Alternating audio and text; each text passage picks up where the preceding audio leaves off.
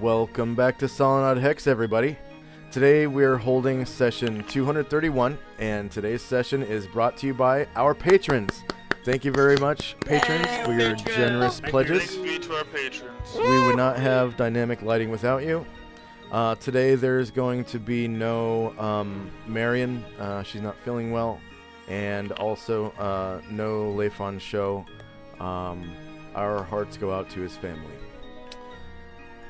Thank you very much, everyone, for showing up on time. At this time, go ahead and click on your main character's tokens and hold the shift key, and it will open up your character sheet directly from the token.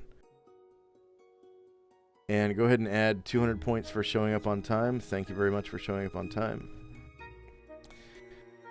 So when last we left off, last session, we were in combat with some Kuo-toa. We were in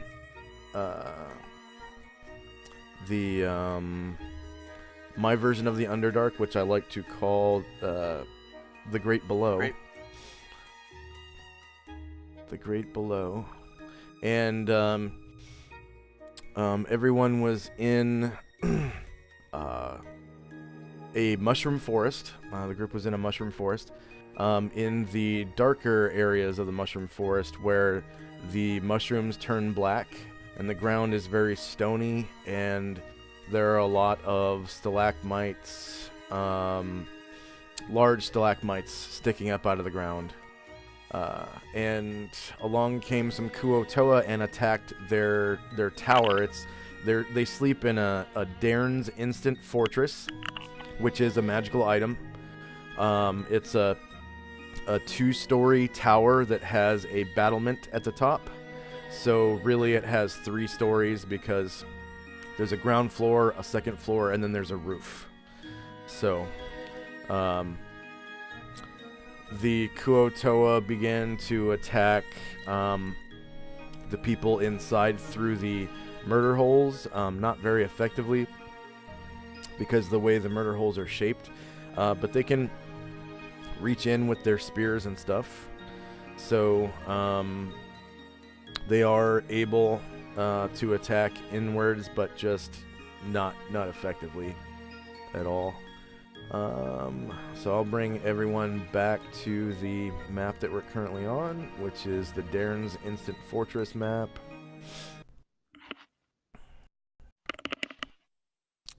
And we have 2 new characters to introduce today. We have Brine Druid, the Gold Hatchling. So that's a Gold Dragon Hatchling.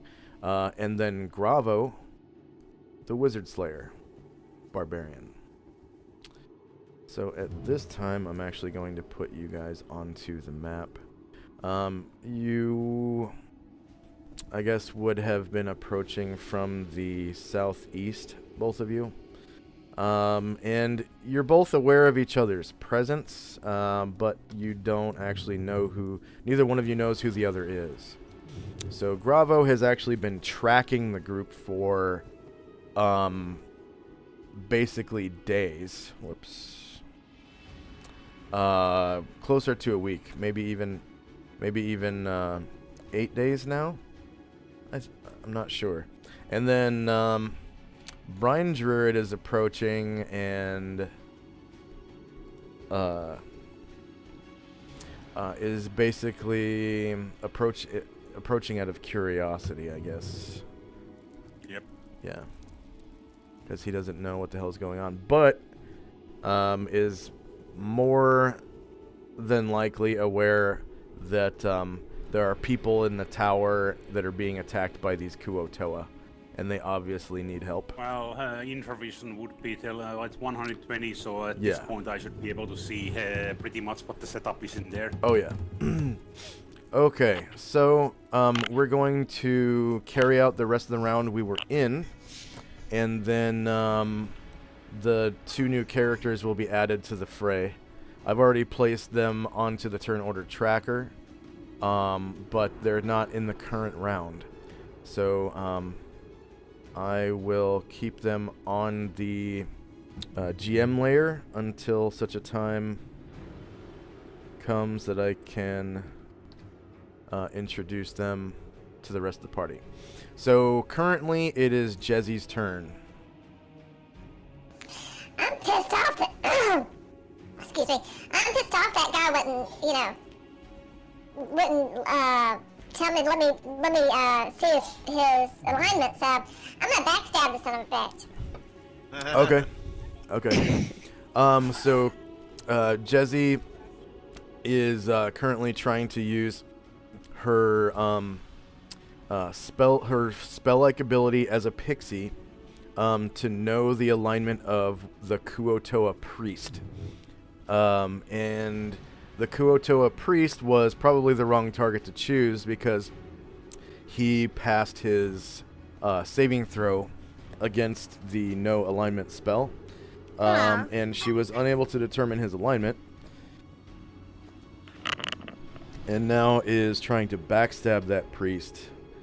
And she missed. So she rolled a 3. That's no dice. Okay. And we're back into the combat with Kuotoa.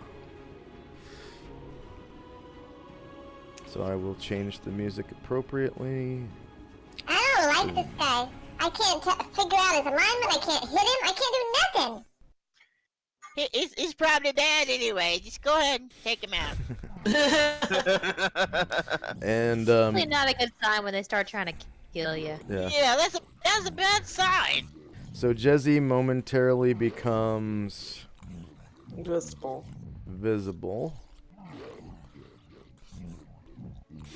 Because the way invisibility works, you become visible when you attack involuntarily. And then because she's a pixie, at the end of the round, she will involuntarily become invisible again. Okay, so... Where is the, never mind. You did it for me.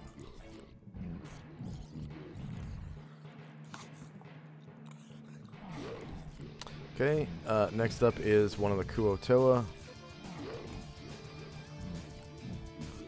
So I had to change the soundtrack a little bit because the song that I was using for the Kuotoa last week is actually a Jamiroquai song, which I had no idea because I don't listen to Jamiroquai.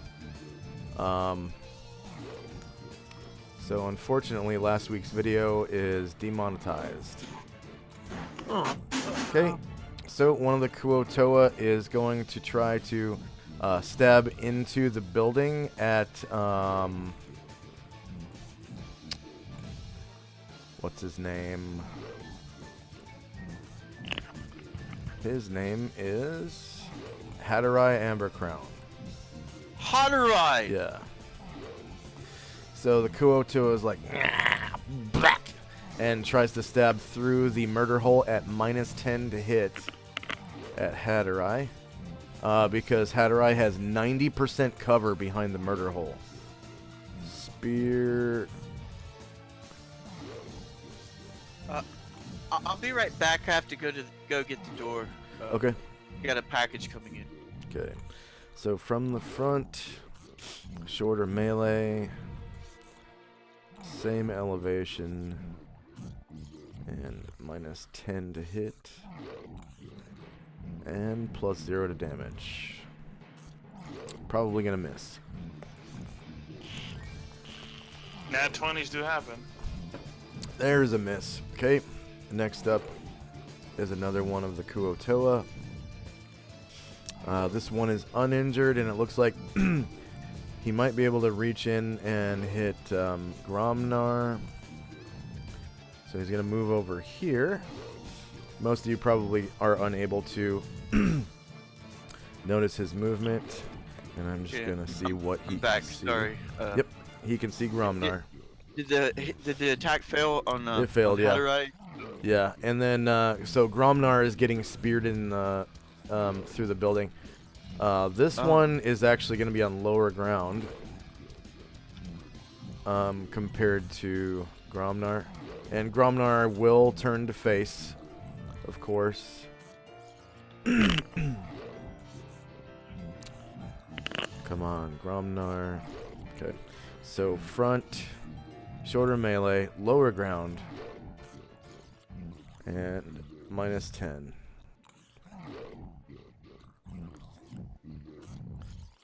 +0 to damage.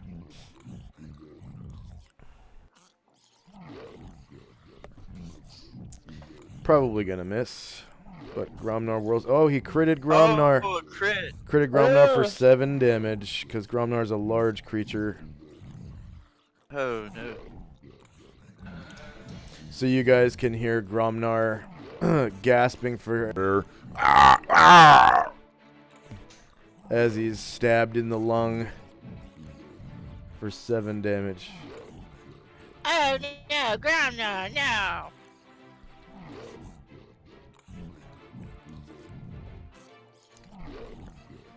And the loud sucking noise as the Kuo-toa pulls the spear from his chest. Next up is the Kuo-toa priest, who is using his spell-like ability. The Kuo-toan lightning stroke against, I guess, Jezzy.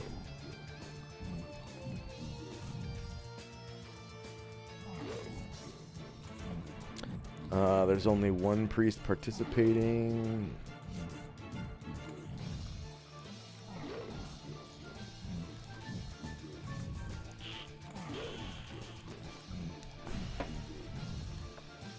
Zero lightning damage. Let's see, circus. And actually, I think they need a minimum of 2 to do any damage. So I guess next round I won't do that. Let's see, Kuo-toa. Blah, blah, blah. Net. I don't like this guy. All right. This guy's gotta go. So yeah, this lightning stroke shoots out of the Kuo-toa and bam! Hits Jezzy, but does no damage.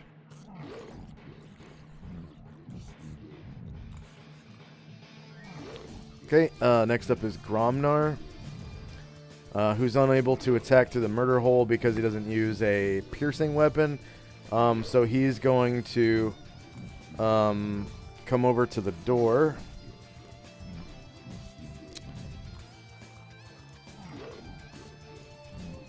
And Gromnar says, Knock, knock. Who's there? Gromnar. Gromnar who? Gromnar want the fuck out so he can bash Fishman face. and that's it for Gromnar. He will draw both swords and attack any Kuo-toa who steps here if the door opens. So directly where he's facing. Next up is another Kuo-toa from the rear, and this one is uninjured, and he will step up to, let's see, not many options here. He will step up to this murder hole and take a look to see if he can reach Asher. Or see Asher. See, Control L. And he can. So he will make a spear attack at -12 because he's reaching over his buddy and stabbing through a murder hole at Asher. Spear. He's reaching for that net. Window. Come to my window. Yeah. So front, shorter melee, Same elevation, yeah, and then minus 12 plus 0. He's like, bah! As he tries to stab through the window at Asher. Missing dramatically. Almost knocking himself off balance, I guess. Next, Kuo-Toa. They don't really have very many options right now. Jezzy's 30 feet in the air. There's really no more murder holes. I think I'm just gonna skip to the next type of creature, which is Asher. So I'm about tired of people trying to stab me through the window, and I'm gonna do a little stabbing myself.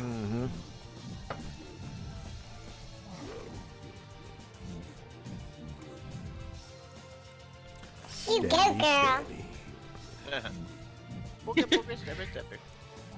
Now this is more like it's been forever since I stabbed something.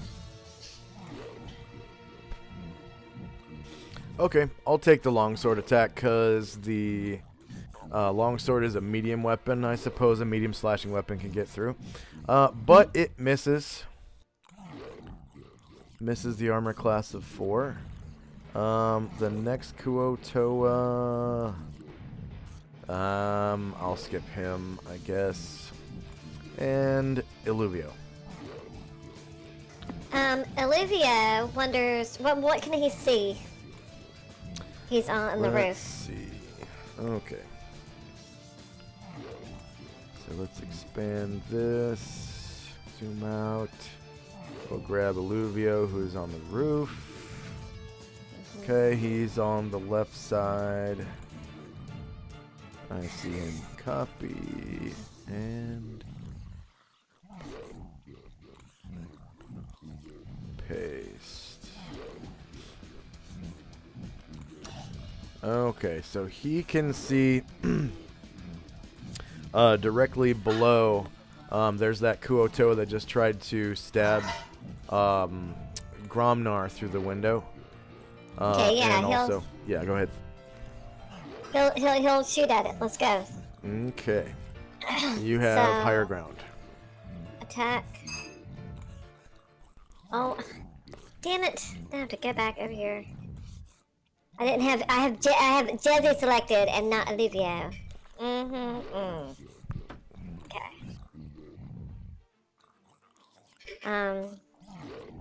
Attack.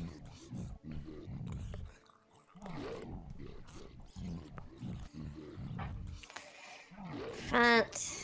Short of melee. Above ground.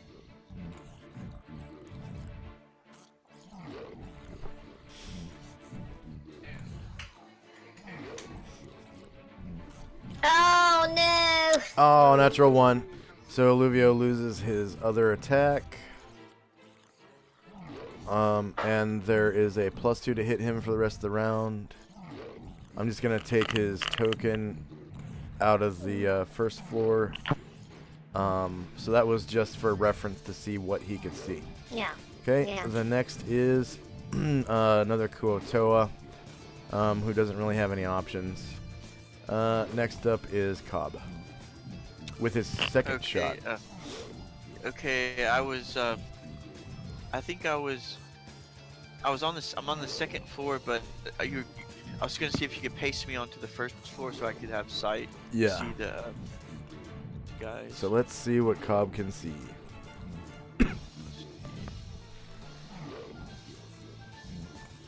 Okay.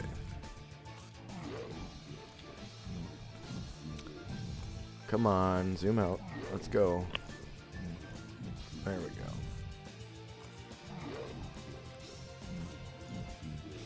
Alright, Cobb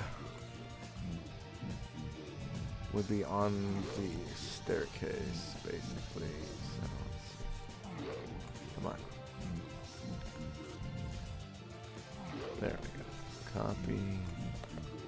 And he would be right here. Okay, let's see. I guess, let's see. So I guess he This can see guy, quite a few targets. Yeah, this guy right here looks like he's prone, right? I think. Or is that prone, or he's got the kick me sign, or? Cobb's not able to see that guy from Oh, where you he's can't see from. that one right there. No. Okay, you can see this guy right here, right? I was thinking about attacking him. Just barely. Yeah, just barely the corner of him. But yeah, he can. Is that the one that's most visible, or? The one north of the fire is the most visible. Okay. Yeah, I suppose I'll attack him. Or could always, would I have any movement left and still be able to attack, or is that just because I didn't move? He hasn't moved at all. Okay. But this is his second shot, and he's. Oh, okay. Is he an expert in the bow? Oh no, yeah, he can't move if he's can't take 2 shots if he moves. Yeah. Yeah. Okay. Yeah, I'm just gonna shoot this guy right here that I have the best shot at. Let's see, I guess it's actually missile style is the one you want for that. Oh, okay. Let's see. Attack. Deposit short bow. Target that there. That would be front. Let's see, front. I think. And then I will have higher elevation.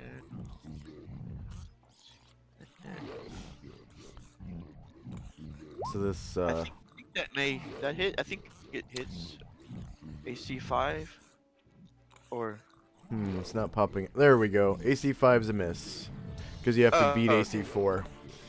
So okay. AC4 or lower. Okay, so that go ahead and delete your new copy of Cobb, and then we'll go to Asher, who. Oh, you slashed with your longsword, so you wouldn't have a second Oh, attack. that's right. I forgot what I rolled for initiative for last time. I apologize. Oh, it must have been your bow. Must have been. Okay. Well, since you missed with your longsword, I'll let you have a second bow shot. I'll accept it. Thanks.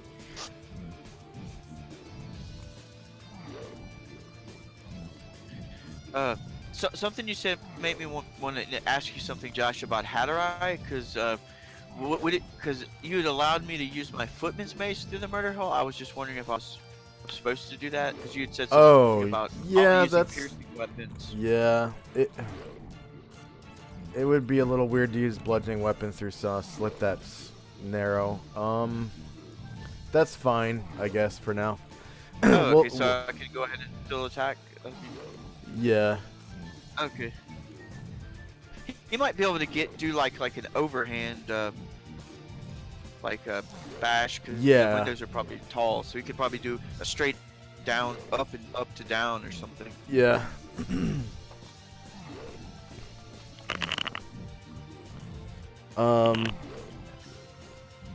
Okay, so yeah, Asher, that was a miss. So your arrow just kind of goes wide, and you accidentally hit the wall or something when you're trying to shoot through the murder hole. Okay, end of round. Jezzy's no alignment has 5 rounds at the end of the next round. Okay, so now we have. Can you go invisible right now? Yeah. So currently, you can take off anyone's kick me sign. Take off all the kick me signs, and you can go ahead and roll initiative for everyone. And so Gravo and Brian Jurett. So Gravo's kind of walking along, tracking. And Gravo, you look up while you're tracking momentarily, and you see this tower off in the distance that has some creatures around it attacking its base. And you can see people on top of the tower shooting down at the creatures on the far side. You get a little closer, and you can see that it is a tower made of adamantium. Okay, so it's like a tall black metal. It's a tall tower made of black metal. Sorry. It's about 30 feet tall, with a battlement on top. So, you know, if you were to stand on the battlement, it would be like maybe 35 feet off the ground. And then, Brian Druid, you see, while you're flying, so the cave that you're currently in is about 100 feet tall. If it's gonna be how tall it is. It's about 100 feet tall. So you'd be able to get up to like 90 feet of altitude. And any higher than that, and you'd be running into stalactites. Yeah, I don't want to get scared myself on those. Yeah, stalactites would be hindering you. So up to 90 feet high. And then, you know, on the ground there are many obstacles that you can easily fly over at that height. So I'll show you the symbol to use for 90 feet. So what you do is you click on your token, and then you click on the magnifying glass symbol, and then scroll down. There will be like a wing symbol, okay? It looks like this. It's like black wing. And what you do is you hover over the wing symbol, and you hit the 9 key, and then we'll put 9 on the wing. And what that means is you're flying at 90 feet, okay? Anytime you go over 90 feet, you'd use the wing and the tower symbol. So the tower symbol is this. The tower symbol represents hundreds of feet. So this would be 990 feet right here. 990. Yeah, somehow. And then over that is kind of a moot point. Over 1,000 feet is maximum velocity if you fall anyways, so you know we won't even really track it if you're ever over 1,000 feet. So, Alright. But currently you can be up to 90 feet if you wish. The mushrooms here in this part of the forest are pretty tall. They're about I think 75 feet tall. The black mushrooms are.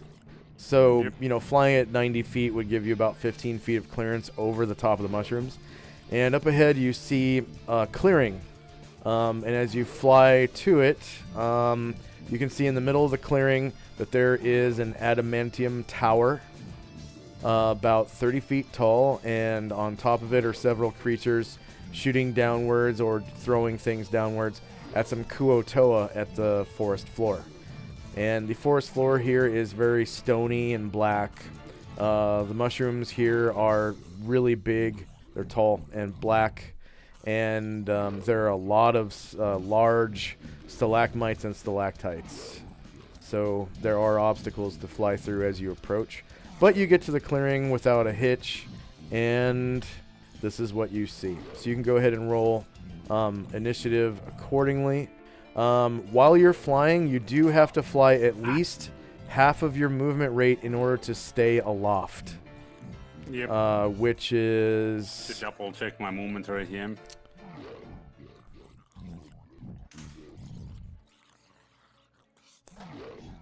Let's see. Josh, where's the roof of the battlement? It goes clockwise from lowest to highest. So the roof is the bottom right corner. So, Brian Druid, you fly at 40. So you would have to move at least 20 squares to stay aloft. And you can only turn, let's see, your maneuverability is C, which means you can turn up to 90 degrees. So you can do that however you wish. You can make 2 45-degree turns in the same direction,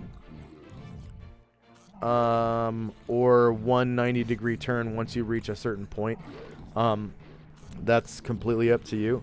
But you know, you can only turn a maximum of 90 degrees in one round. So that includes your facing. Like your facing is turning when you're flying. So Just be aware of that. So go ahead and roll initiative, everyone. Gravo and Brine Druid included. Gravo, in case you don't remember how to roll. Quick question on the initiative. This is a new situation, so it's pretty much going to be looking at what's going on first. Well, I just described everything that's going on. That's good so enough. You know then. that. There's a group that is attacking another group. And do I know the type of those guys outside? Yeah. Generally good Yeah. or bad? Because you're from you're from this part of the world. You know that Kuo-toa are bad guys. Okay. So.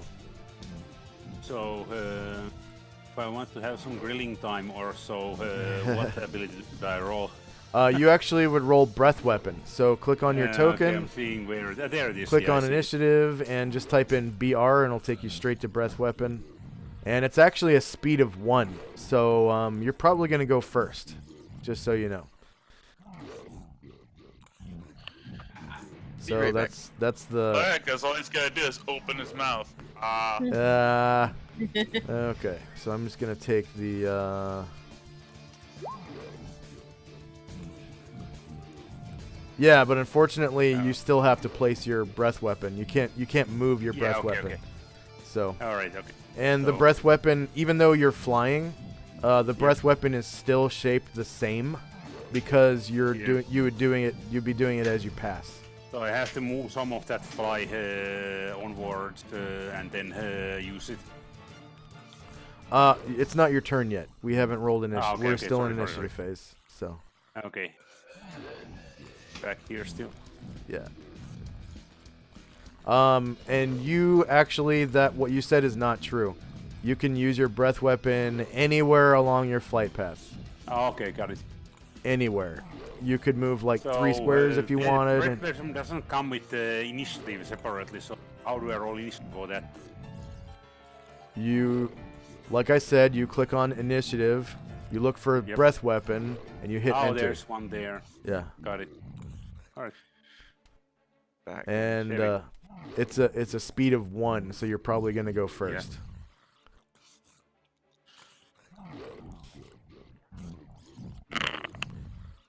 I always thought that was totally unfair about breath weapons, how fast they were. That's insanely fast.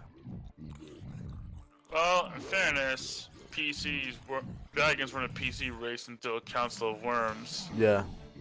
So it was mostly reserved for enemy dragons. Yeah. Okay.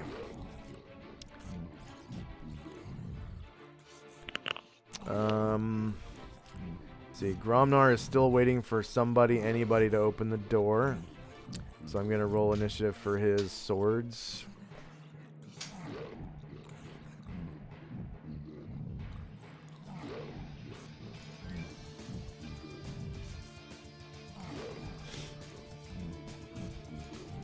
And let's see the NPCs. Shirka.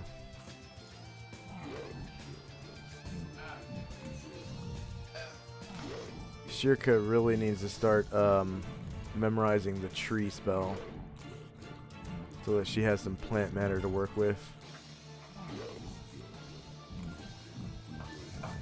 Let's see. Shirka has...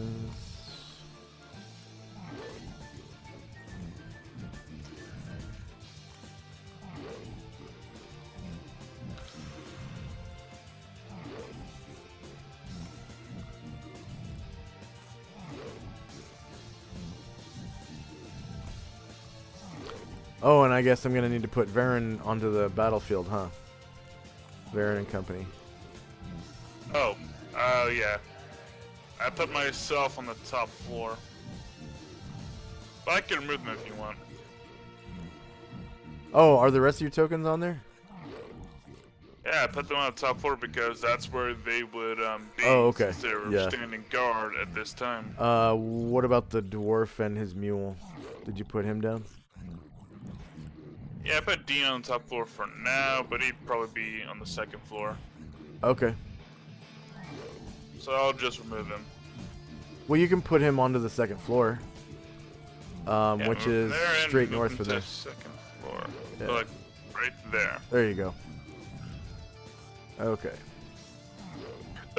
I'm awake. Yeah, I'm awake. I'm just, Wait, I don't have a crossbow. Ooh. Aww. Okay, is there anyone who needs multiple attacks or anything like that? I think Cobb's got his already, so. Yeah, actually, Okay. I do need a multiple attack because Varen's pulling out his longbow. Something he hasn't actually used for a long time now. Mine seems to have done it automatically.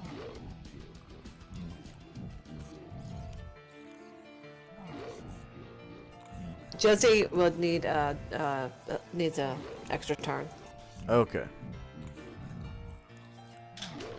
Alright, there it is. Thank you, sir. You're welcome, ma'am.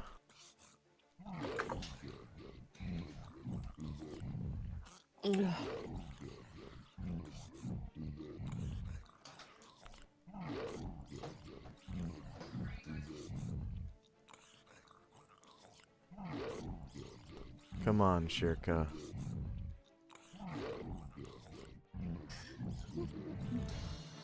So yeah, need a second attack. For who? Varen, he has his longbow out, which he hasn't used in a while. Yeah.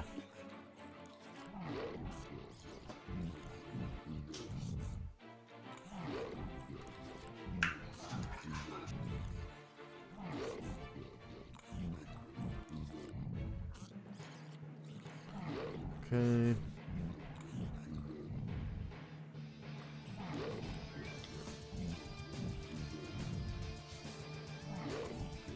And there you are. Thank you.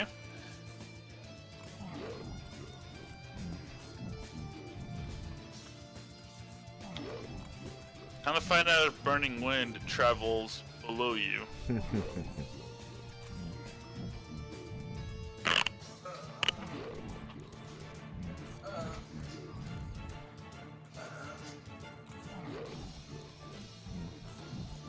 All right.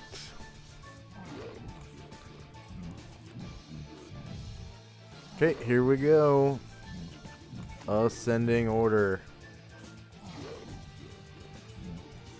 All right, Jesse's no alignment has 5 rounds at the end of this round. Red Dot is unconscious from Marion's color spray.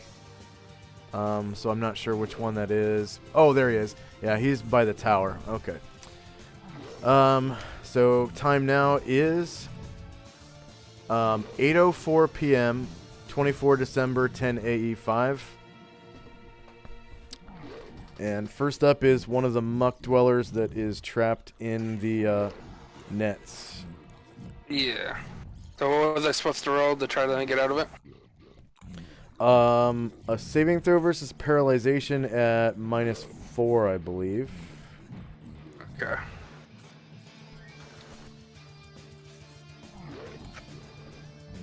They are a warrior 1, right? Should be warrior 0 because they have Zero. like Oh, half yeah, a hit warrior there. 0. Yeah.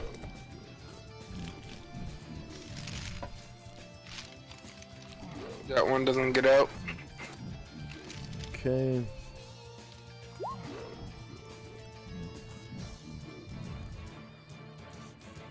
Weird, I don't see it yet. There it goes. Okay, yep. And the next one? The next one? Oh, I'm sorry. No, so next up is Moors, who is probably trying to use Burning Wind, right?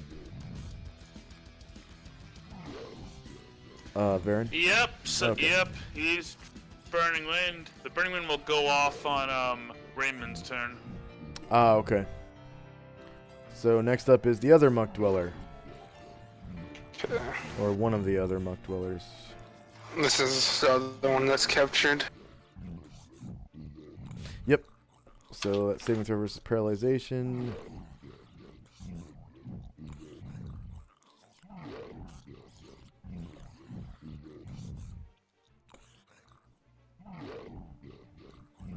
That one doesn't get out. Okay.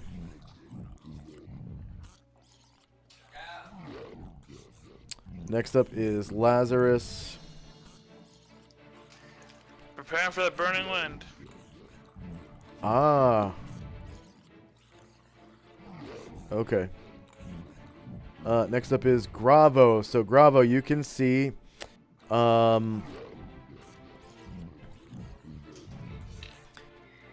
let's see what you can see here.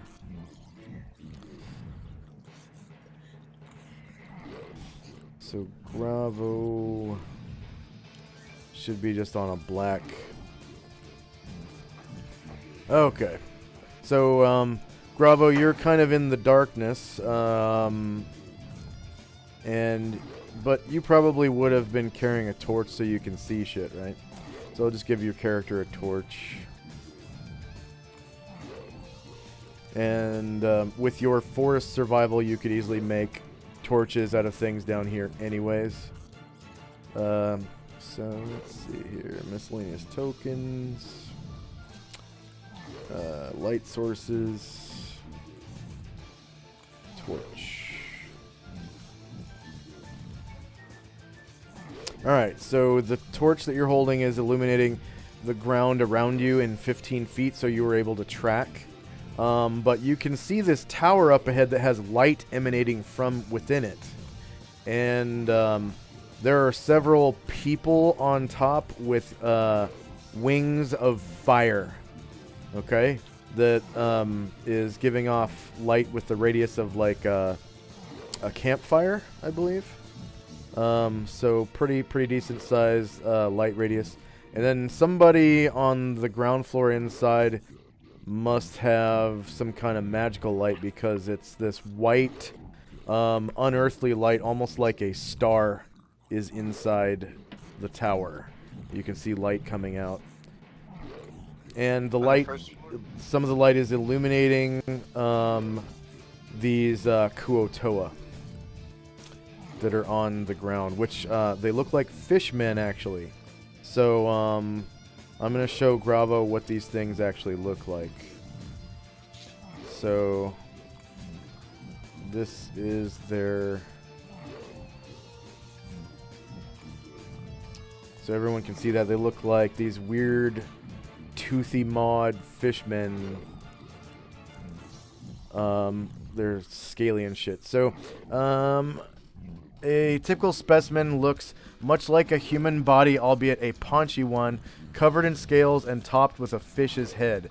The huge fish eyes tend to swivel in different directions when observing an area or creature.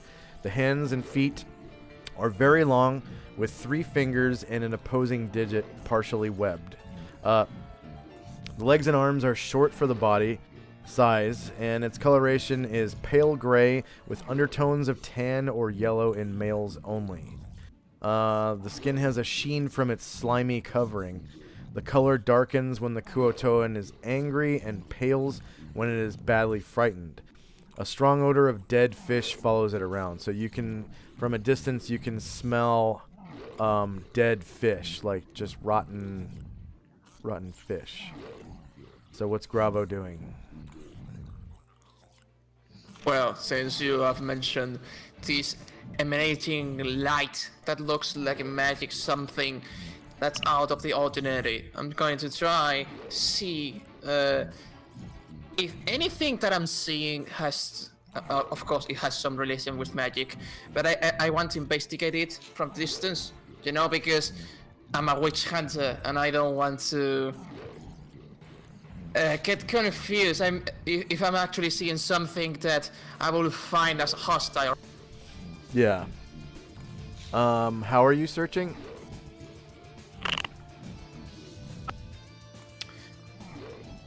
I mean, I don't know if can I see something. I mean, like a perception check, just to know anything else, or that I can.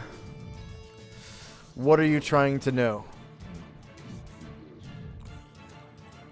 First, from where this magic like magic light comes from? I mean, specifically, if it's from Okay. a person or something. You don't have to roll. You can see inside the tower. Let's see. Somebody has a light source. I know that Gromnar. Lao Shun has you know, the continual light cast on his, but he's in the second. Yeah. Second floor. Okay, Well, that's so just like, oh, there's like a huge bunch of campfires on top of the roof. all right.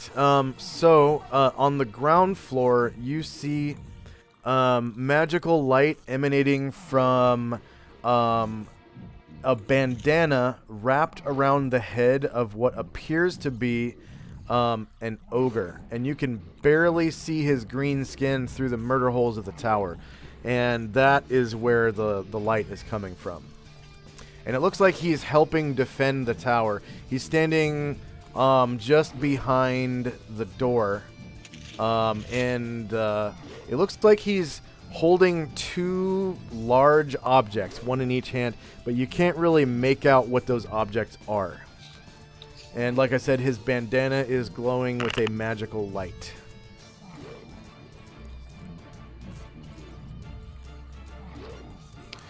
Okay. I don't know nothing about this ogre. Yes. Okay. Yeah. It does look like he's defending the tower, though, against the onslaught of the Kuotoans. Or the fishmen that are being illuminated by his bandana.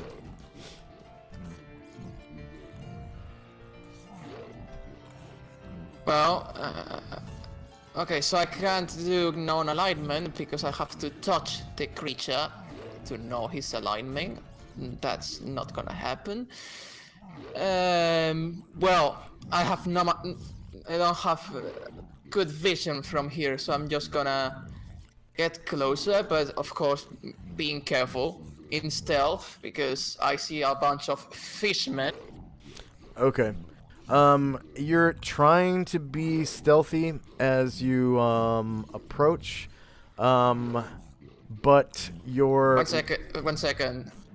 That's what I'm going to say. As I get close, I just try to turn off the torch. I mean, I know that the group I'm following is probably inside the tower, so I'm just gonna put the fire away to Okay. not reveal my position. So, I'm trying to go in middle of the bush.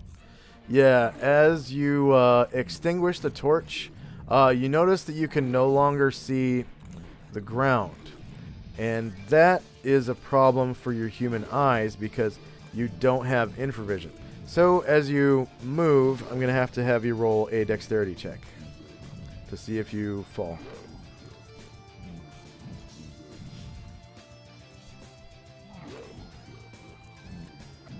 It was ability or skill.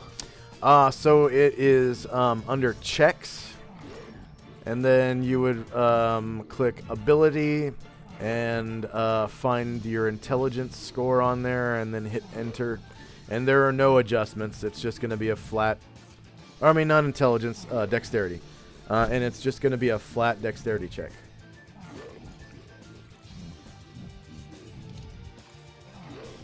Okay, so unfortunately, as you move, go ahead and make a half move, which is for you 7 squares. Unfortunately, as you move closer, you trip over something in the darkness and you fall prone. But I'll allow you up to 7 squares of movement.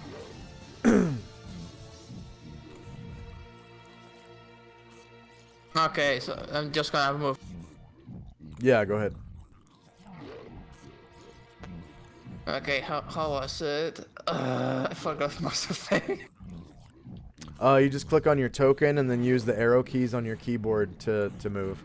Or you can click on your token and hold, and then right click to measure out 7 squares if you want.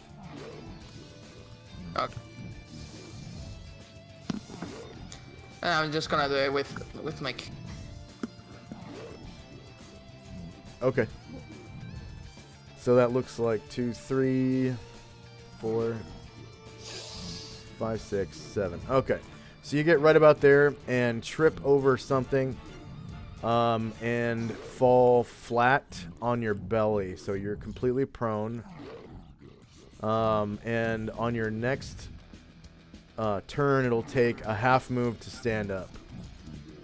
But you didn't drop anything, so it's okay. You just, you know, you extinguished your light, realized you can't see, tripped over something, and oof, you didn't take any damage. But you ate the dust and you know, fell flat on your stomach. Okay. It could be worse. Any free actions you like to take? Free actions are things like, you know, looking around. Yeah, actually, I'm gonna try. Can I do detect magic to any of these fishermen just to know if something pops up out of the ordinary? I mean, I'm able to do it if I'm not wrong. I'm a witch hunter. I'm a witch hunter.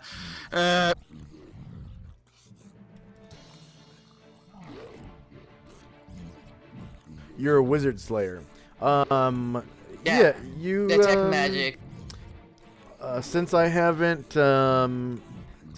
actually made your ability menu yet, you can go ahead and actually cast the detect magic spell as though you were a first level caster. So go ahead and click on your token, and then up at the top of the screen there should be a button that says special powers. Go ahead and click on special powers, and then in chat there will be a little template that pops up. You're going to want to click on arcane for as though it were a wizard spell. Okay, and then you're going to want to click on universal because detect magic is a universal spell. Or sorry, level 1. I just have level 1. Yeah, click on 1 and then click on universal.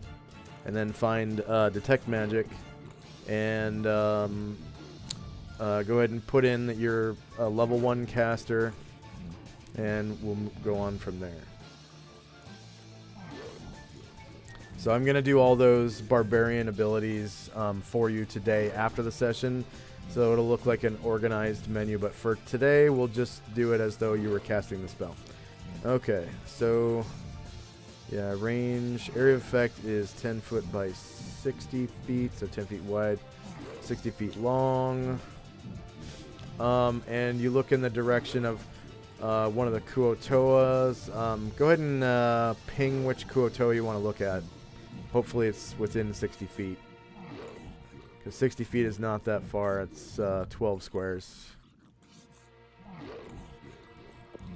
Oh shit. I think I can barely see someone in. How do I ping? How do I ping? Oh, you hold the left mouse button over whatever. You point and click and hold. There you go. Okay. So let's see here. All right. So you are able to detect. You know, use your detect magic ability. I think that Kuotoan's only 11 squares from you, and you don't find any evil magic in his area. So that includes the light radius of the ogre's light. And yeah, you don't detect any evil magic. Okay, it's good. So I suppose I don't have to go on a rampage or something. Okay. All right. Next up is the last muck dweller. Yeah, this one is prone. Yeah, he fell down. Yeah. Kind of walked to the darkness. So you can use a half move to get up. And which would give you 1 square of movement because they only move at 3 on land. They're kind of slow on land. They're like those little compy dinosaurs from Jurassic Park 2. They're kind of slow. Yeah. He can attack still, right? Yeah, after you stand up by spending a half move, you Yeah. can attack. You can make one attack. Can he see this one that's directly in front of him? I don't know if the light from that fire is showing this one right in front of him enough. This Kuatoa. Yeah. So the light from the oil fire is still illuminating that Kuotoan. Okay, well, he'll take a bite attack at that. Okay. Is it gonna turn to him? Yeah. Yeah. It turns to face the muck dweller, and it gets this weird multi-directional fish-eyed look on its face, and it's like. Bleh. That's a miss. Okay. Next up is Onras, who is participating in the Burning Wind. And then after that is Raymond, who completes the Burning Wind. Is that 4 Assuras in this Burning Wind? Yeah, it does. That's right, I only need 3. Yeah. Never mind. It doesn't matter. I'm still doing it. Okay. So, 60-foot radius, evil beings take 7 points of damage this round. Okay, go ahead and Ooh, give nice. yourself a aura reflecting the radius. And is it Raymond? Yep, it's going off Raymond, who's literally in the center of the tower. Okay. So, 60 feet, and let's make it. I guess light blue will work. Yeah. So Okay. yeah, if it's in 60 feet of the 60 feet, I'm hoping it also goes 60 foot down, but we'll see. It is a 60-foot radius in all directions, including down. So, all of the Kuotoans are affected. 7 points of damage is caused.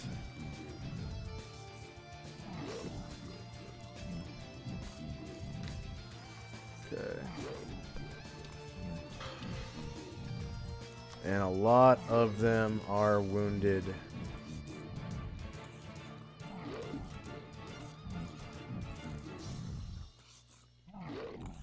This is basically our food strategy. Hide the tower, let Varen and his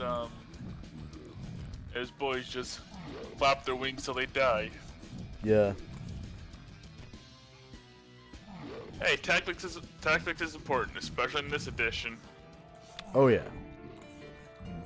Lethal AF. Okay, so you've just killed one. Go ahead and describe how you kill one with Burning Wind. Yeah, you just see like the wind gathering around the tower, curling up the sides as And it another. reaches the peak at the top. The air gets warmer and warmer and turns into like a red hot fire, and you can see the Kuotoans screaming, lashing around, scratching at themselves, and others just falling to the ground. Ash. Their skin becoming the color of ash. The smell of... Kuotoans are fish people, right? Yeah. The smell of roasted tuna in the air. Mmm. Fish, anyone? Yes. Fish? Good And fish. you kill a third.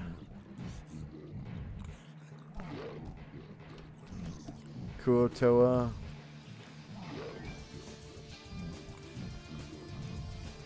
Come on.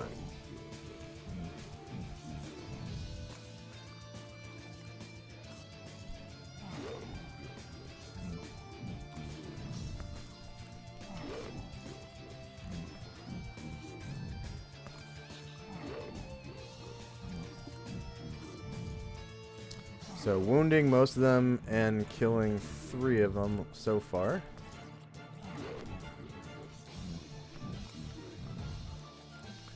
Still subtracting 7 HP from all these.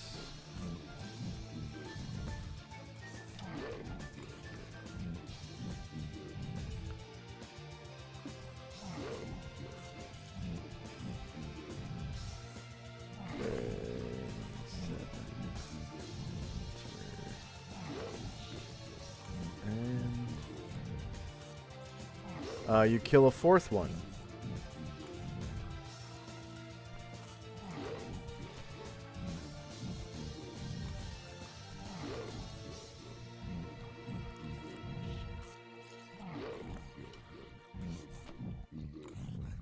And wound another.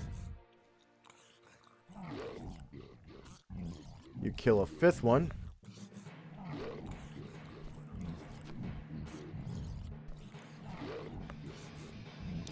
And wound the priest, I believe. Yep.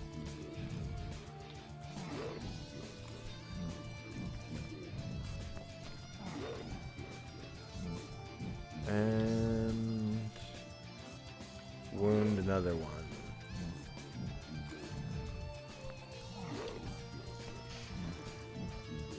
And that's the last one. The winds of justice are not kind to the evil. Oh yeah. Thinking to myself, I really need to not piss off Varen. That's generally a good way to live your life. Don't piss off the Osiris. Okay. So everyone can see this like red fiery wind come out magically from somewhere up above and sort of blow through the tower and its surrounding area, and it starts roasting these fishmen. And 5 of them drop dead, and the rest are cooked a little bit by this burning wind.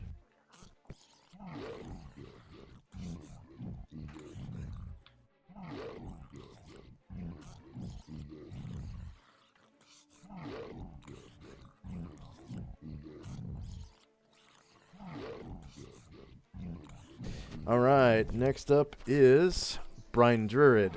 So, Brine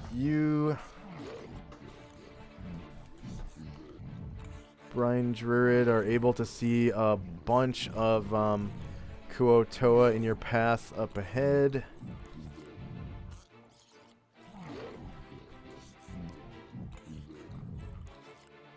Brain mutters a little bit. Interest. Looking at that fire. Yeah, you can see them cooked by this strange burning Well, I wind. better finish that then.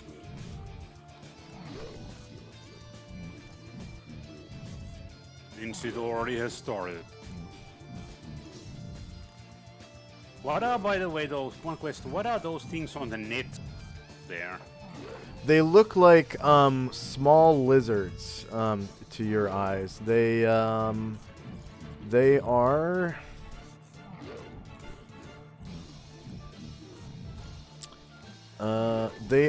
about a foot tall, and they just look like little lizards. It looks like the Kuo-toa are trying to capture them. Two of them are already captured under nets, and a third one is attacking one of the Kuo-toa. Okay. And it looks like... 1 second.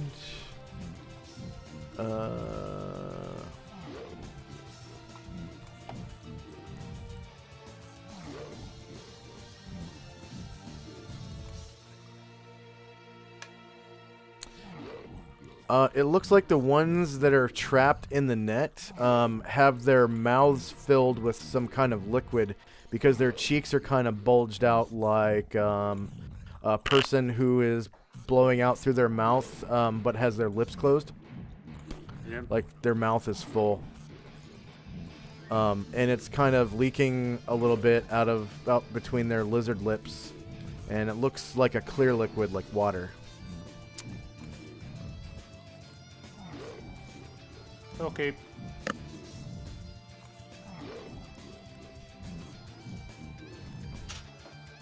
It's just important that I don't catch something that doesn't need to be catched in it. Yeah. The detail on these little lizards, they're foot tall and resemble upright Gila monsters with large, partially webbed rear feet. Their forepaws are prehensile but very small and weak, Their backs are colored a mottled gray and brown, and their underbellies are yellow. They have short tails that look like they could use them for swimming and keeping their balance. And they're kind of hissing to each other, like tiny little raptors. All right. Okay. Well, I don't want to catch those in it, since they seem to be captive. Better not to err on the side of better to err on the side of caution than do something too harsh.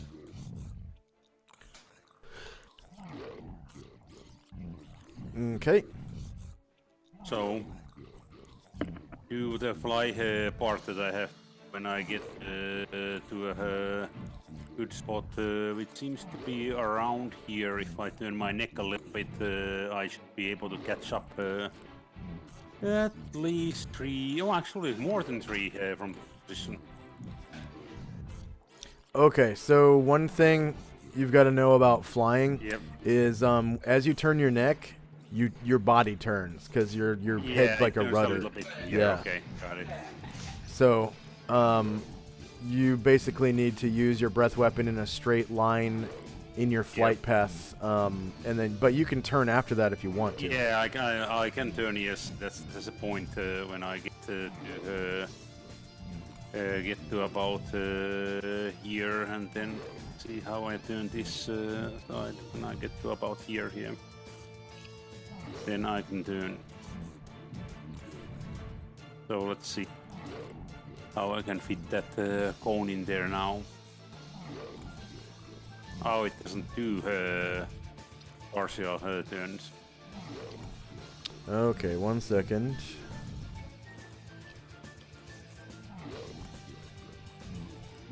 There you go. Alright, so from here... Whoops.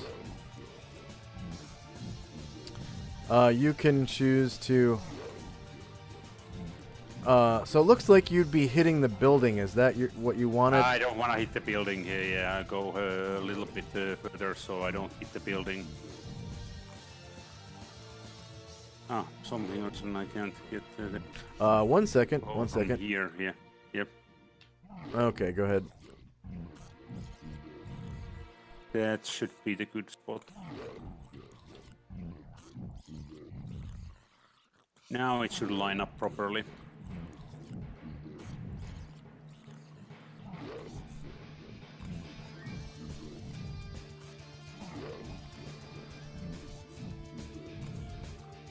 Might be grazing the edge of it a bit. Yeah, looks like you're still hitting the building. Was that your intent? You No, it can wasn't. move it over to the left a little bit like this if you want. Yeah. Okay. Misses quite many of them though. Is that where you want to keep it?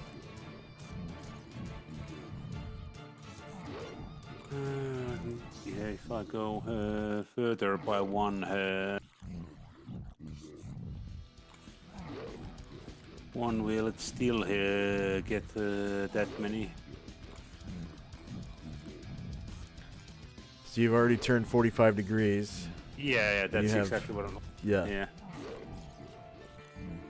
Well, I guess I can't get it properly aligned, but I'll do what I can. So I'll. So hit just 5, right there? so- Okay. Yeah. Alright, go ahead and use your breath weapon macro. And it'll show Okay. damage. I don't see anything coming up. It says breath of fire. That's what you want. Breath of fire. Yep. Just roll Oh, damage 1 second. again. I see what I did there. Okay. Find fire.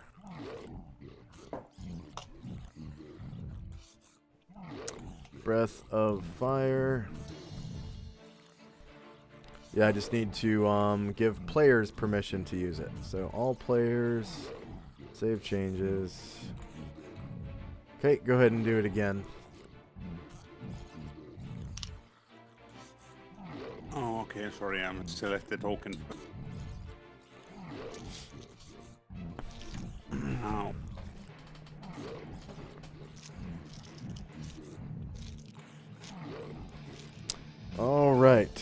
So a searing cone of fire, 90 feet long, 5 feet wide at the dragon's mouth, and 30 feet wide at the base, emits from Brian Druid's mouth, causing 17 fire damage to anyone who doesn't save versus breath weapon.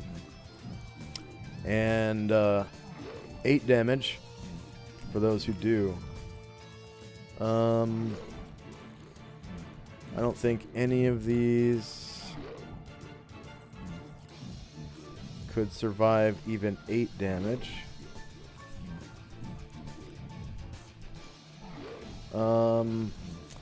This one, yeah, he dies. So, okay. Of course, the one in front of you dies. Okay, go ahead and describe how you take out all of these Kuotoa with your breath weapon.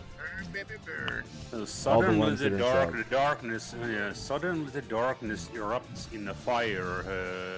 Fire coming from the sky. The fire hits the blackened ground and the assailants on the blackened ground. What's left of the assailants is some smoking body parts, charred blackened skeleton.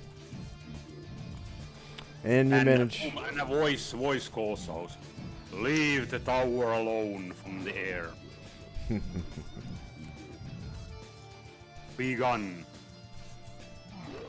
Okay, so. And then, of course, my flight takes me a little bit forward. Yeah. How big is he? How big are you? He counts as large, so like the size of a horse or so about now, but Yeah. longer. Yeah. About 70 feet long. His body is thin Long and tail. lithe, like a hatchling, but his body is just long enough to qualify as a large creature. So about the size, like he says, of a horse. Hey Josh, yeah, what's up? I need to leave for like 20 minutes, so I'll be back. Okay. That's cool. Yeah, So I'll just skip my turn when it comes up. yeah. Yeah, anybody who was watching or was up on the top or so, of course, would have seen when the breath came in. It light up the breather as well. Yeah. Yellowish color with golden specks that reflect the firelight a little bit.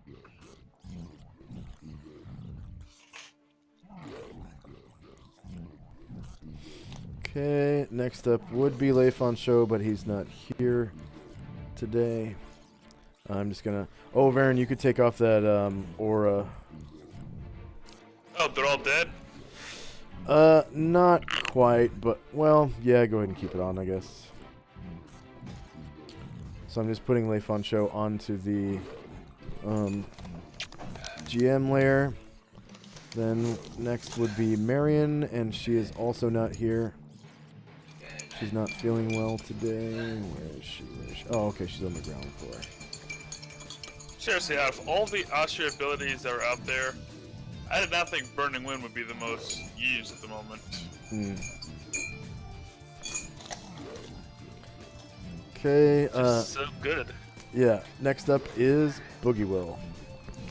Boogie Will is on the second floor, and he just woke up, and he's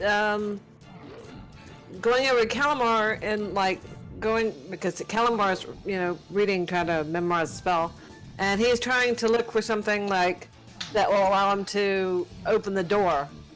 He's not that good. He doesn't think about it. He doesn't think that the tower is here, so therefore there's not going to be a little cube anymore, And he digs around in there and he doesn't find it. And he's going, Well, darn, where'd it go? Where'd it go? And then he thinks for a while. he goes, "Oh, open door." And he says it. And does the door open for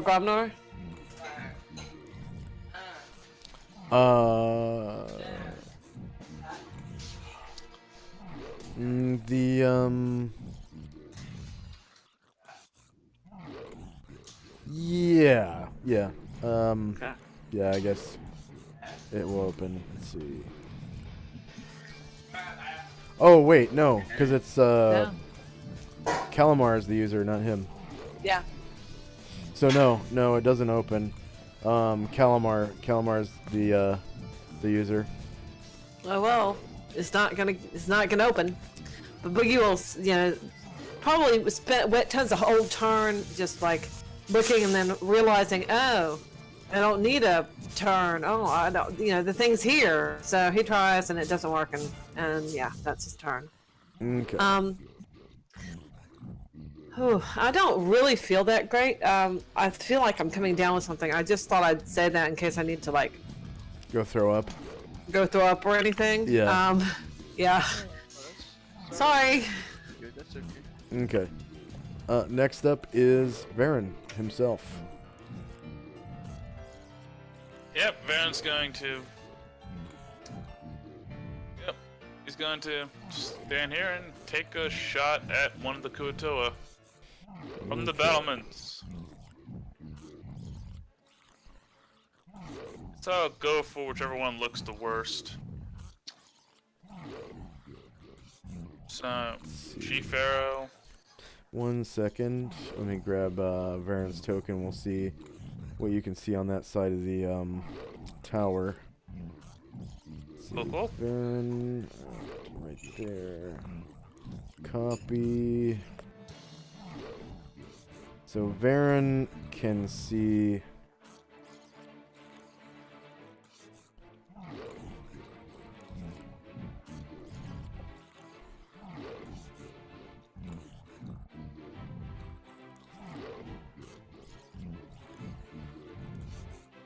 This on his side of the tower, which is so I guess Varen can now see that the Kuotoa on that side of the tower are, alight with the fire of a gold dragon who just flew overhead.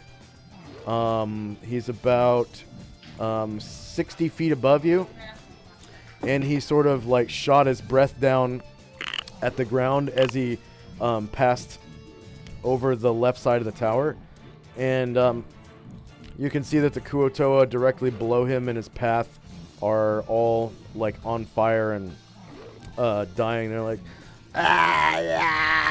dying in breath of fire. Yeah. Alright, then I'll move Varen.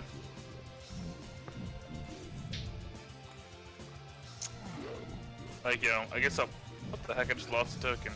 Yeah, you can move him on the roof. Okay, so move Varen towards the south to about there. Okay, so from there, you're able to see. Yep, I can see those two. Yeah, you can see that outside of the tower. Well, wait, that might be. Yeah, outside of the tower, it looks like there's a human male that's approaching, and he seems to have fallen. And is laying prone in the darkness outside. Rough time for him then. But I got more pressing concerns. And like this Kuatsu I'm about to shoot with my bow.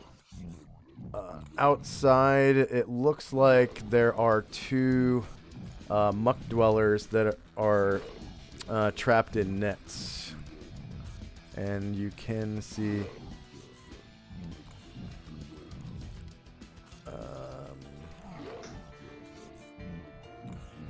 Kuoto and net. Let's see if you can see any of the Kuotoans themselves.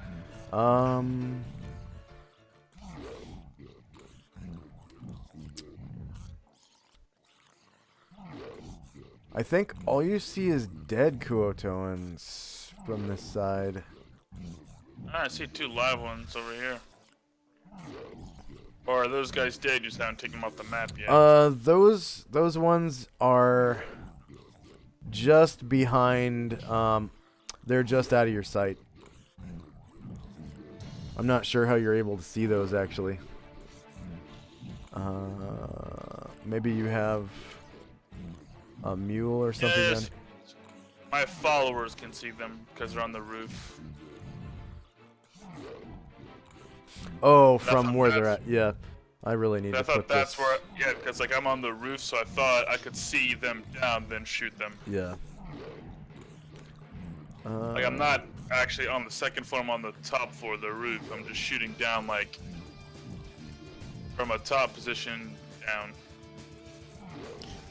Are you? Is he flying? Are you flying, Viren?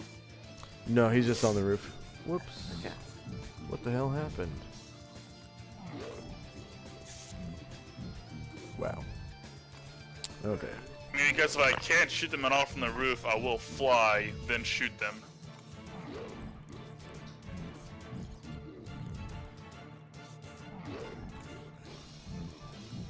Okay.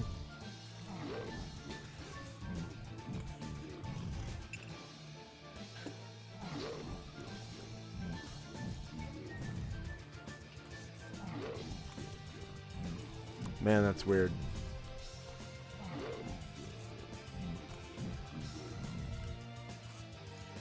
So strange. The background just disappeared. Yeah, it looked like it turned green. Yeah.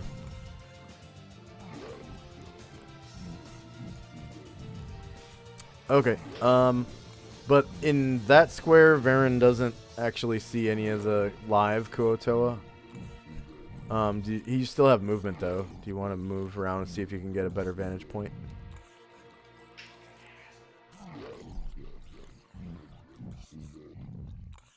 Yeah, I'll just take. Yeah, if I can't see them at all through the holes, I'll just take. Oh, okay. And So shoot them. are you gonna fly down to the ground?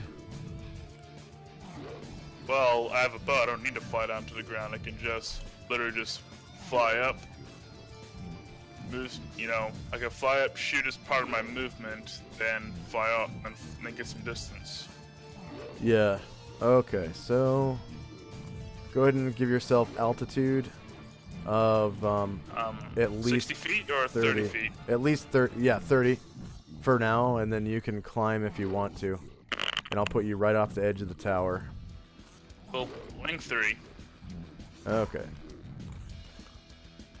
So now Yeah, this is actually a very complicated combat this is what you see. situation, so my turn's taking a whopping like 5 minutes. I'm sorry, guys.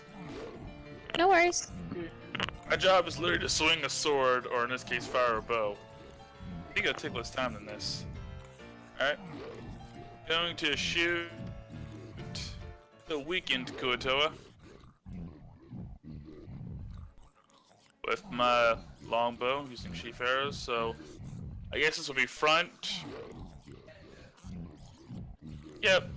30 feet down is within my first movement, so short of melee. I have Higher ground. elevation. Yeah, higher ground. No bonuses to hit or damage. -7 for 8 points of damage. All right. Woohoo!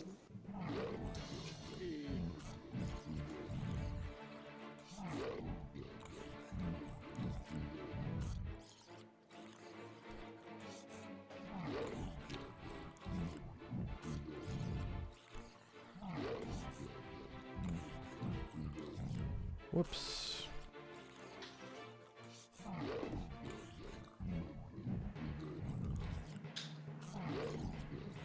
One second.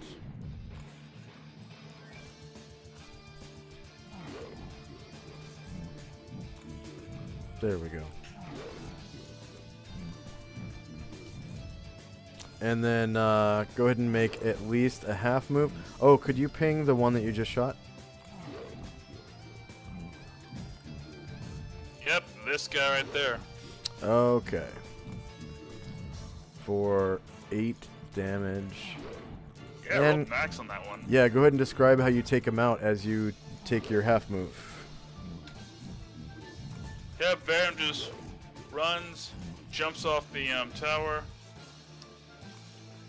And it's make a 90-degree turn. That's what half movement. And as he's soaring around, he just takes a pot shot at the Mkuatoan, and the arrow gets him right in the eye. All right. Now we have speared fish for dinner. Okay, next up is one of the Kuotoa that was just barely missed by that breath weapon. I'm actually going to roll morale for the Kuotoa as a group.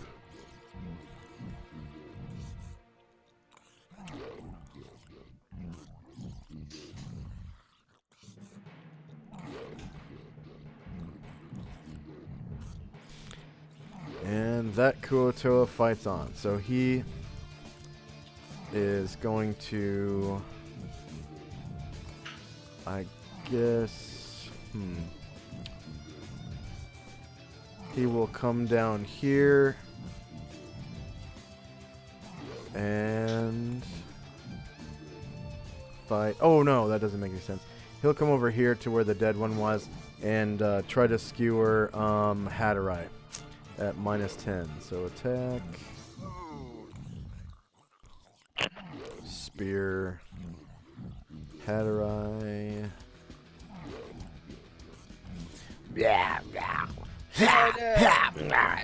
Oh, stay away from creature! You're, Front. you're getting spit all over me! Shorter melee. Same elevation. -10. Enter. +0. And he misses. Okay, this one's dead. Next one is the one that was attacking Squirp through the murder hole. So, spear, Squirp. He's attacking Squirp's rear. Short range, same elevation. -10 to hit. Oh,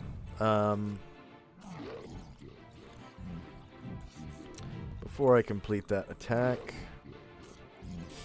I need to roll morale.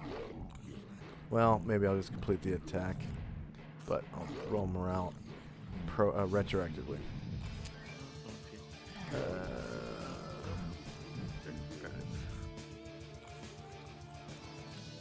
That was funny. It looks like it. I don't think it hit, but it got all crits on all forms of damage. Oh yeah, just rolled max on all the dice. Yeah. So he missed. Okay, next Kuotoa. There aren't many left, so I'll just do individual morale. Okay.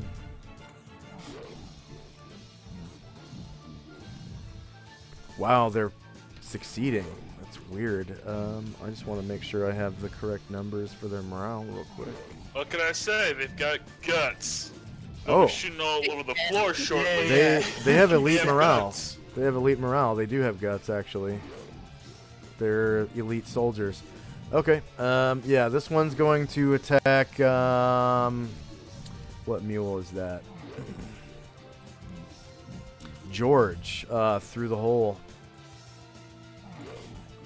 Yeah, I can see George. Okay. So attack. Spear. George. As it stabs at George through the hole, it's going to be flank. Shorter melee. Same elevation.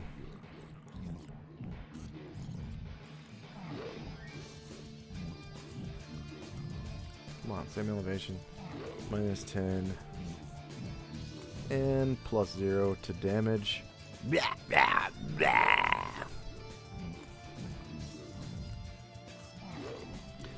16 is a miss. Next up is Velcane. Is Velcane back? Okay, so let's see what he rolled initiative for. Find Velcane.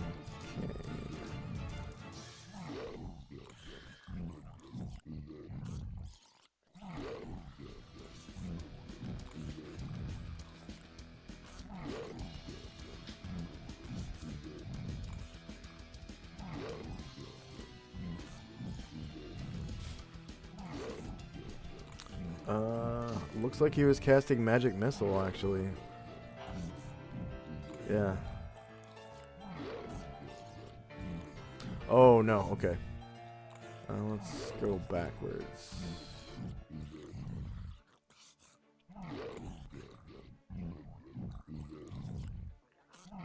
Okay, that was a Muck Dweller attack.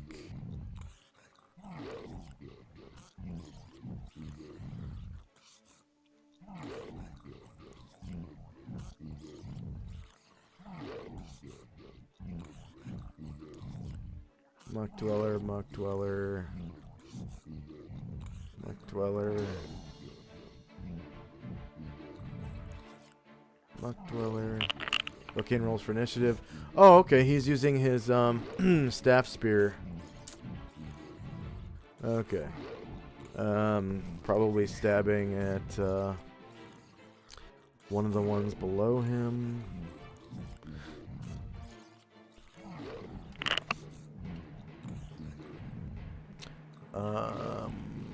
Where is Velcane?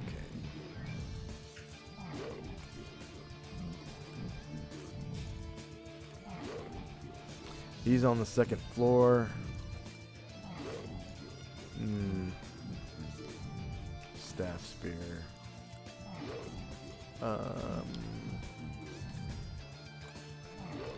He can't really reach from there.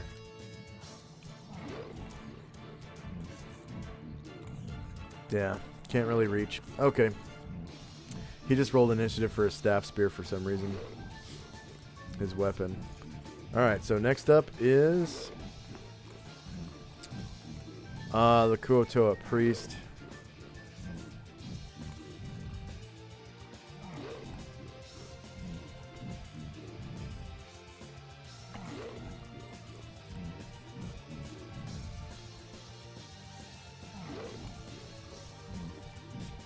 So the Kuotoa priest looks like this. I don't know if I've showed you guys.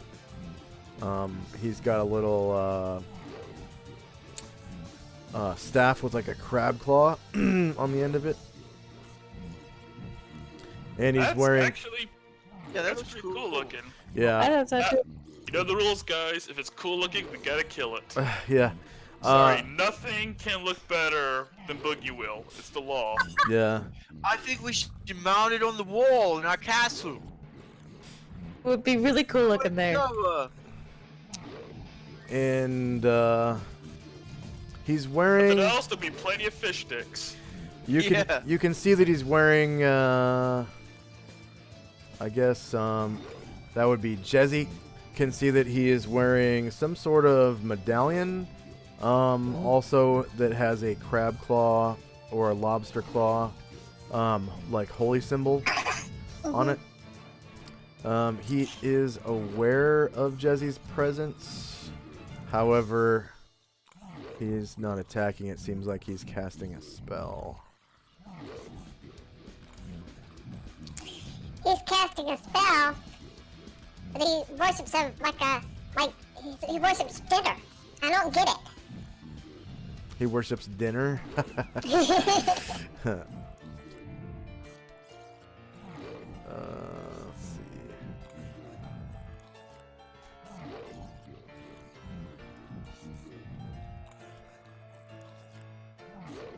Oh,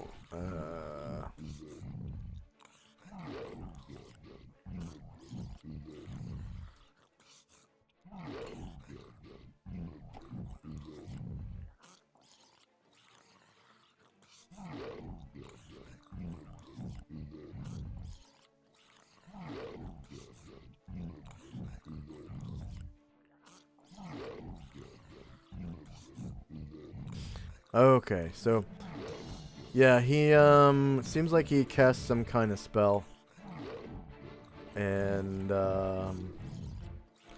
Jezzy.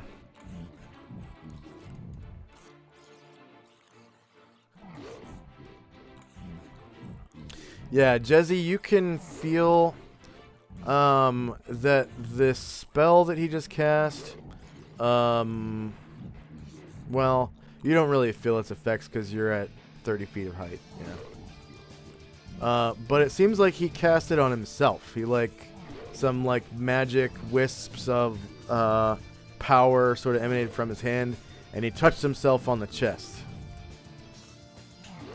And that's pretty much it.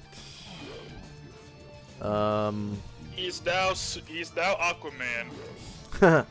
Yeah. Okay, next up is Cobb. Okay, yeah, I just want to paste him down to the bottom floor again. Yeah. I had a question about 5-foot step. Is it possible? Can you only make one 5-foot step? Like if I have Yes. 2 attacks, I can only make one. Okay. One so 5-foot step, yeah. Yeah, it wouldn't help me to make a 5-foot step. Well, okay, so one caveat to that is when you take a 5-foot step, you go straight back to where you were when you that's what I was did your thinking, action. So your 5-foot so- step is only for your action, and then you go back. So Yeah. if you that's have what I was 2 thinking. attacks, yes, you can make 2 5-foot steps to pop out of cover and shoot. Oh, okay. Yeah, that's what I was thinking for Cobb. You know. Yeah. For my second attack, I could just stay in the place that I'm at right now and then make a 5-foot step, and I would Yeah. go back, and then the next one I make the 5-foot step. Yeah. 'Cause, But you can't make a 5-foot step and then another 5-foot step and then take your action. I Oh, thought yeah, that's what you meant. Oh no, I just meant because I have 2 attacks, I can just take a 5-foot step, go back, then the next attack, take a 5-foot step, go back. Yeah, definitely you can. Okay, cool. Yeah, so basically, let me see, let me move him. He's gonna go over here, 5-foot step. Here's that guy. Let's see, attack this guy. Let's see, who's composite short bow. Let's see, attack. Composite short bow. Target. I guess is that front or? Yeah, he think turns it's- to face you. He's facing into the Oh. the thing.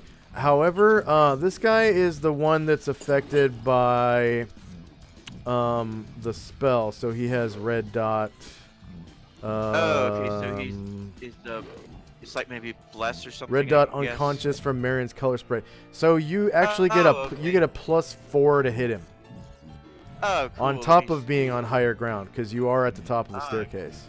let's short of melee. Let's see. Let me put it higher ground. +4 to hit. Yeah. +4 attack. +4. Let's see. And then just +0 damage. Okay, there we go. Oh no! Oh, that natural didn't 1. help me at all. Oh yeah. Natural 1. Yeah, Go ahead he's- and give yourself a kick me sign. That's the second natural 1 Cobb's rolled today.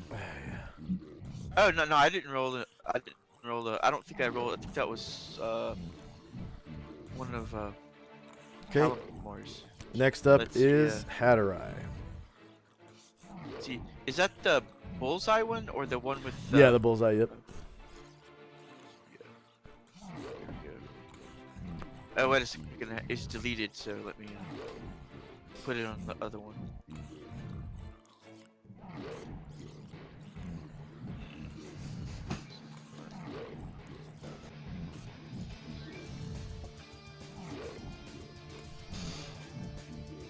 There we go.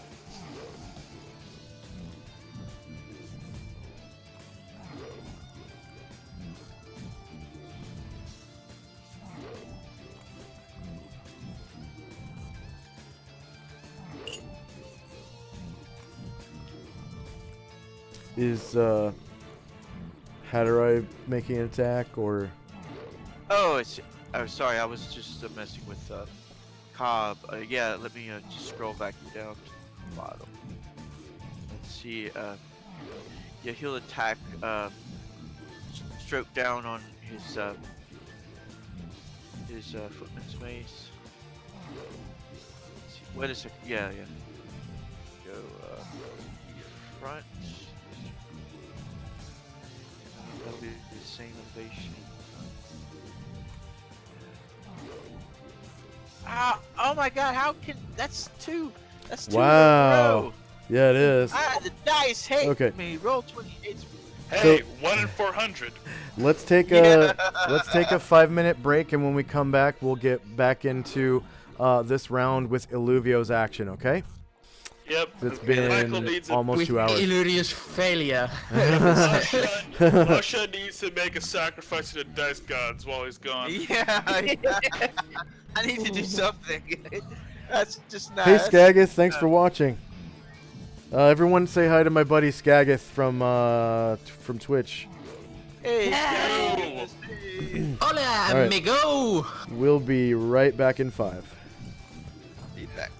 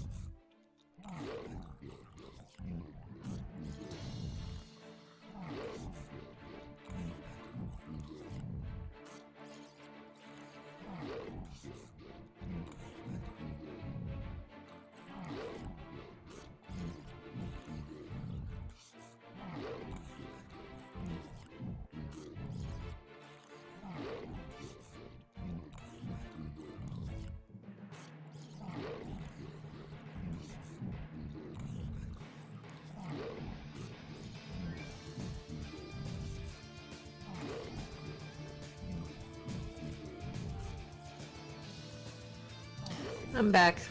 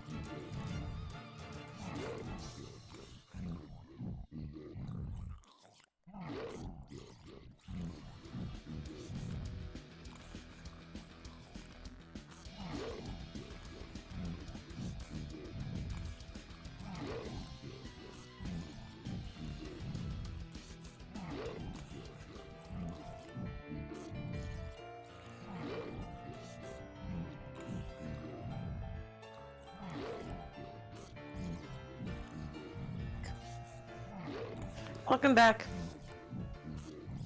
How are you feeling? Not really good. We'll see. I'm trying to see, but I don't know. I don't think I'll be able to finish. But hey, I'll stay till these things are dead. That's for sure. I'm sorry you're feeling bad. It's got me. Yeah, it was really weird. It's like when I got on the computer and to start, I started saying, "Man, I'm feeling a little cold," and I was like physically getting goosebumps and stuff. It was really cold. And my husband walked in. He thought it was fine, and then I'm starting to feel a little nauseous, and so don't know. I think I don't want to. Well, if you think you might have the flu, then they can test you for it, and they can give you the oh god, not Theraflu. Tamiflu. Flu, Did yeah. you remember to take your flu shot, Shannon? No, I did not get a flu shot. Believe it or not, that's important. Despite what people will tell you, vaccines are legit. Oh yeah, I always get the flu shot. It's just this year I wasn't available because I wasn't there because they do it at work. Oh. And I just didn't do it. Now I forgot, and so well. I think one of my coworkers got the flu shot last summer in August, because that's when I got the flu. I was out with the flu for 2 or 3 days, and I think I still played D&D with the flu, with you guys. I remember. I remember. Yeah, I was thinking that Oh guy's gosh, not everyone can power through D&D like you. Here's the thing, alright? Not only does Josh have real life class levels, he has a good con score too. Oh, Imagine yeah. you'd have died in the army if you didn't. Yeah, Yeah. that is true. I am like at least a level 2 warrior, so. Yeah. Which means he hits on a 19 instead of a 20. Or crits on a 19. Yeah. Yeah. Okay. Let's see. Who do we have back? Asher, are you there? Brian Druid, are you there? Brian Druid is muted, by the way, and so is Lao I'm Shan. here. Okay, you're here? Okay. And I heard Calamar. Gravo, are you there?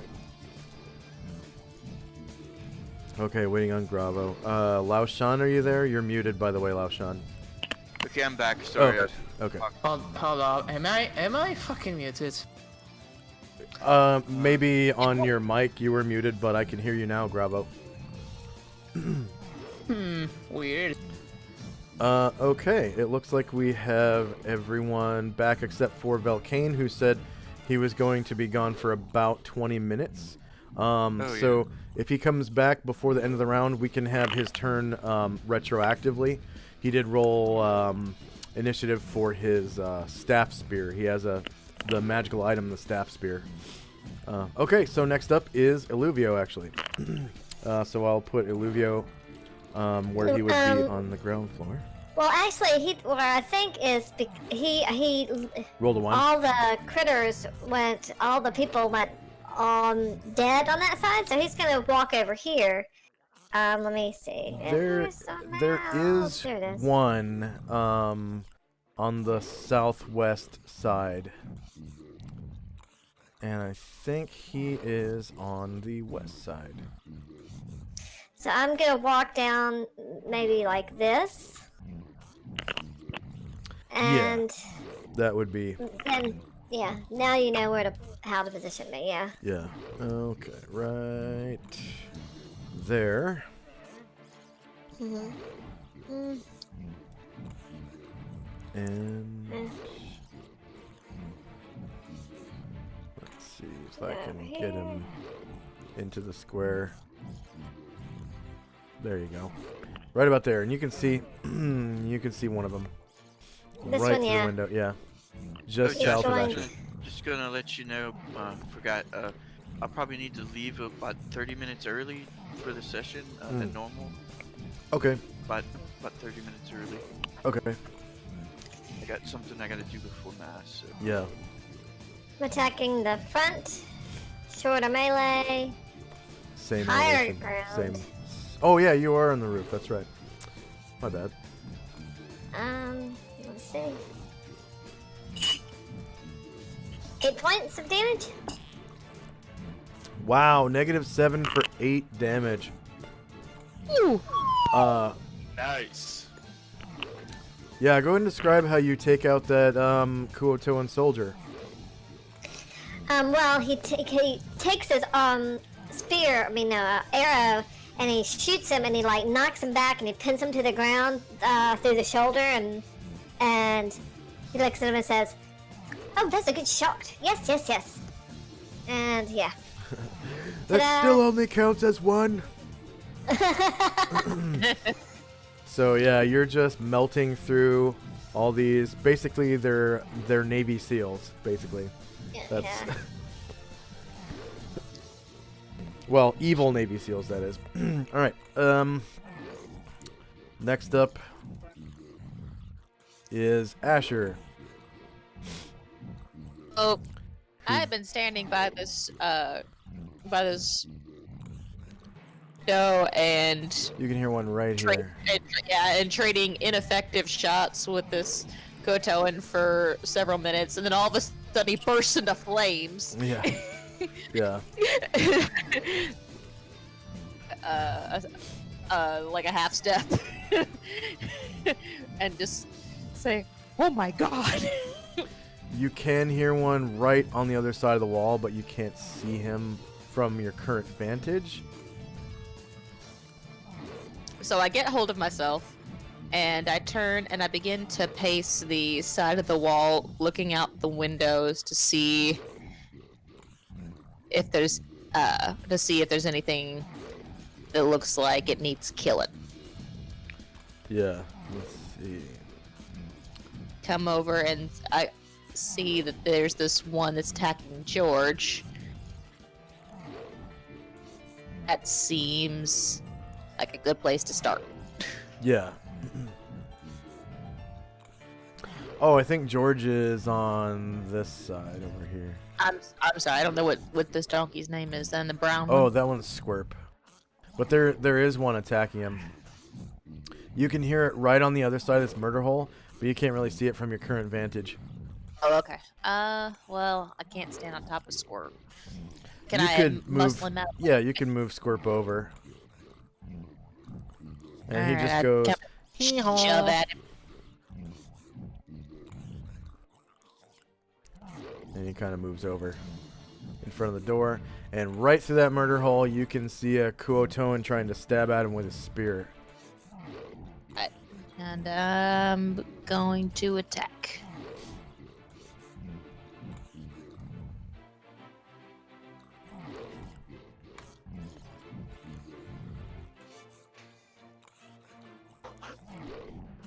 Seven misses. Dang.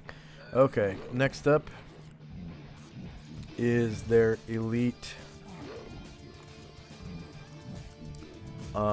leader type guy. So he is going to come up to the door and I guess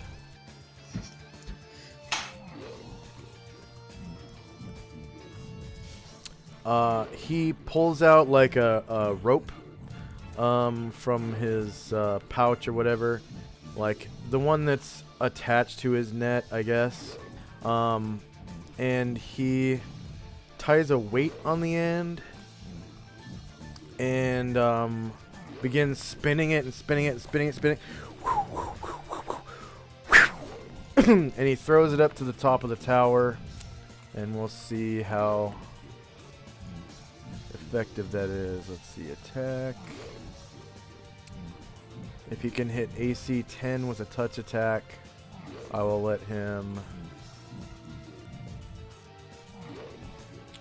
attach the rope to the tower.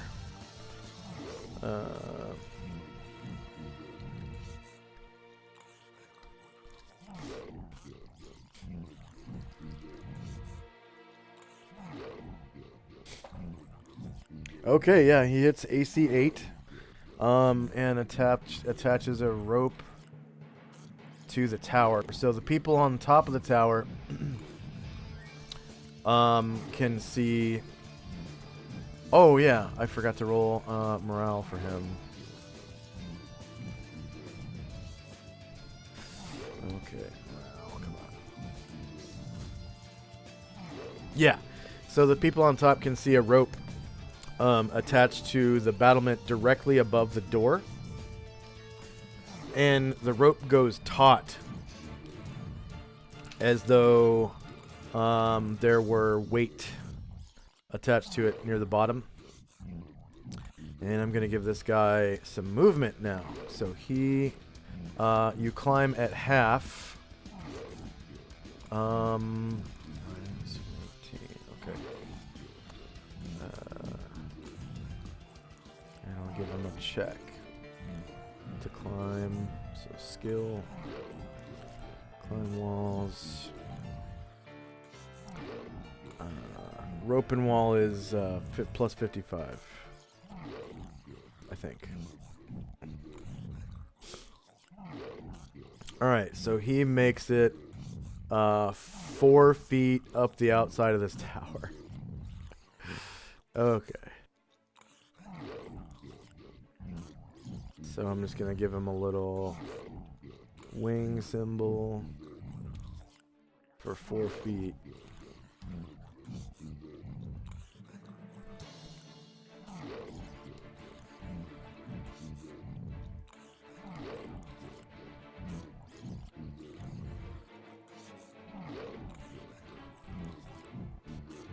Okay. And next up is Jezzy. I'm getting sick and tired of this guy avoiding me, and every single thing I've done, he won't tell me he won't even let me see his alignment. He won't let. I'm gonna kill him now, and so I'll backstab him again. Can I do that? Can you do what? Backstab him? Yeah, this is your first turn. What did you roll on, roll for, initiative? Was it for your bow or your sword or what?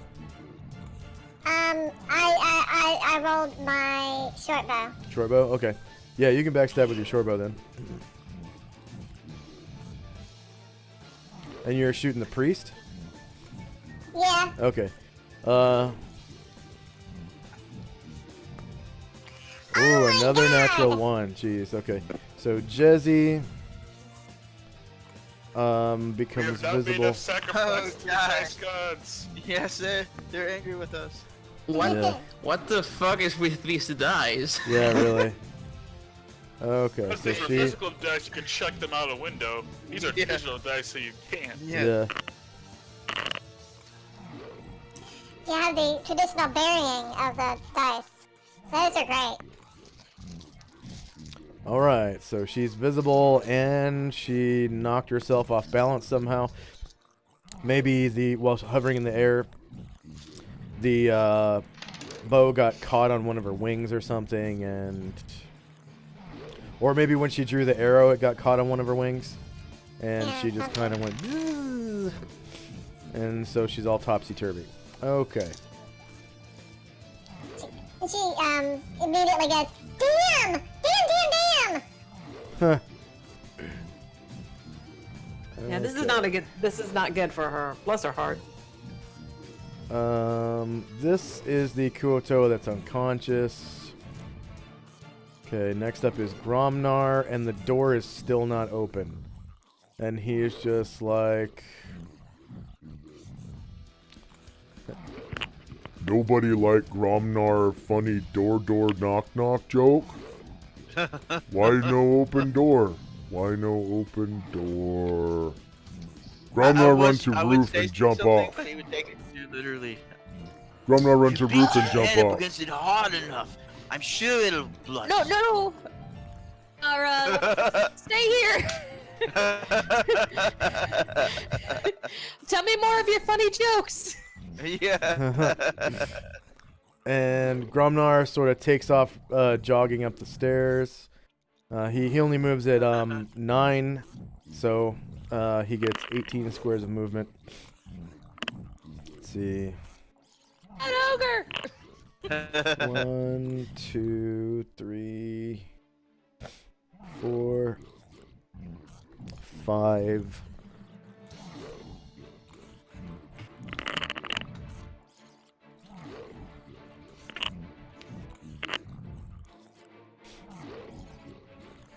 Uh, 6, 7, 8.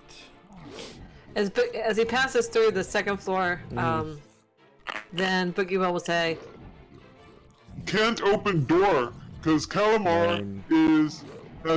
is reading. See, he's reading. You never bother Calamar when he's reading. It's not pretty. Yeah. Yeah, as much. He's reading, so no more. No.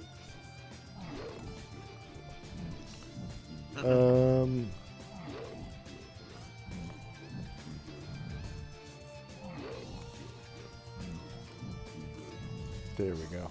I see. Okay, so nine squares, which is his normal movement rate. He gets to the roof, and then he passes right by you, Lao Shan, as he literally jumps off. So 1, 2, 3, and he passes the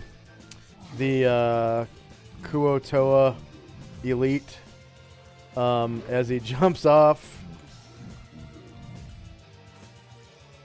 on the way down and lands right outside the door behind the Kuotoa Elite. And he takes...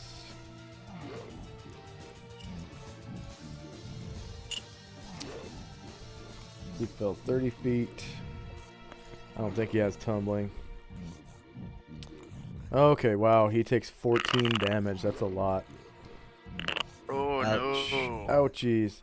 And he's just like, Geronimo! Oh, Gromnar feet, no! Oh, Oh. my femur. Why didn't he go down the rope? This is so... The guy really is stupid. Josh is playing the character to the hilt. I know, Yeah, I love him. yeah. I love him. You want an ogre to go by a rope. let's see, 1, 2, 3. And he still has movement.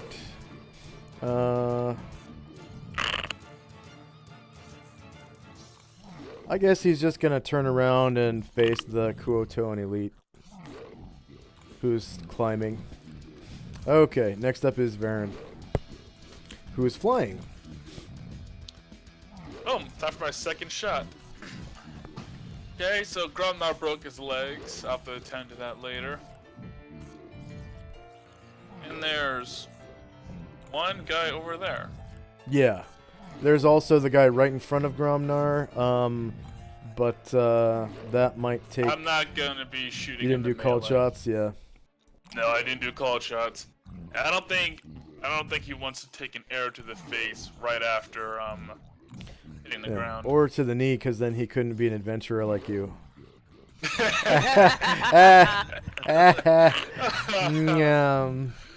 Yeah, front, short melee, higher ground, nothing to hit or damage.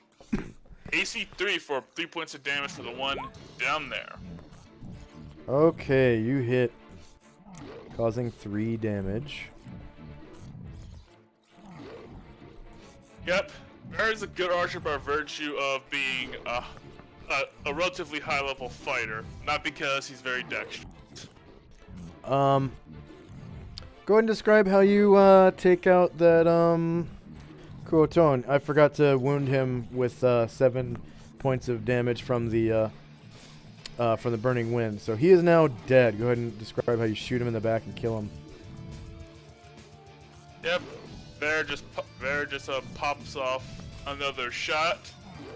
He misses at first. The arrow bounces off the fortress, then hits this guy in the eye anyway. More bad luck than skill with that kill. Oh wait, you know what? He's not in your line of sight.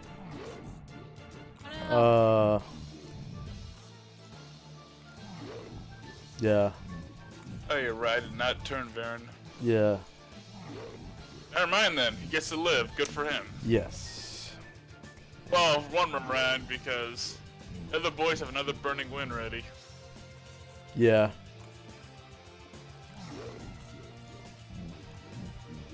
And I can resurrect dead guys. Boom. Charlie, that hurt. Okay. Next up is Cobb. But he rolled a 1, so he's not next. Yeah, so he's... Illuvio rolled a 1 too, right? No, it was Jesse. Jezzy, okay. Oh, okay. Yeah, Olivia killed a guy. Yeah. So we're... Hang on. What can he see? Let me go over here. 1 second. Go ahead and move him where you want to be.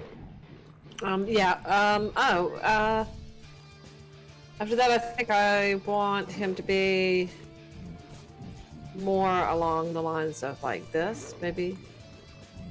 Yeah. Looking out.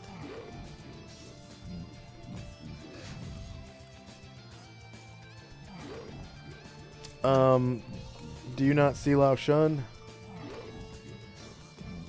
Lao Shun? Yeah. He might be on the GM layer He's or not. something. Not there. No, he's on. If he's on there, the then I. second. It's on the second floor. Yeah, he's there. Oh, Lao Shun's on the second floor? Yeah, he's on the second floor. Oh. Hatterai's on the first floor. Okay. Gotcha. Okay. So, Yeah. okay. My bad.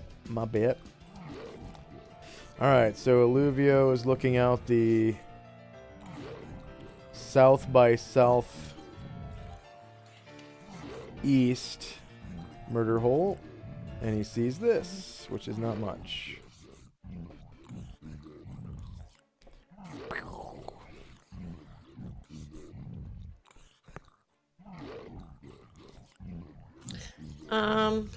I can't. I see this guy, but so I'm gonna go over one more. So on the roof, so I'll be like this. Okay. Go ahead and move on the roof. Yeah, go ahead and move on the roof. Okay. Like this. So I look out that one. This one. Okay. Hang on, I have to use both hands, so this is difficult now. Yeah. There we go. Got it. Like that. So I'm looking out the hole. Oh. Let me see. Ah, gotcha.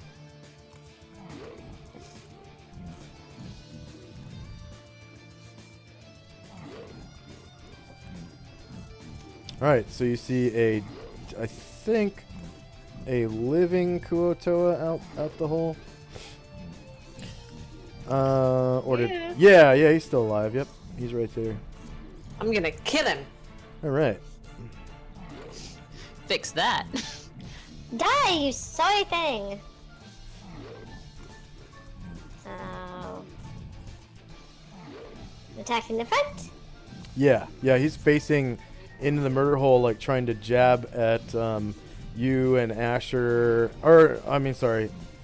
You can see him from up above his head as you're looking down, and he's trying to jab into a hole on the ground floor at one of your friends. You hit a -1, causing 5 damage. Go ahead and describe how you take him out by shooting him from above, right over his head. I see that he's poking around in there, and he's probably trying to secure our friend. So I shoot down at him and I go, "Oh no, here we go! Oh!" And he fires, and it goes in the top of his head, and then he just falls over. Yeah, it's really gross. So Asher, you can see as the Kuotoan's trying to stab in at you, that he's like, and he opens his mouth real wide, and then suddenly an arrow shoots right through the head, down underneath his chin, and you can see the arrow, the dowel inside his mouth, in between his like sharp piranha-like teeth, right? And his eyes, like kind of, they roll back, and he falls over and hits the ground dead. So at this point, I'm thinking, oh my god, I can't hit the broadside of the barn, but everything I fight ends up dying. From above, yeah. It's good luck. Yeah. I'm beginning to feel like a death goddess. Yeah. That's the I'm advantage like, of fighting in a tower. Oh, yeah. So I move on. I'm like, surely there's got to be something I can kill. And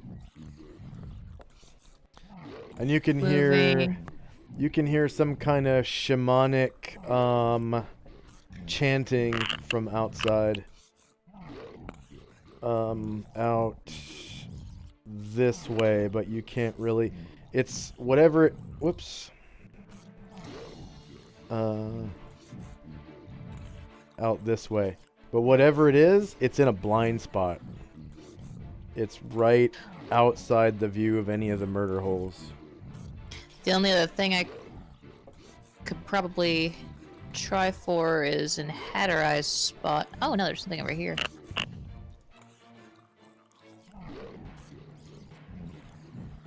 Actually, it's not in a blind spot. Just depending on where you move, there's several places where you can see it. Oh.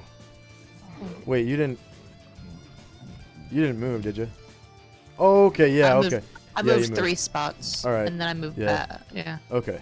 That would take up your movement, which means you can't use your second bow shot. That's fine. Yeah, your vantage has changed, so you can see. Well, not. Okay, there you go. Now you can see. Yeah, now you can see whatever it is that's chanting. Looks like some kind of weird priest. He's got this staff that has like a crab claw on the end. It looks like it could be used as like a man catcher type of weapon. And he's got a medallion hanging from his frock or whatever that has a like a lobster claw type of symbol on it. So he looks like this, and he's waving his hands around just like in the picture and chanting some kind of ritual or something. I have no idea where Calamar is at this point, but I just shout at the top of my lungs, Calamar, I don't know how you survived this place so long. It wasn't easy, I tell you. But really, the most dangerous thing was the family. These guys were no problem.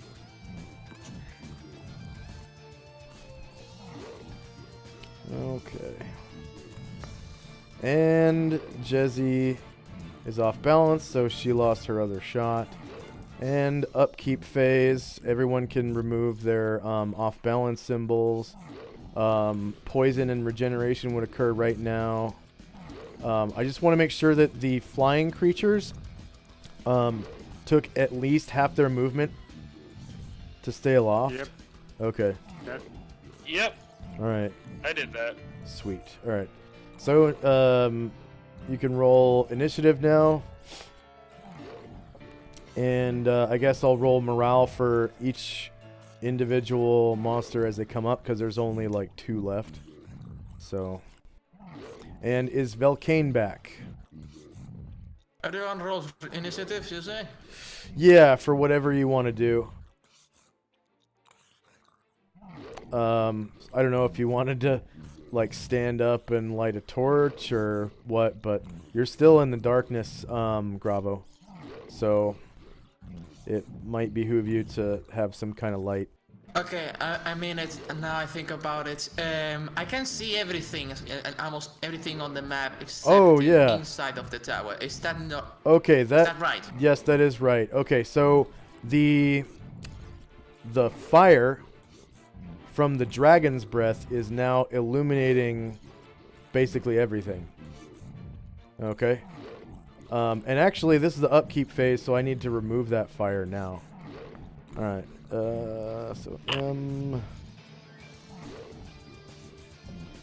backspace O and Control L.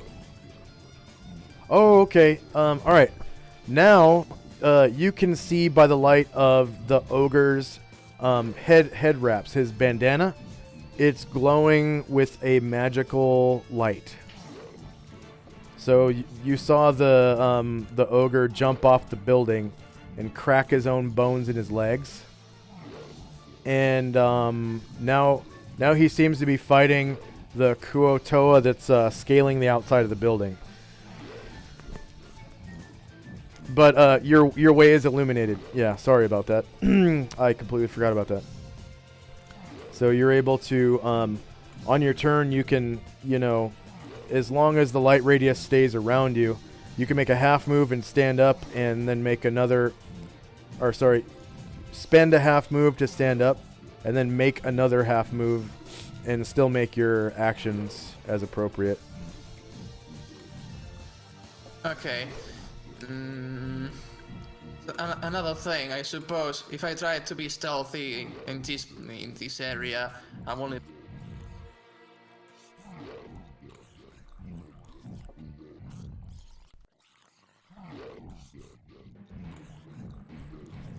You want to what? So, if I try to be stealthy around the area that's right now with light, I suppose I can't be stealthy in this place. If you had a stealth ability, you could use it. I'm not sure if your class has that. I don't have it. I don't have one. Okay. I don't have one, so. Okay. Let's see. Let me see if I can do Cobb's second attack. Is Velcane back yet? Okay. So I'm just going to AFK. Yeah, So I'm just he gonna can't hear you put anyway. his characters onto the GM layer for now.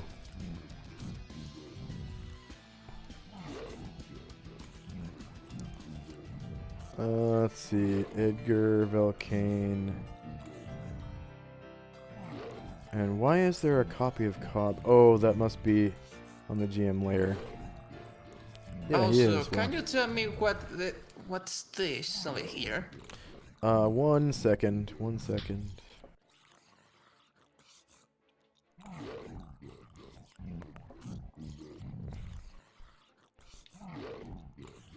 Okay, can you point at it using the measurement tool? For me, Gravo? Okay, I just wanted to know what's that. that is an evil spellcaster.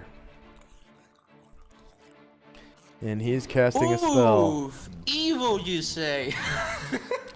He looks like this.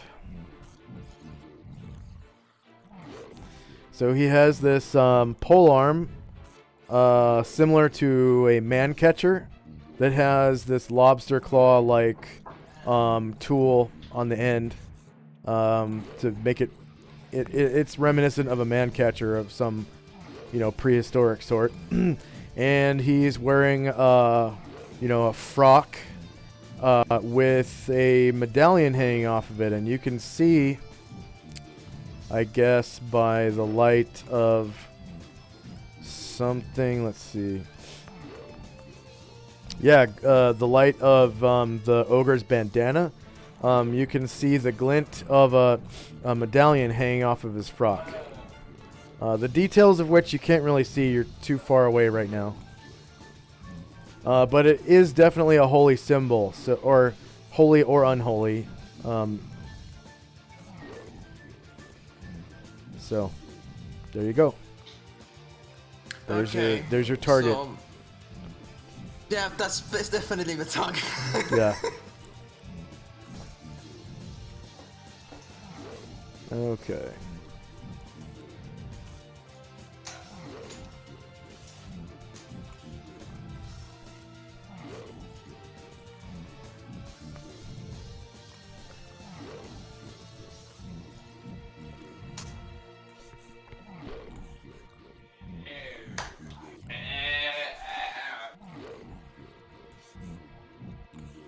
Okay.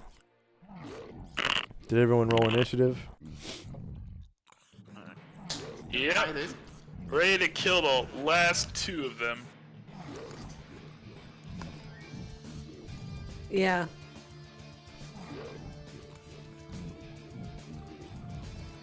I hope I can kill the shaman.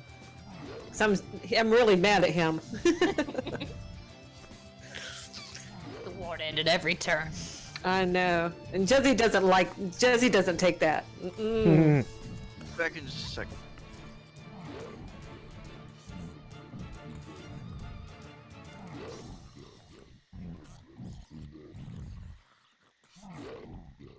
Okay.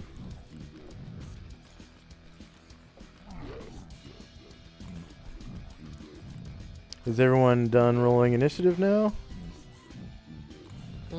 Okay. Yeah. Ascending. Alright, so Jezzy's no alignment is no longer in effect. Time now is 8:05 p.m. 24 December 10:85.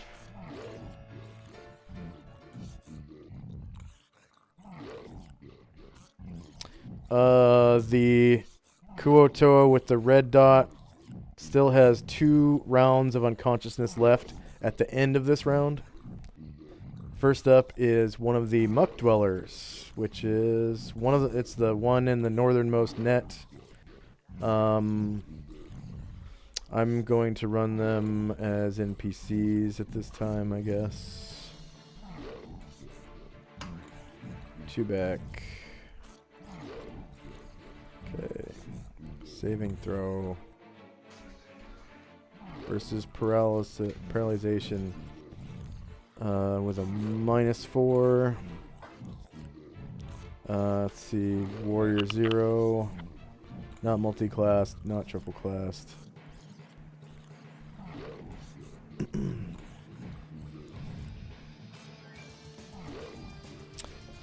This muck dweller successfully escapes the net.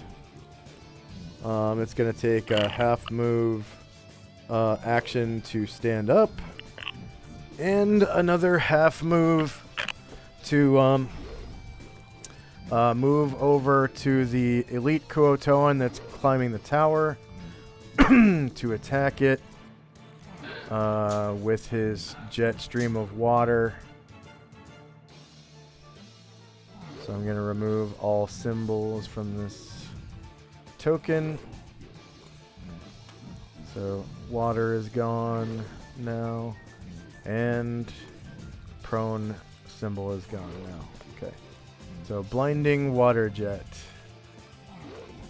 Kuotoa. Attack adjustment is going to be +2 because he's climbing.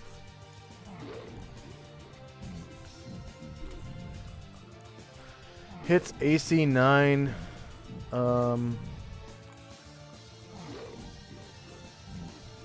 20 minus d20 plus 2, so he rolled a 9. That's an 11, yeah.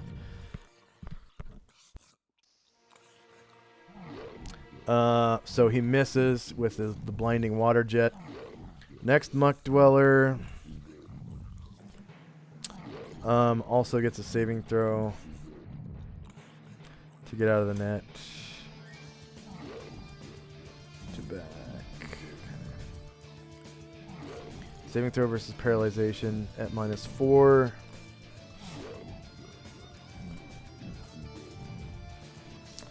Warrior 0. Not multi-classed, not triple-classed.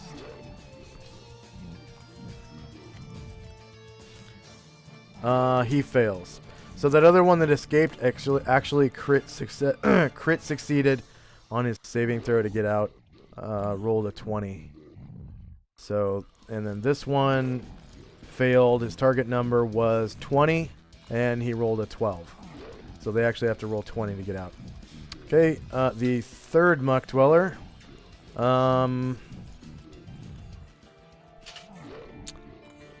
Is also going to attack the Kuotoa on the rope.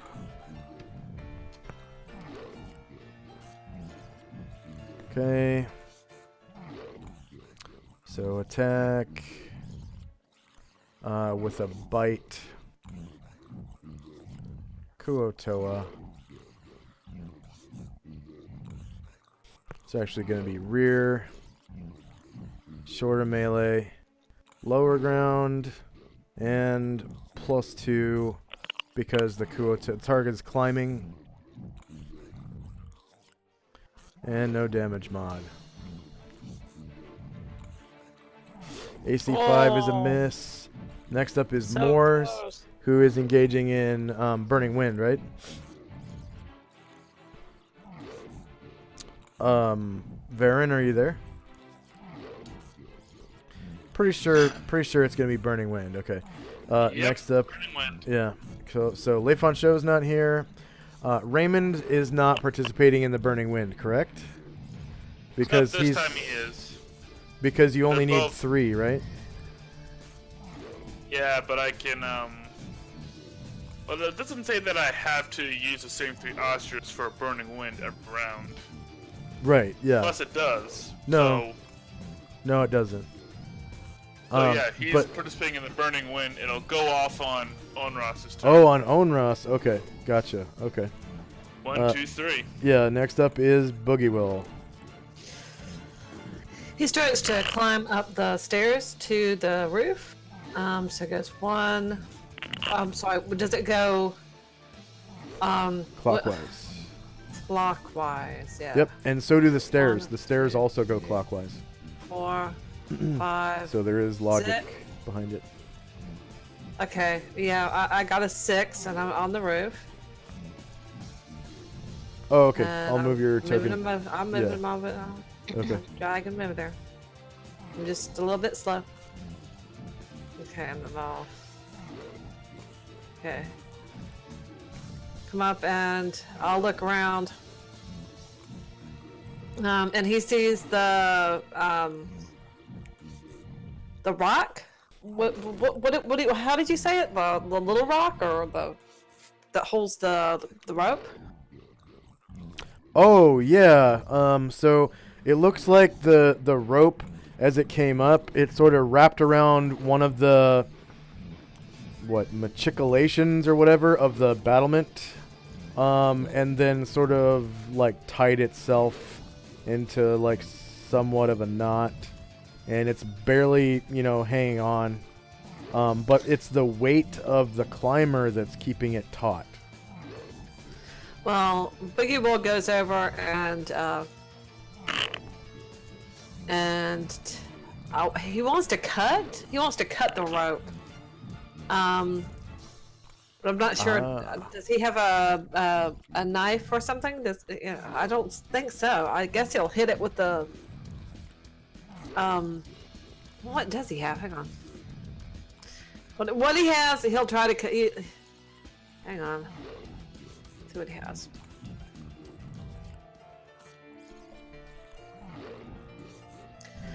Oh,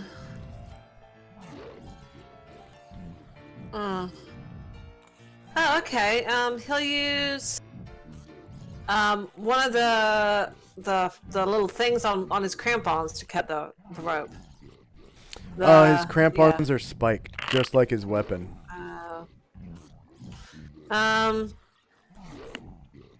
Okay. Can he use his claws?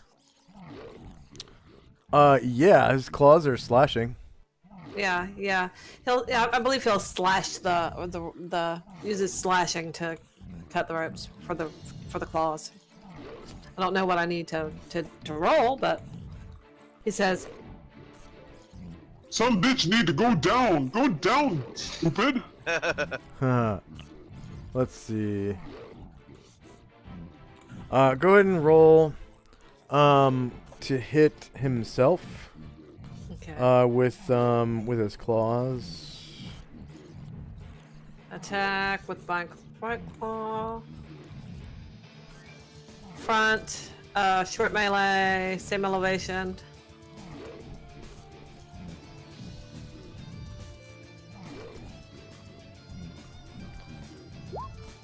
Oh my god! What?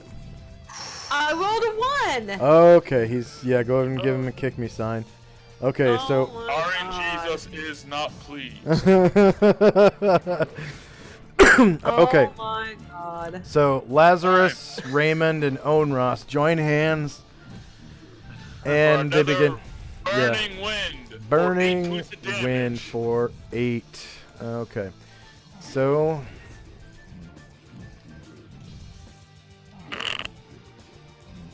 Is this the Tower of Roll 1? Tower of Roll 1, yeah. The Tower of Unluck. Okay, the rest of the soldiers the die. creatures also have roll. Yeah, it's just generally unlucky, I guess. The rest of the soldiers die, and then the elite leader takes 8 damage. The winds of justice are And fierce. the priest takes 8 damage.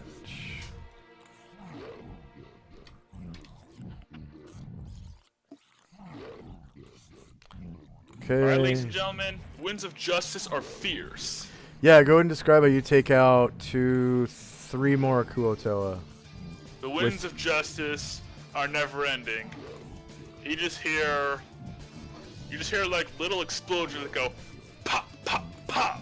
Like popcorn. As 3 more the fish just explode. You smell more tuna in the air. Okay, so Velcane is Sushi. back. Everyone Alright. else smell the sushi. So Velcane,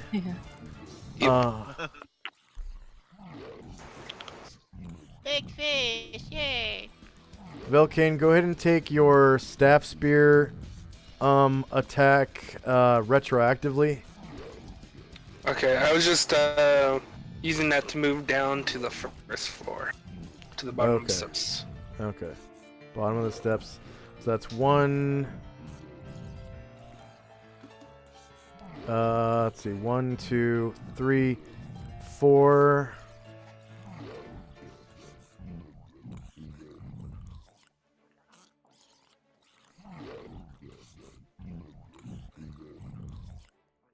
Five, 6, 7 squares, and you're at the lower steps of the staircase on the first floor.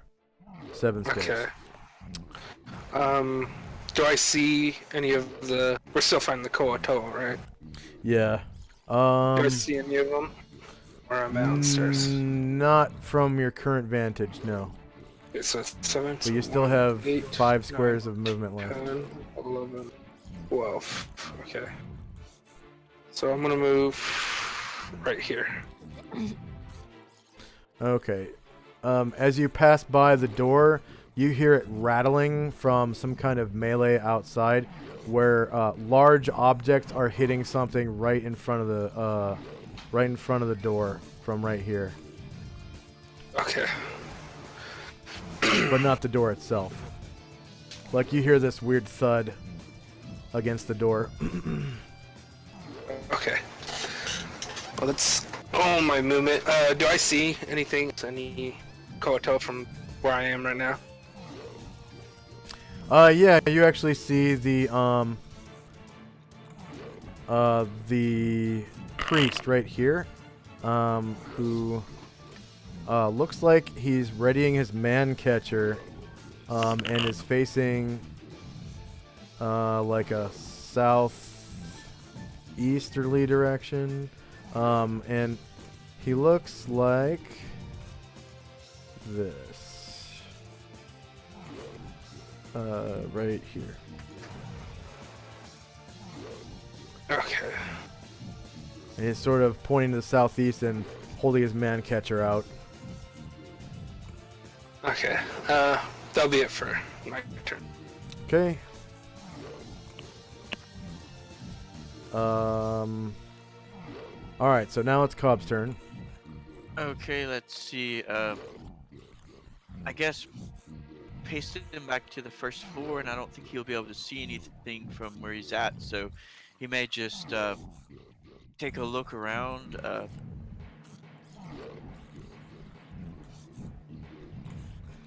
Use some of his movement to see if he can see any other ones, and just take one attack instead of two.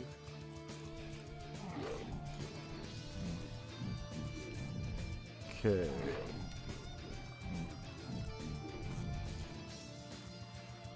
So where did he move to? Let's see. I was just gonna put him in the same place. If you put him in the same place as he was on the first floor, and I was just going to use some movement for him to look around and see if he could see. Go ahead and move him. Go ahead and move him on the floor that he's on, and then I'll place him wherever you move to. On the bottom floor. Let's see, I don't know exactly where we would stop at though, because he wouldn't actually see anything until. Yeah, it's kind of a trial and error thing. Oh, okay, yeah. Let's see. Can he move in bits? Like just. Yeah, one square at a time. Yeah. Yeah, that's what I was gonna. Because he only has 6 squares to move, so. Yes, so he'll move. Well, he can't move in. Well, I was gonna move into the square where Dean Dorvo is, but I wasn't gonna stay in that square. I was just gonna pass by it. Okay. Wait, let me see. Don't step on the unconscious dwarf. I'll just move him to. Wait a second. This no, is he what can't you. move This that is way what. because. No, he can't move that way because the stairs are that way, so he's gonna have to go the other way. Well, the So- square that Dean Dorvo is in, he can step to. Okay. Let's see. Is that not where you Yeah. wanted to go?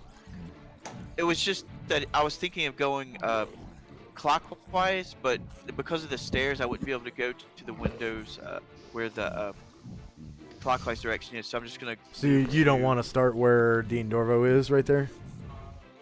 No, I'll just move down this way. The next one there. Okay. So from there, this is what you see.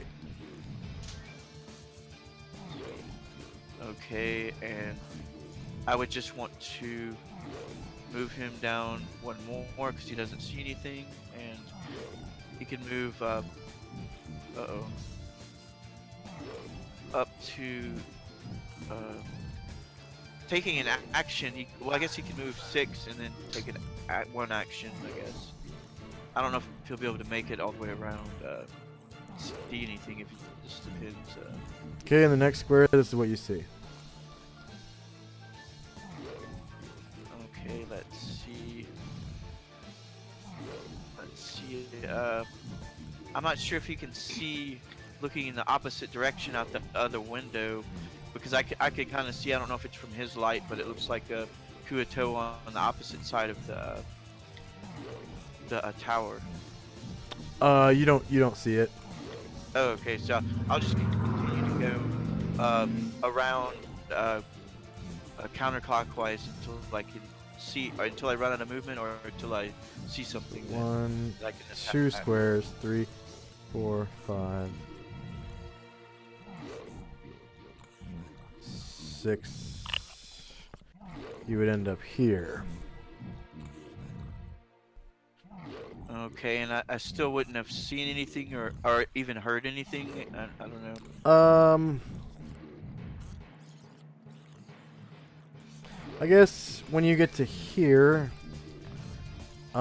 you can see a Kuotoa, and a rope. It looks like the Kuotoa is climbing the rope, towards your window. It's like moving right towards your window when you're right here. Okay. Oh, that so, Kuatora survived the burning wind? Yeah. Okay, but That's a I would tough be Kuatora. able to get a Yeah, shot he's off, the or- elite. Oh, so I'd be able to get a shot off from there. I like see the Yeah. edge of his hand thing. Let me see. It may Yeah. have trouble.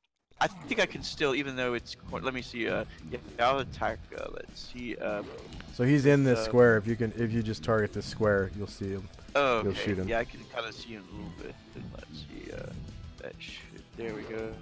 It'll be front. Will it be front? Front. Yes, but you do get a +2 to hit him because he's climbing, and you also get higher ground because you're above him. Oh, okay. Cool. Let's see. Higher ground. +2. Yep, Plus +2 two. to hit because he's climbing. Let's see. Maybe. No, it's not gonna hit. I don't think. Nope. Man. Okay. That'll be it for Cobb. And so go ahead and put Cobb there on the Second floor. second floor. I Yeah. mean, yeah, the second floor. Yeah, let me see. Yeah. He was right now here, I think. Yeah, he was right here. There you go. Okay, next up is Velcane. Okay. So whatever spell it was or whatever, you could just go ahead and cast the template right now. Okay, then I'll just cast Magic Missile. Okay. Get to it. And you can you see a target from where you're at? Yeah, you said I can see Outstanding. the priest. Yeah, you can. Yep. I was just checking just then. Okay. And you get 3 missiles. And you gain 50 points.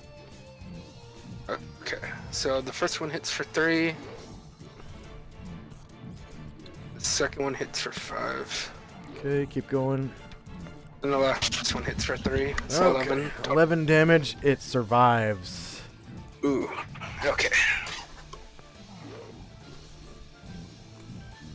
Okay. So he has taken so far 15 damage from Burning Wind that you guys know of, and also 11 damage from Magic Missile. Velcane, did Velcane go AFK again? Oh no, I'm here. Oh, okay. Someone said I'll be right back just now. Okay, next up is Varen. Yeah, Varen's gonna make a 90-degree turn. Okay.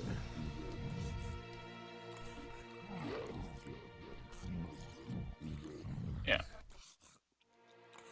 Lower some. Lower a little. Got here. He'll shoot the elite.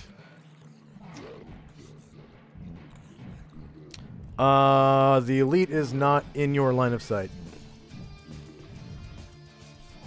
Yeah. So your line of sight goes. So he's not in front of Gromnar? Yes. But your line of sight was like this. Okay, let me back up then 40 feet. Is he in my line of sight now? That's where I started. Let's see.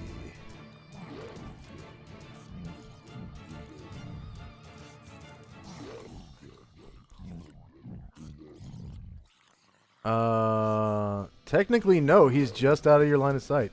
Wow, that sucks. 1 square out of your line of sight. Literally 1 square. However, can you see this? Yeah, is this guy in my line of sight? That guy is totally in your line of sight. I shoot him first, and I think that's a medium range attack for me. Wait, yeah, I rolled for sheaf arrows. 14 squares. I use sheaf arrows, I have 10 squares, so that'd be medium range for me.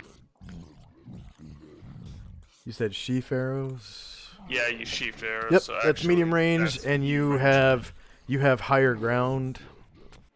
And I guess he will turn to face you, so it's going to be from the front. Alright. Front. Medium range. Higher ground. Higher ground. Nothing hit or damage, and -1 for 5 points of damage. And he survives. Yeah, their priests are no joke. And Varen's No gonna take his joke. half move.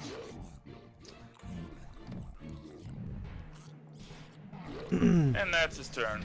It has to be a really big encounter for their priests to appear in pairs or in groups. And when that happens, that's when the hurtin' comes. So, Yeah, but if they're casting that lightning spell, yeah. oh my god. Yeah, it's a spell-like ability, kind of. All right. Hey Fitz, does magic resistance apply to that? This one technically no, because it's spell-like abilities. It doesn't actually take the place of a spell. So like when you know how some creatures are like, oh, I can like for example you can cast True Seeing 3 times per day as a spell-like ability. That one is a spell. So magic resistance applies to that, but this is different. It's just a lightning attack. So magic resistance does not apply. Oh, well, that'll suck if he targets me then. Yeah. Yep. So it just has to hit your armor class. That's all. So. Well, that'll be a mean feat in and of itself. Yeah. Okay. So next up is Gravo. Okay, so Gravo, you see this one of the winged creatures from the top of the building with it has wings of fire and it's giving off light like a campfire. Is sort of flying towards your direction, and as it approaches, you can see that it is holding a longbow, and it just shot that evil spellcaster that you're targeting. So whatever it is, it's actually helping you. And as it flies in your direction, it looks like it's still trying to aim at that evil spellcaster that you're trying to kill. And now you're within. I'm not going. You're definitely within earshot of it. It's flying overhead. You could easily If he's try to not talk your to it. enemy, he's your friend. Okay, I'm not going to question it. That thing is made of fire. That thing is trying to kill something that is evil. I suppose that's something, some type of creature that purifies the heresy of the enemy. So, whatever. I'm just gonna say, okay, that's something. A flying fire. I'm going to try to run. I mean, of course, get up, and okay. which will be half my movement. Yep, that will take 8 squares off your movement. You still have 7 squares left.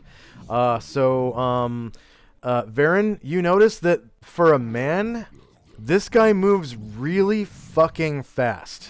Amazingly fast. Okay? Like, and he looks like no other man you've ever seen before, other than the men that are, outside of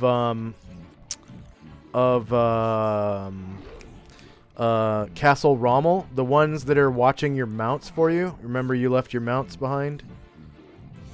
So this guy looks like one of those people, and he looks like this. Except a lot younger and way less muscular. But he does have,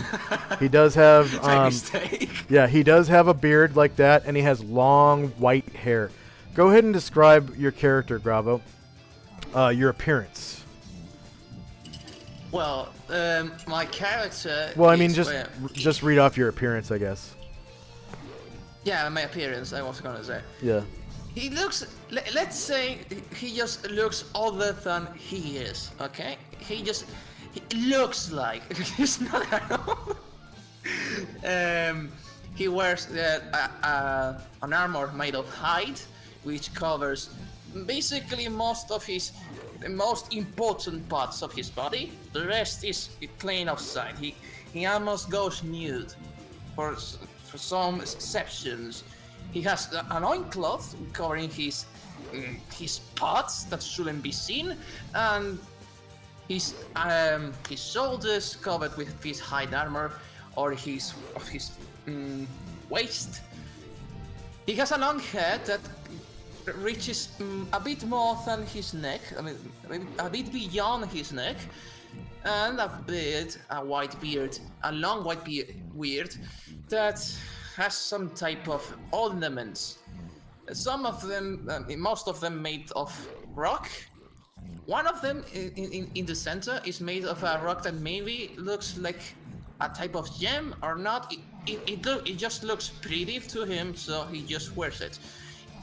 Maybe it's just a normal rag. He doesn't really know and doesn't care. He's very tall, unusually tall for the human standard, and well, he seems to have some physical capacities that no other ordinary man should have. Pretty much.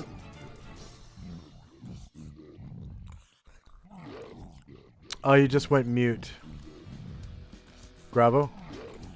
Yeah, it's some problem with my microphone. Okay. He's wearing on his back a large staff made by himself, and a bunch of sacks that he on his back,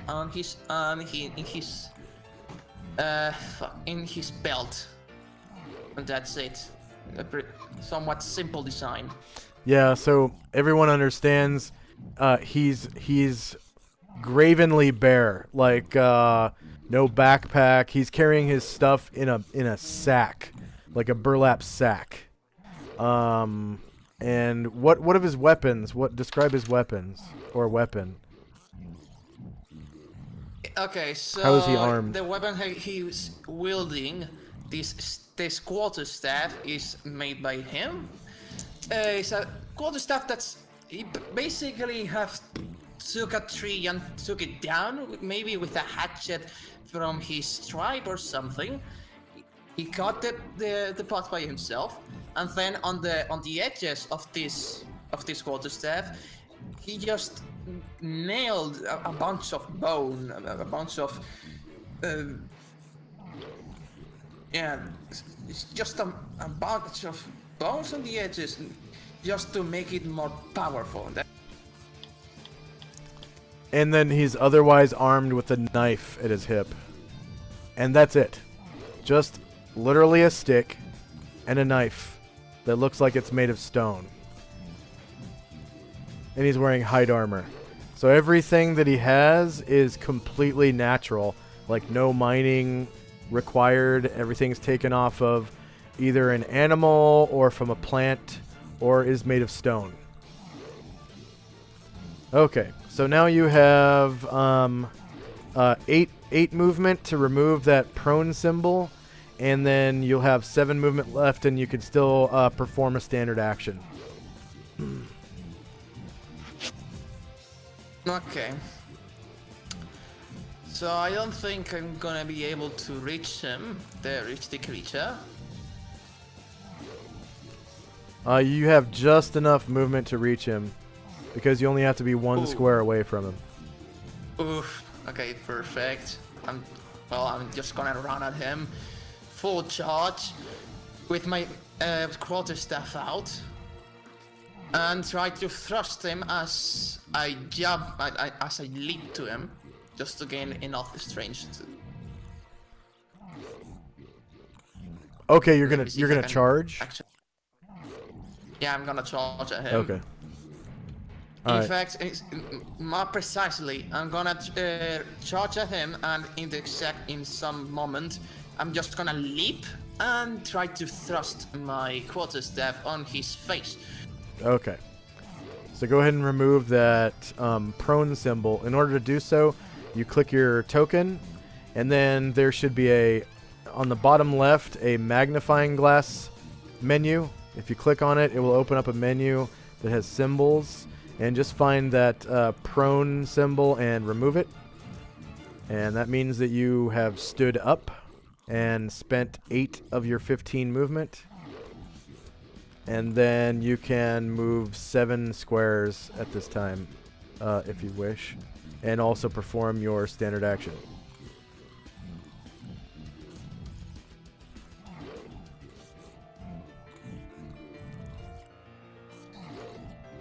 So staff to staff right now, basically. You can see he's wielding some weird sort of man catcher made from a giant lobster's claw and a stick and some bits of leather. Can I try to attack him from this side, or I don't reach the side? Yes, you're both facing each other in melee combat. I meant if I can go to his, if I reach his side, so I don't have to attack him from the front. Go ahead and stand wherever you would like. That's within 7 squares of where you started. I think I can reach here, right? No, that would be 8 squares. That's too Oh, far. here. Okay, and he turns to face you.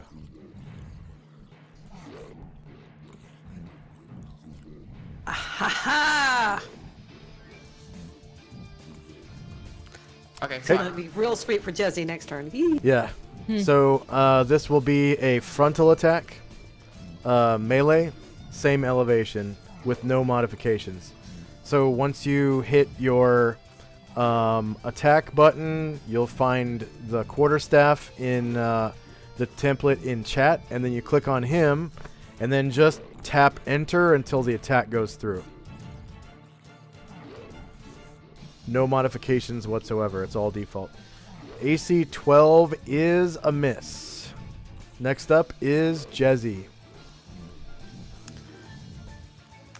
Jezzy's real sight now because she's got something distracting him now. So she sneak over, and she stabs him in the back with her what kind of orcish longsword? Yay! It's a backstab. Okay. With the orcish longsword, backstab, modifier +4. My level 8.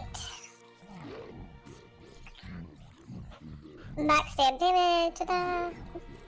AC 7 is a miss. Damn. You rolled 6. Damn. Well, curse it. Cause look, I could have done much better. Okay. Oh, Next up is the Kuotoa priest himself.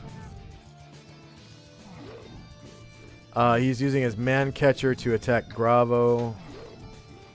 Jezzy becomes visible.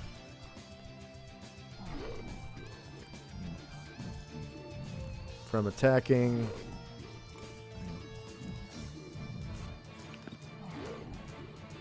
Bravo hears her curse go, damn it! When she stabs him, misses him. It's like, ah!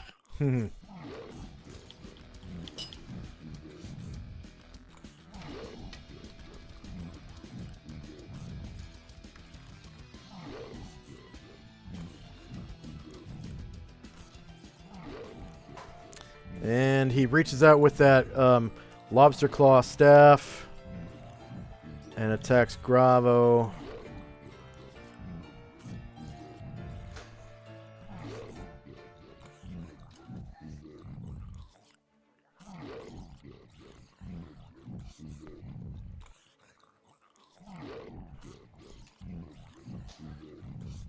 Hits a -6, doing 0 damage. But Gravo, your quarterstaff is pinned to your body as the lobster claw reaches around you and grabs you. You are now grappled. And you get a grapple symbol on your character. Okay. And he... I guess will attempt to pull you down to the ground, so pull you off balance. So let's see. I'll give him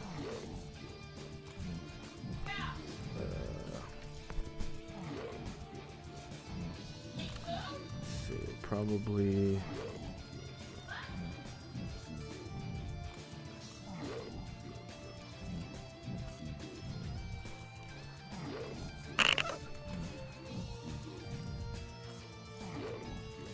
Okay. So, attack option.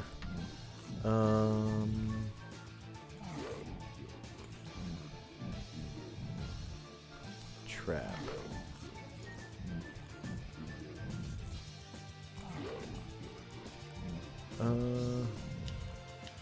Special weapon maneuver. Several weapons have special properties that can be used to great effect by a skilled wielder. The bolas, chain, harpoon, lasso, man-catcher, and net all have special effects that can be used against opponents.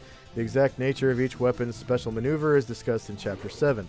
Generally, using a special weapon maneuver requires a called shot that delays the wielder's action phase by 1 step and gives him a -4 penalty on his attack roll. Called shot.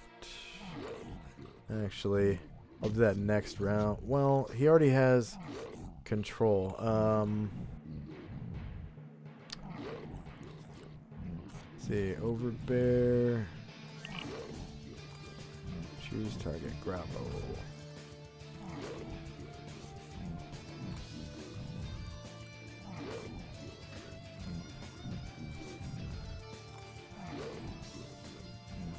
Go to a priest. ADHD and strength. Okay, overbear. The defender gets attacks of opportunity where applicable, which is not applicable, up to its limit. Wait for the base initiative of the slowest attacker.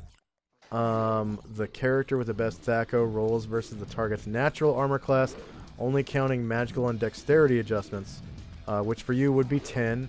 If that is Kuotoa Priest, 8 hit dice. So the DM rolls an overbear opposed strength roll. Using the strongest attacker, monsters can be assumed to have a strength of 3.5 points per size category, rounded down. 3.5 points per size category, so tiny, small, medium. So that would be 10. Okay. Okay, character sheet.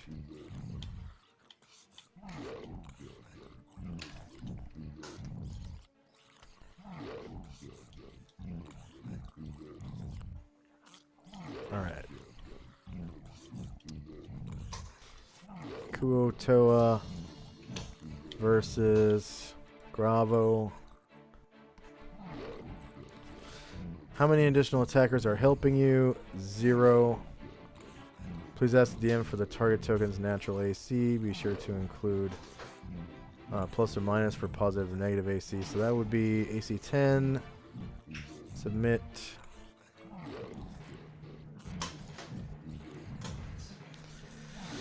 Overbear attack. Kuotoa Priest versus 8 HD versus Gravo. Kuotoa Priest 8 HD has 0 helping. Gravo's natural AC 10. 1 successes. Okay, so he succeeds. DM button. Oh.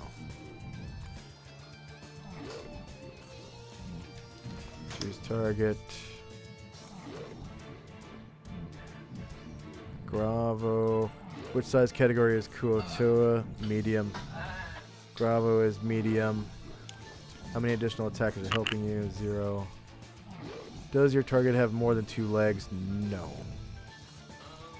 Kuotoa Priest miscellaneous modifier plus 0. Gravo's miscellaneous modifier plus 0.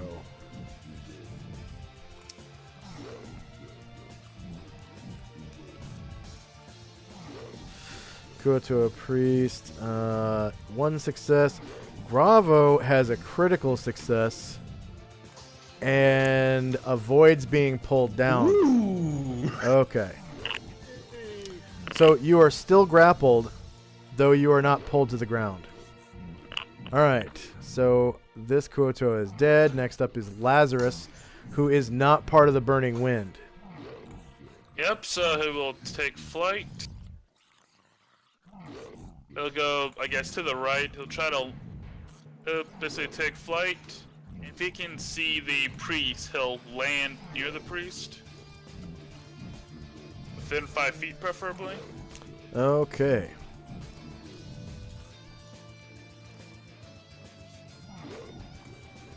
right here. You're able to attack the priest from behind. Yep, 2 claw attacks. And it has a solid hold of Gravo and is trying to pull Gravo to the ground. But Gravo's legs are just so muscular, like a rugby player. You can see his bulging thigh muscles. And he has little to no fat. He's 6'4", and he only weighs 174 pounds at 6'4". So he has little to no fat. He is like a beefcake. Like you can see the veins and stuff in his legs, and yeah, he is a beefcake. Alright, so this would be a rear attack. His muscles are wiry though; they're not like rocked out. Yeah, it's gonna be a rear attack. Rear. Oh no! It's not actually. I forgot. He can move Gravo. Yeah, he turns to face you. He can move Gravo at will. So Gravo, he yanks you around to face Lazarus. Alright, front, short melee, same elevation, nothing to hit damage. Come on, boy. AC 0 for 7 points of damage. 7 1 points. Woohoo!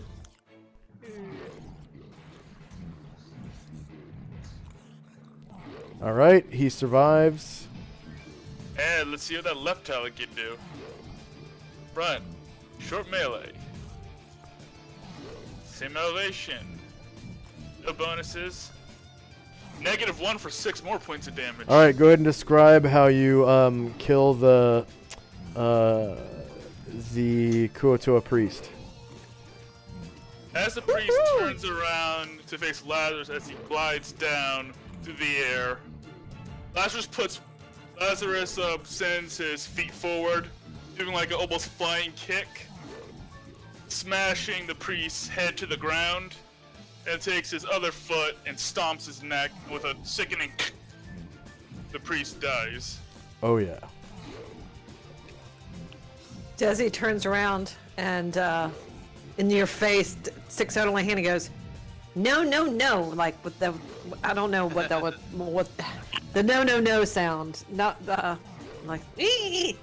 The priest has fallen. He was mine. In a monotone.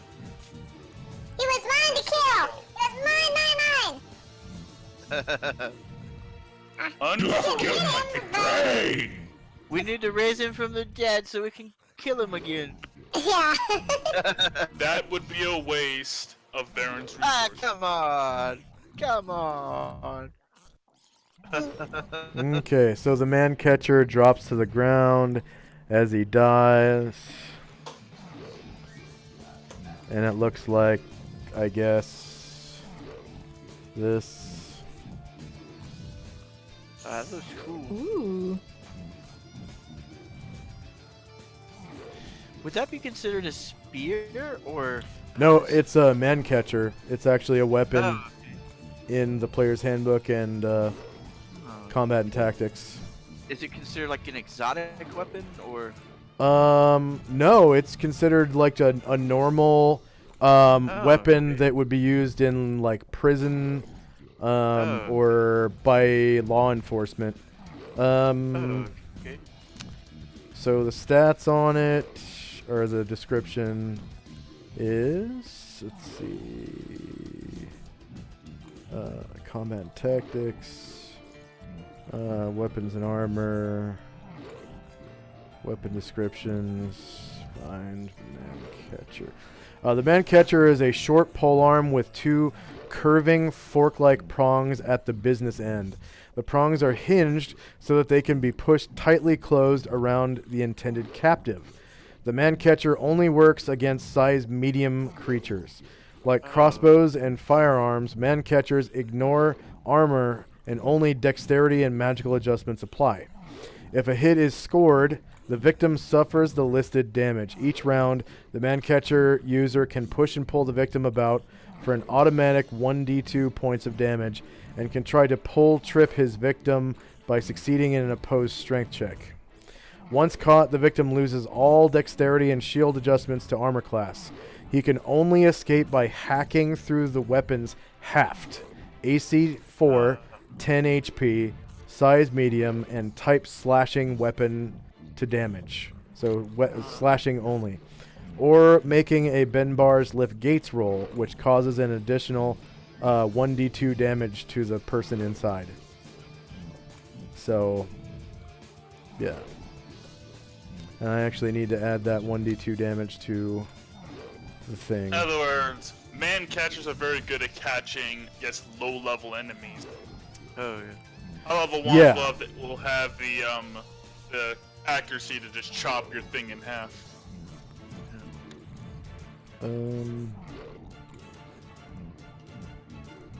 Oh, I see what's going on here. Okay. So it's it can be a really advantageous weapon if used by somebody who's not allowed to kill, but who can help their friends kill people. Yeah, if you were to use this on somebody who had like a high dexterity or something, or a high armor class, you know, it gives a bonus to hit them. So it's like a support weapon almost, or crowd control weapon, basically. Which probably means we aren't going to see many magical man catchers. It is possible to find a magical man catcher, I think. But yeah, highly unlikely. It is on the polearm list, so. But yeah. Okay. So Lazarus still has movement, yeah? Oh no, you flew and landed. Okay. Yeah, so no movement. All right. Next up is Illuvio. I think that Olivia is going to go over to on the roof to where Bagula is standing, because that's where. Well, there's only one thing left, right? Yeah, it's the one that's trying to climb the tower. Yeah. And so he comes over here and he says, and Boogie Will's like all tired and like it's like all hung up on himself, and his talons got in the way and stuff, and so he says, Let's do it like this, and he takes his sword and he runs it through where Boogie Will was trying to break it, and cuts the sword in two, or cuts the rope in two with the sword. Okay. Let's see. I'll roll a saving throw for rope. Let's see. Rope.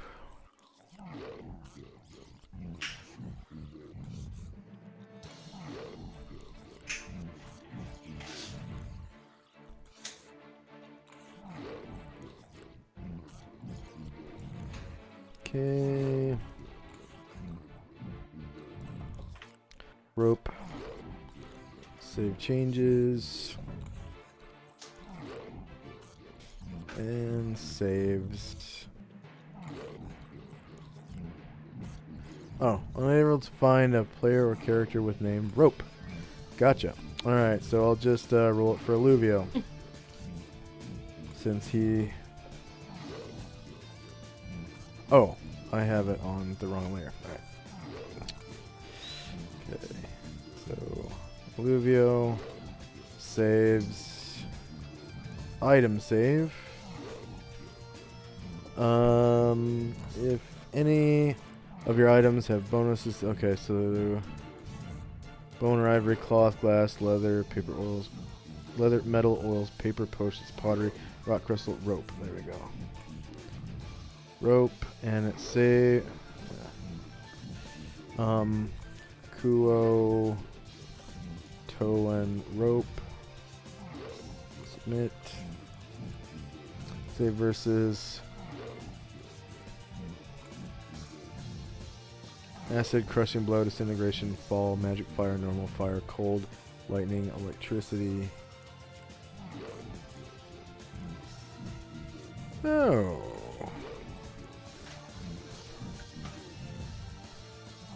Actually, go ahead and roll.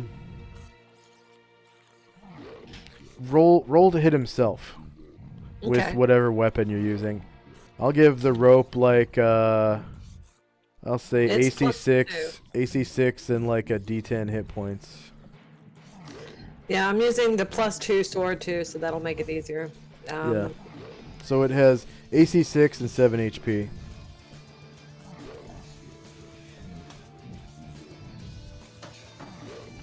Now I will roll a 1. And it counts as a medium You creature. crit. Alright, so The you... rope, Yeah. but you crit. I crit! Yeah, you cause 15 damage to the rope, and you just cut it right off. The Kuotoa only falls 4 feet, so no damage. And he turns to face Gromnar, who does not look happy. And Olivia yells to the side, "Okay, kill him, Gumnar! Here you go!"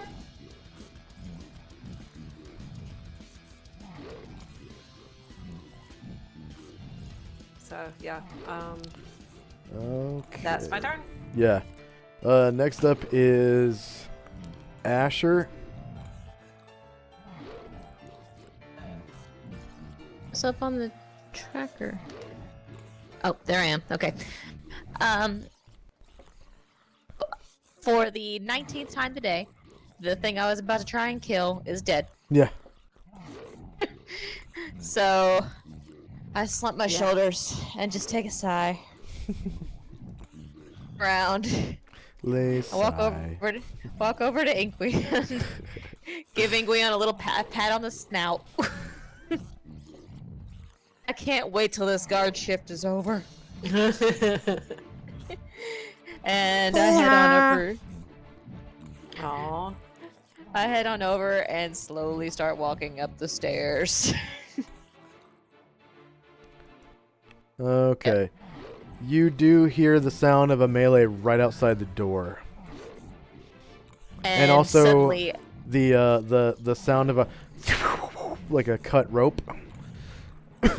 hopefully.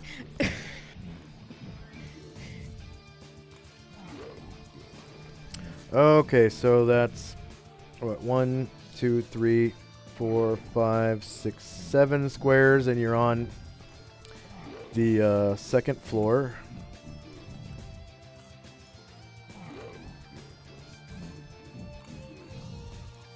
I'd like to. I'd like to go to the roof, please. Okay, so 8, 9 squares, and you are right there on the roof. So you have 3 squares left.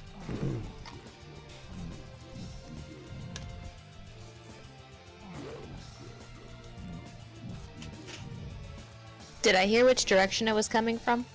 Yes, ma'am. You heard it coming from this direction. And I shout, "By the top of the tower, you have to tell me." He doesn't say a thing. Okay.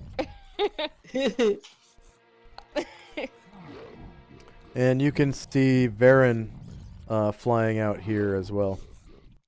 Probably about 50 feet out.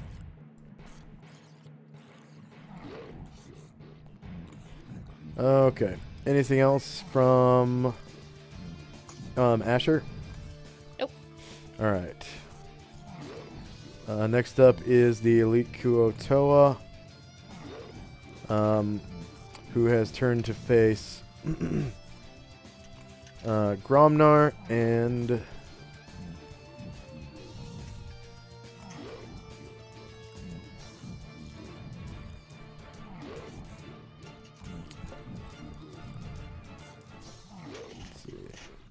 face Gromnar. And he gets to roll morale. Yeah. Submit.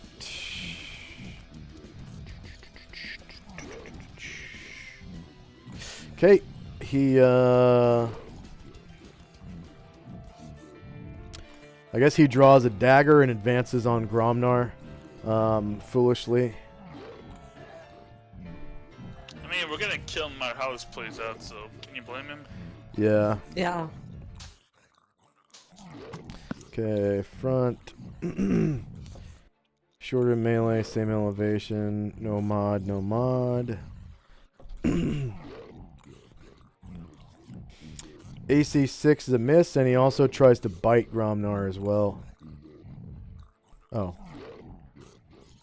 I have to select him to bite. Okay, bite. Gromnar. Front. Shorter melee, same elevation, no mod, no mod. AC 7 is a miss. Wow. That's about it for him. Okay, next up is Hatterai. Okay, let's see.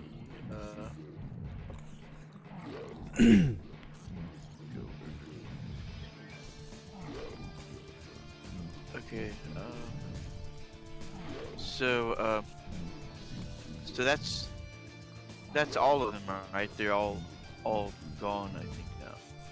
The elite guess that's that- attacking Gromnar is the only one left. Oh, You okay. can hear it to the south side of the tower, on the ground floor. Oh, okay. But Calamar is still doing. We can't get out because Calamar is still memorizing spells. So The only way out. Gonna go The only way out is to either. fall off like. The only way out is either to go through one of the murder holes somehow, like by shrinking to tiny size or something, or by going over the side and climbing down, or jumping off, or Okay.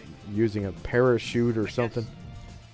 I guess he'll just go up to the next floor and see if he's needed anywhere for healing or anything. Let's see, he'll go to. So he's just you can put moving? him on yeah, he's just gonna move. Okay, go ahead and move to him. Go ahead and move him. Wait a second. Is he still in front of that window though? Yeah. No, he. Oh, the Yeah, on the ground floor. The guy that's attacking Gromnar. Would I be able to attack him with Hatterai or get an attack? Not from where he's standing. No, I mean if I move, I should be able to move that much. Possibly. Let's see, If you can find him. see, he probably hears a noise, so let's see if he would. You do know it's on the south side of the tower. Okay, so it looks like. Let me see. I don't know if it's. So you within can the see, range or yeah, anything. its square is right here. So you can see that square from right there. Oh, You can okay, attack just- it. Oh, okay, cool. Let me see. Yeah, if you can target its square, that means you can attack it. Okay, Footman's Mace. There we go. Would that be front or is it facing It's Gromnar? actually facing Gromnar, so it's gonna be rear. Okay, so it'd be. Ah, cool, man. Maybe we can take this. Rear. So you just kind of reach your mace out through the murder hole and bop him one. That'll be same elevation though, right? Same yeah, elevation. same elevation. See. No modifiers, just. Well. Nope. None. Okay, let's see. Maybe I'll get a lucky shot. I don't think that'll hit. AC 5. Yep, AC 5 is a miss. Okay. Next up is Brian Druid, who rolled initiative Alright. for a breath weapon, right? No. There's 3 rounds before I can use it again. Oh, right. Yeah, that's correct. Yeah. So I'm flying away here at the moment. So I am moving, and then you said that you can do 90% one. So and then move. So I'm flying and banking, trying to get back to there. Given the fact that I can't stop myself that quickly, so I end up about there. that kind of facing. Oh, you can turn it anytime in your Yeah, movement. I know, but it still makes sense to end up out there. Yeah. So I end up there a little bit, turn head a bit to see what's going on there, and I see that there's some. On the other side, there seems to be still some fight left. Not much, but a bit. Yeah. But I start to prepare lowering altitude a little bit as well on the more to the ground level. You can also perform a wing over maneuver. It's just that you lose altitude when you do it. How much?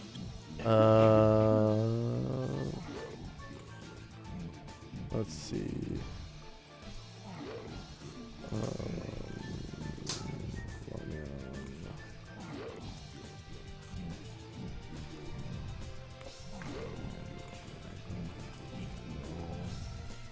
Information. I feel it might be a little bit too much for this height. Dragons are graceful and common flyers. Most maneuverability class C. This is due partially to their powerful wings and partially to the dragon's innate magic. Dragons can climb at half speed and dive at double speed. A dragon can change directions quickly by executing a wing over maneuver. A dragon cannot gain altitude during the round. It executes a wing over, but it may dive. Okay, so you just don't gain altitude. You don't lose altitude though. The maneuver enables the dragon to make a turn of 120 to 240 degrees, regardless of its speed or size. And I think that comes with your dragon flight proficiency. So. Okay. So that means I could actually have a facing towards the tower again. Yeah, yeah, and you have to move at least 20 squares to maintain your altitude. Yep. Where? All right. Both there. Then. All right. So looking at it, looks like most of them on the other side seem to be gun. So preparing for the next round. Then to start lowering myself and landing nearby the tower. Okay. All right. All right. Brainerd is away from everybody else, though. Not much reason to yell or anything like that. All right. So And next up is Gromnar, who is not happy at this elite Kuotoan soldier, and he says, Gromnar, slice and dice.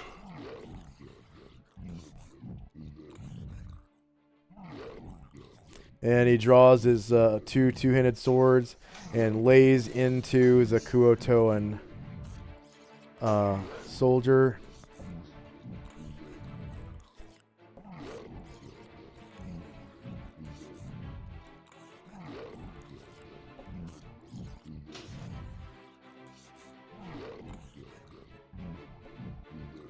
First with his right. And misses. And then with a great arcing swing with his left.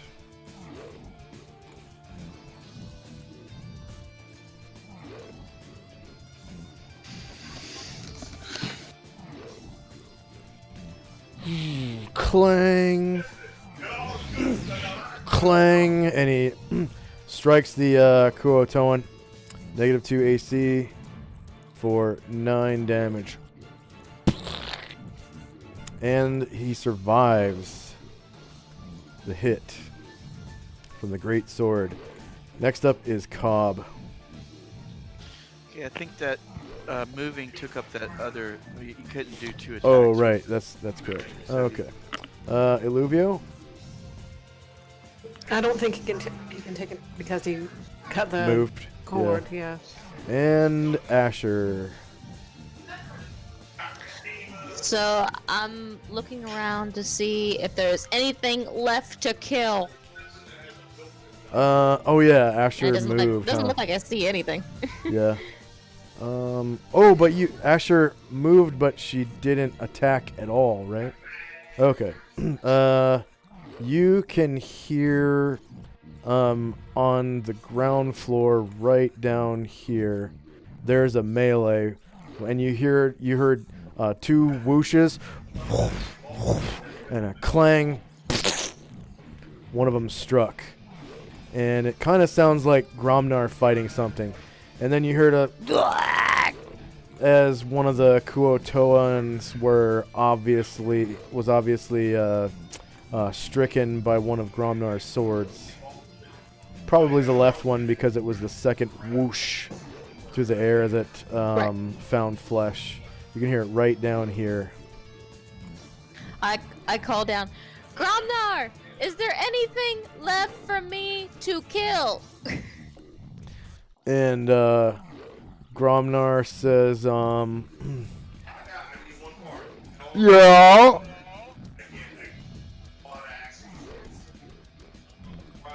I didn't hear that. What? What? Gromnar says, Yeah? Where is it? Down here. Come on down, the water's fine. This is my climbing. oh, you want to climb? I'm thinking about it. I'm trying to remember how good my climbing is. Let's see, you might be able to get like a few feet down. How much movement did you use to this point? I use the entirety of my movement. All 12 squares? Yep. Okay. You could start climbing next round then, because you used all your movement. Climbing walls makes your movement get cut in half. So whatever you have left is cut in half. So I could have sworn you had like 1 square left, which would mean climbing 2.5 feet. It's not even a full combat square, so I wouldn't even. Yeah, worry about. I'll let it be. I Yeah. yelled down, Gromnar, save some for me. Gromnar not making promises. Okay. Time now is 8:06 p.m. December the 10th, 10:85. It's the end of the round. You can take the kick me sign off of Boogie Will and any other characters. And then go ahead and roll initiative. Anyone who wants to participate in combat. Can I roll initiative Seriously. for something else that's not combat? Wait, so one of them's still alive? Yes, the elite that Gromnar is fighting. The one that was trying to climb the outside of the tower. Jeez. Oh, he's a tough cookie, ain't he? You think he'd have dropped by now? Yeah, he is really tough. And then it sounded like Gravo had a question. Yeah. So, if I want to do something that's out of combat, do I need to roll still, or I don't? It depends on what it is. So, what are you trying to do out of combat? Well, the first thing I was thinking about, now that this priest has died, was to take the ornament that has on his neck, the collar. See if that's actually unholy or is holy, and if it is unholy, well, I might just fucking destroy it. Okay. Yeah, go ahead and roll initiative for that. It's gonna be medium base speed. So you click on your token, click on initiative, and then just hit the M key on your keyboard, and it should take you straight to medium base speed. I suppose I don't add any attack option. No, because you're not charging and you're not taking careful aim. Okay.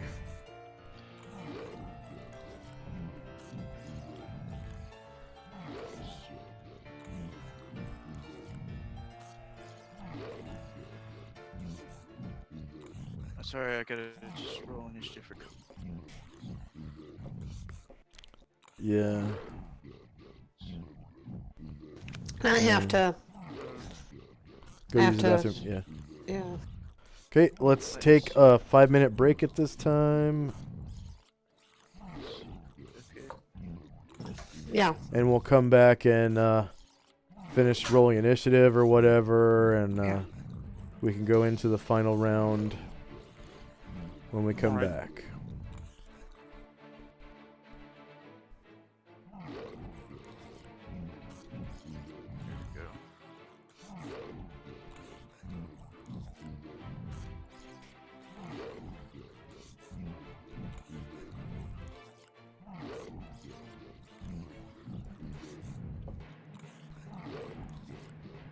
Okay.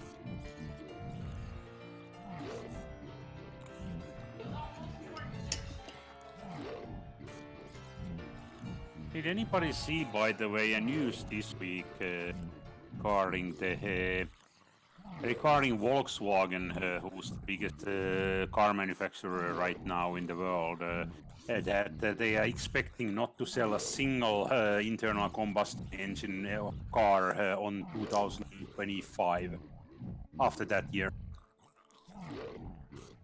They're probably looking for excuses to either stop manufacturing or selling that, or they're trying to lowball. Now Lowball there's a couple of things. Like one of the things is that usually the life cycle of a new engine is about 7 years. The incremental upgrades and things like that. That means the one that is coming out this year or so is their last model, effectively. And they did mention that they are putting down like something stupid amount like 45 billion euros to develop the electric car.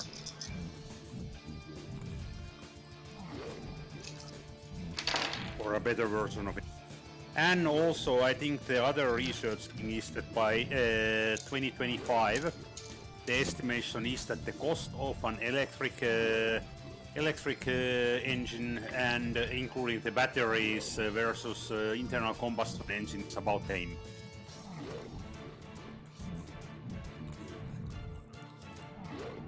That might be an interesting year for GE then. It's gonna be interesting because when one has told that one, I don't think the other ones can be more than a couple of years behind at most. Interesting. What are we talking about? Well, we were just talking about cars in the sense that I was thinking at one point, hey, maybe I'll buy a new car soon, but I might try to actually make my current one last until then. Or at least not buy pure combustion engine. I wasn't here for the beginning of it. Was it because of fuel efficiency or automation? No, it's Volkswagen, which is the biggest car manufacturer at the moment. Sure. Was telling this week that they do not expect to or intend to sell any more internal combustion engine cars after 2025.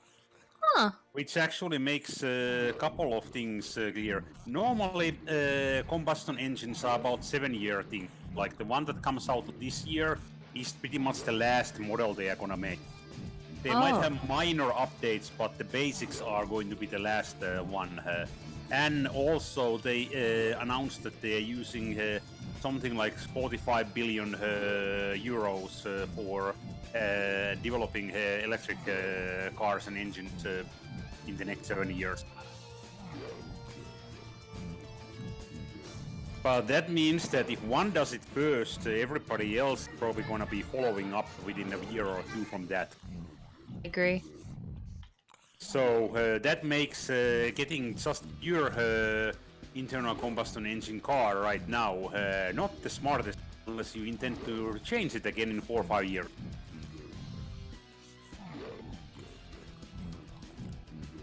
Or 5 to 7 years, that is.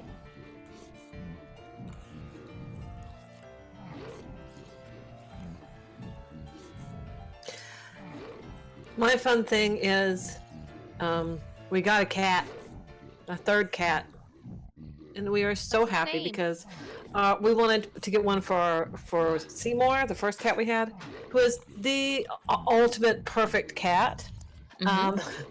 But he loves to play and he loves to do all these things, but Barkley wouldn't play, and so we went down and we found a kitten, 6-month-old kitten, who is just Okay. Yeah. I thought you meant that. Turn order. Okay, muck dwellers. Did everyone get to roll initiative? Yep, I'm done. Okay. I think I'm gonna... I'm back. Did you roll initiative? I'm gonna preemptively roll morale for this Kuotoa, just so we don't have to waste our time if it fails. Okay, so combat is over. The Kuotoa surrenders.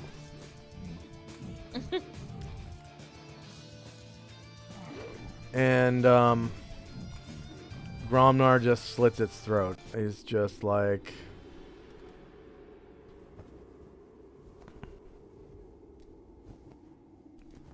Gromnar no like you at all. Gromnar hate you.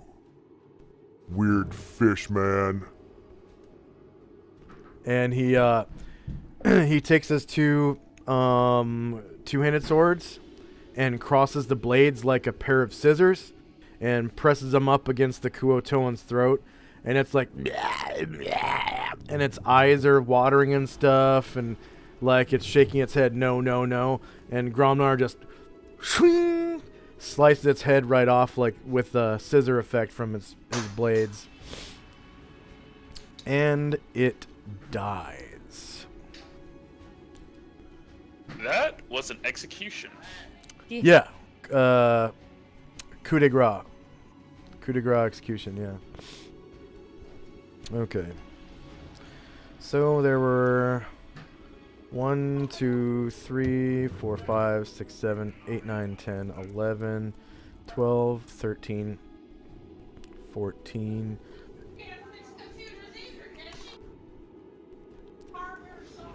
15, I think.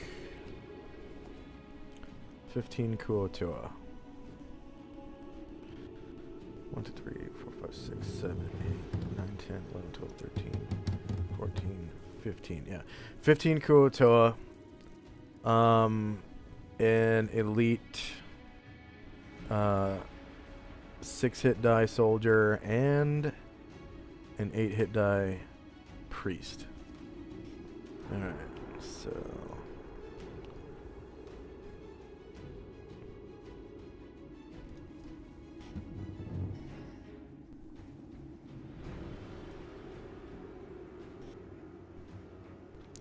15. I could have sworn there were 18. I'm just going to put 18. I'm going to give you guys experience for 18 of them. Kuo Toa. Okay, the normal ones are worth 175 XP.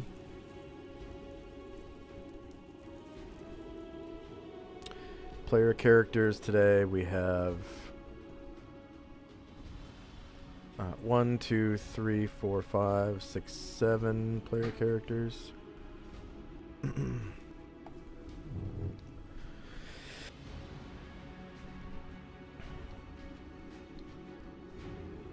Number of NPCs who earn XP. 1, 2, 3, 4, 5, 6, 7, 8 NPCs. 9. Let's see, 4, 5, 6, 7, 8. Wait. 4. Yeah, I'm back. Sorry, guys.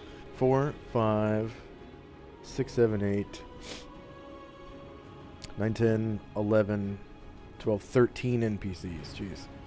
Jeez. We got a lot of NPCs. Yeah. Number of creatures defeated was all 18.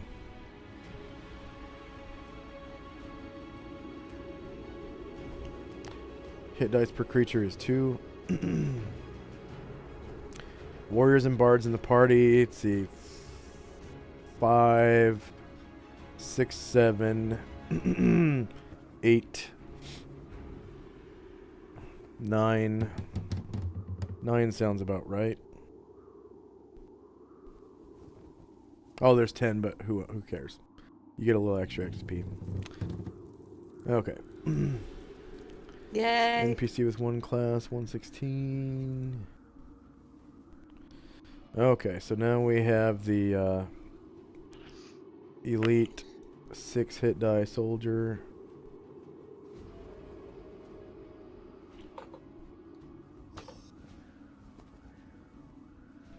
$975. Mm.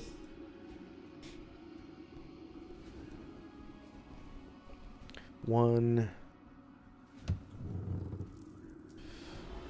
Kuo Toa 6 HD. 975.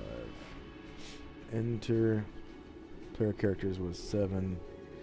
NPCs earn XP was 11.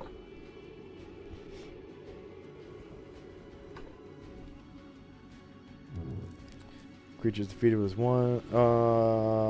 1, yeah. Hit dice per creature is 6. Warriors and bards in the party was 10.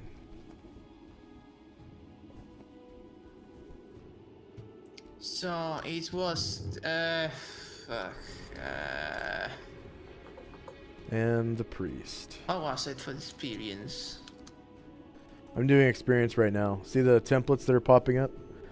So Yeah, so it's supposed to be DC with 1 class plus Yes. the warrior, right? yes, and you multiply that warrior number by your level, which currently for you is level 1.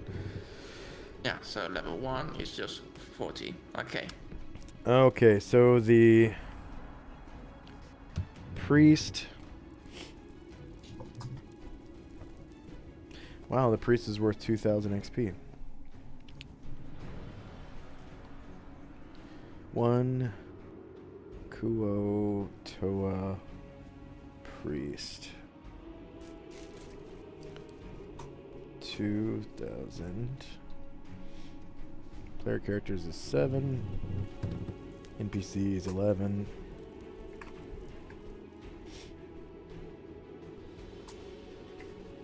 Number of creatures defeated 1. Hit dice is 8.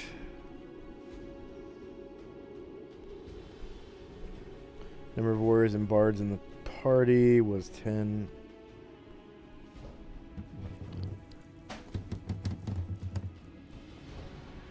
Kuotoa priest. Okay. He didn't have enough hit dice to give the warriors a bonus.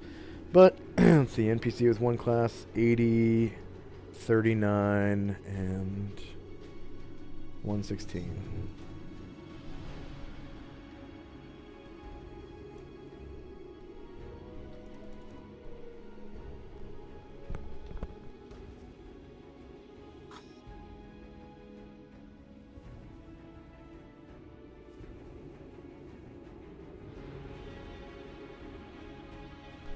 Okay, 80, 39, 116. Plus 80, plus 39, plus 116.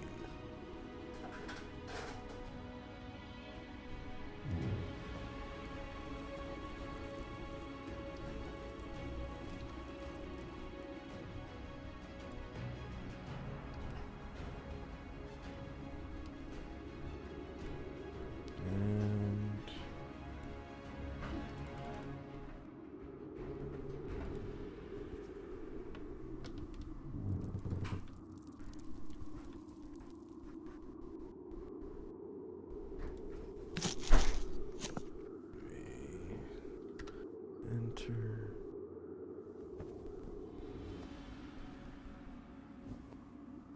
Oh, Shirka's getting close. She's less than 2,000 away from level 7. And Biggie went up. I think that means Nice. what? 4th level spells for Duck? Yeah, and she can shapeshift. Hey, now she's that much 40 more per attractive warrior a follower level. if you got the level to handle it. 40 per warrior level for Gromnar. And he is level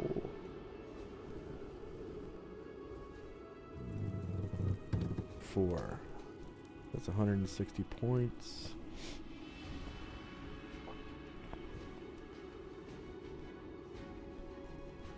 Plus 160. Enter. Okay. Is anyone still figuring their XP? Yeah, I'm almost finished. I have like Fixing up 4 the dudes. Hatterai. Getting all Yeah. the XP together will take a little bit. Let's see.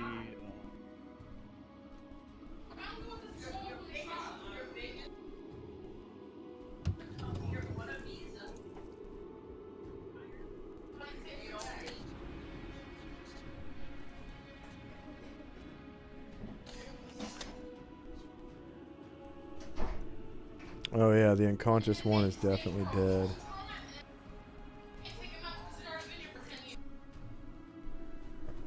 Throat slits.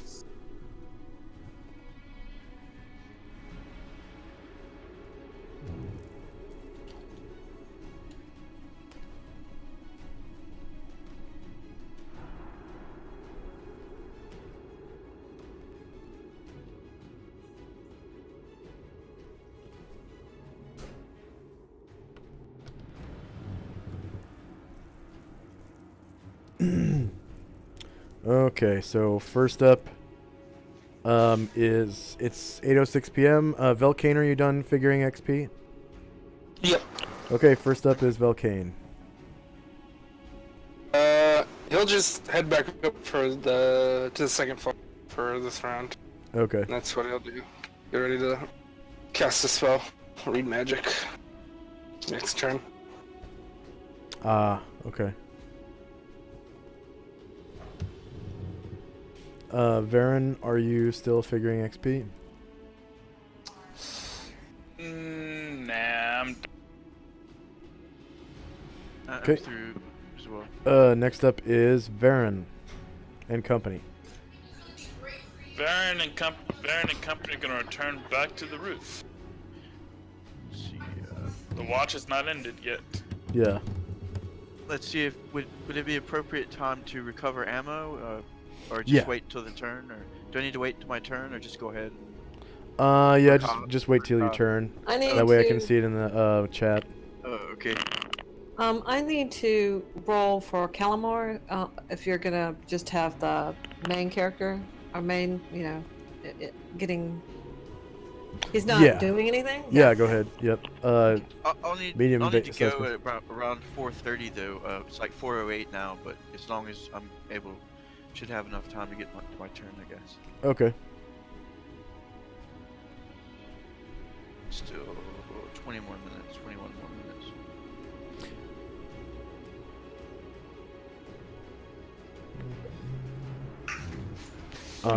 Anything else from Varen and company? No.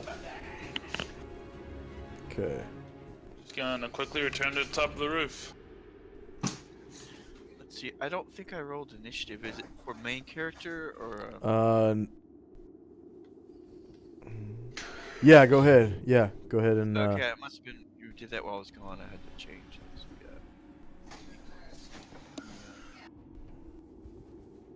Let's see.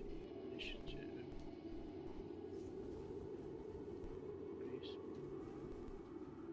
There we go.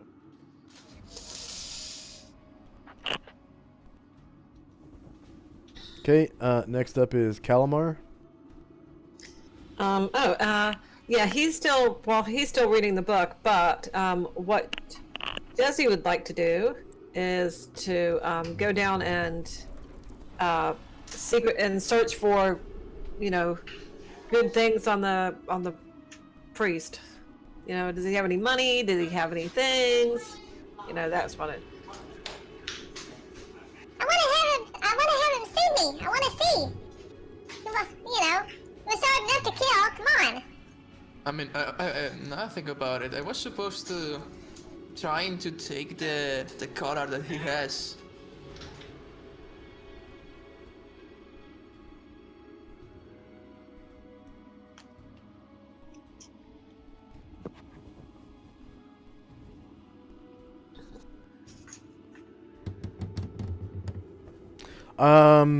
You see, as you approach, you see Gravo is already taking the holy symbol off of the body, and he has it in his hand. That's fine. Anything else? There is his frock, and also his man catcher laying on the ground next to him, which is lightly rolling out of his hand as we speak. But it doesn't have like even a backpack or a belt pouch. Or Oh, okay. I see what you mean. LMNZ.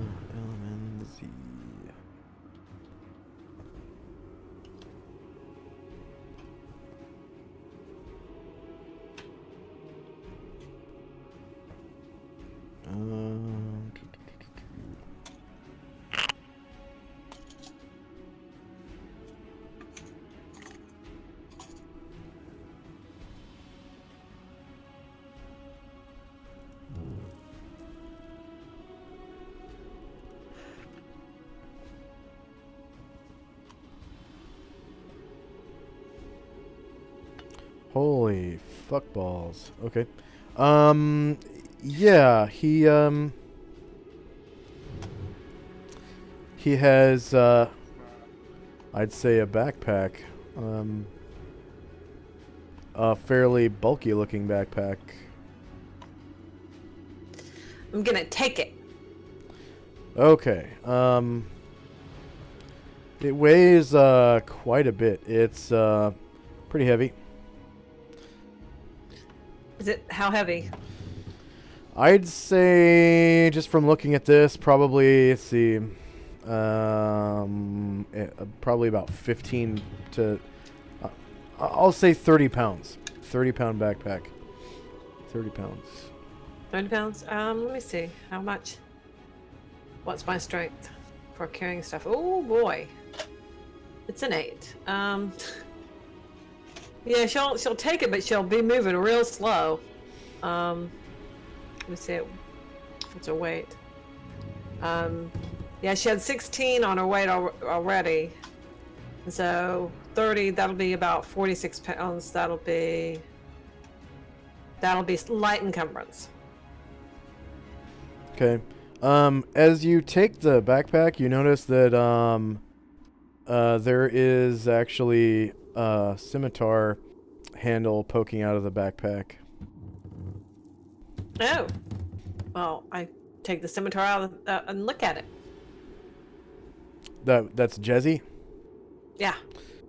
Okay, so she pulls the scimitar out, and it looks highly decorated, almost like you would decorate like a family heirloom. Like it's kind of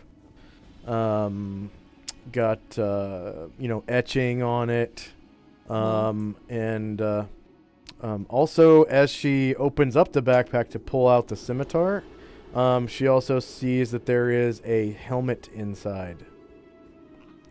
Oh, I like this. Well, what I'll do now is I'll try to appraise his back, the first thing, the scimitar. The scimitar, okay. Go ahead and give me a roll for appraisal. Yeah. Well, hang on. I just had to enter that into my inventory. Okay. Checks. Okay. Proficiency. Winemaking. Aw. What Yeah. order are we working now? Just so I can know. Say again? Which order are we? What order are we following now? The turn order. Okay. I mean, sorry because I almost couldn't do anything. I tried to detect magic and alignment on the beast, but it seemed to not.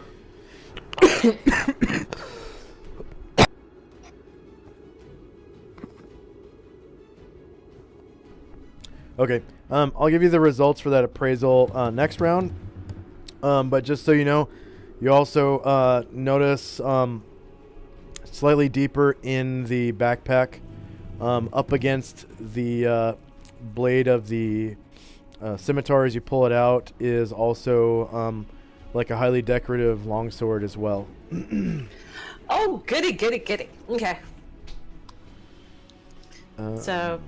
Yeah. And I think that everyone else will just stay where they are. But yeah, she's there. All right. And there's That's also an aqua-colored sparkling object.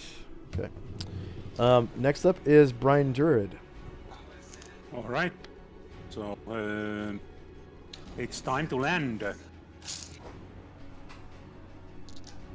So lowering the altitude and landing Okay. nearby, like here. So you notice up that smallish, about 17 feet long total. Something that looks like a dragon, very young one. No real horns yet. Yellowish color with golden specks. No whiskers yet, in case somebody is very familiar with how gold dragons usually look like. So too young for that.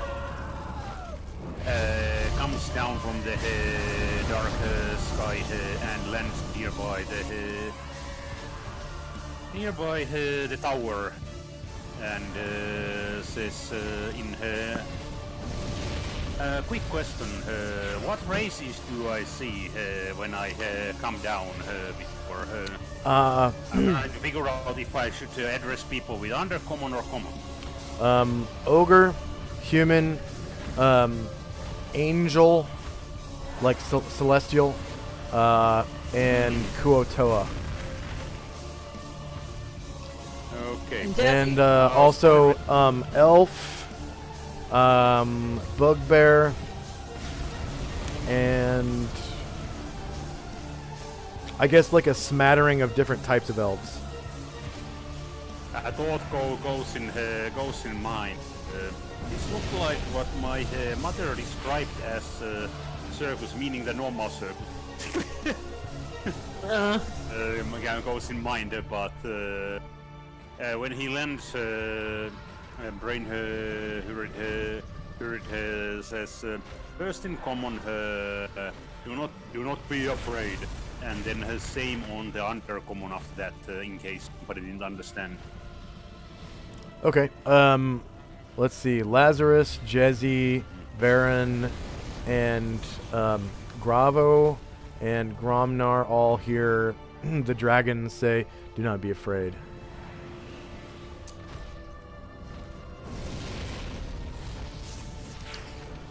She looks at it and goes, Land, okay, not afraid. And do mention her. Try to see which one got more reaction, the undercommon or the common one. The common tongue did. Okay. Then I can do that. Yeah, I don't think any of these characters speak after that, undercommon. I don't have much more time, but I am called Brain Druid. I know it's a tongue twister, so you may call me Brain. So Varen, Lazarus, Jezzy, and Gravo all hear this gold dragon introduce itself as Brain Druid.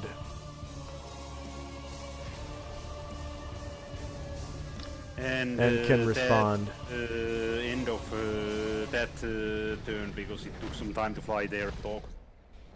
Okay. Go ahead and remove your wing symbol since you've landed. Yep. And now that no one's panicking, I'm also going to put the music back to what it was before. Boogie Will it's on the roof and is looking. You know, he doesn't hear the things, but two he other symbols, by the way. So the flame. Take those off. No, the circle one is your observation. It lets me know what to what to roll, and the other one is your trouble sense. Okay, got it. Yep. So. And so Boogie Will pokes Olivia and says, Gold flop flop. See? See? So he's drawn the attention of of those above. Yeah. Okay. Next up is Lao Shun and Company. Okay, let's see. Cobb is going to roll for recovering his arrows. Let me take a look what I put.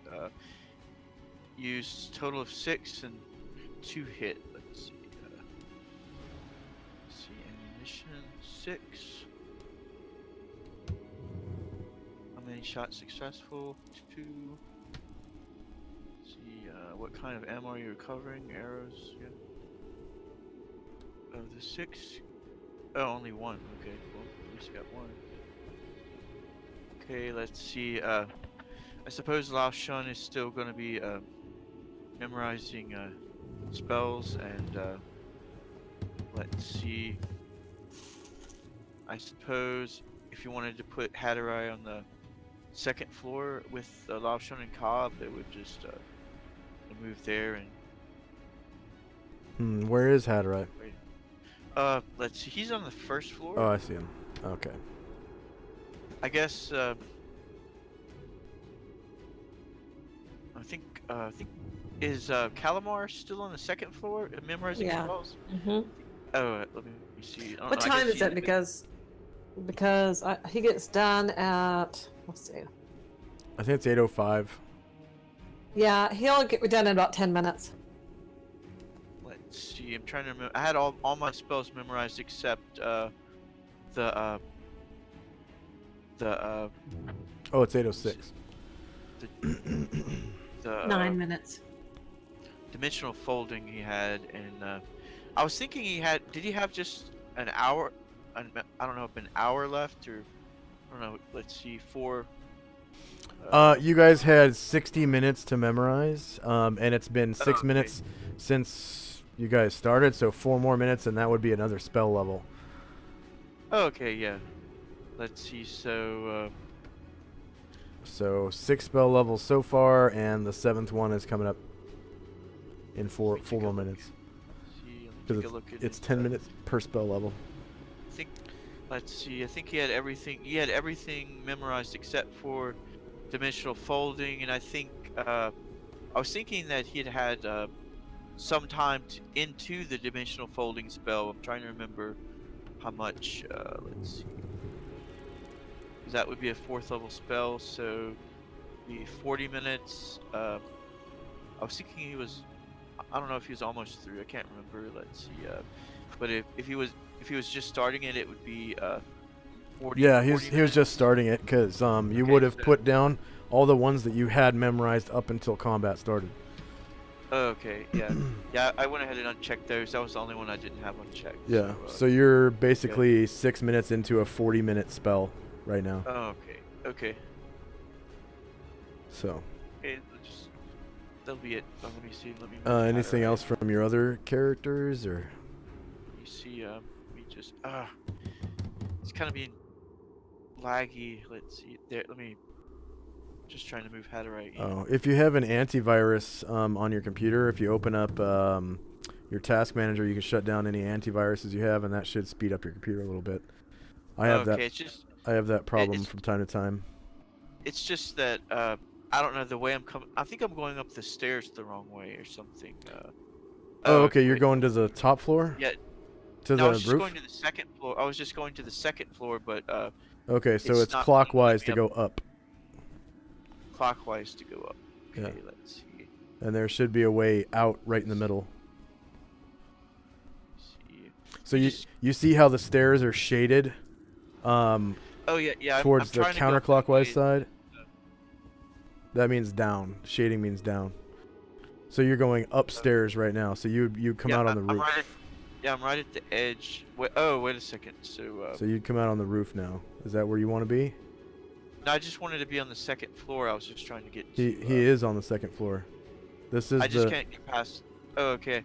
I was just trying to get in. I couldn't get in further into the 2nd floor. It's like I'm trying to move him, and it's just. Oh, okay. not I know what you doing it. mean. Yeah, hold on. I can just move It's these just kind of walls up. stuck in that area of the stairs and just won't move.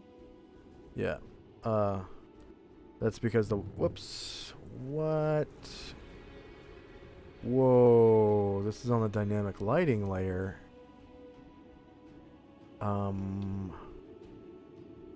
Weird. Okay. Control Z. LM. Okay. Back to dynamic lighting. That is so strange.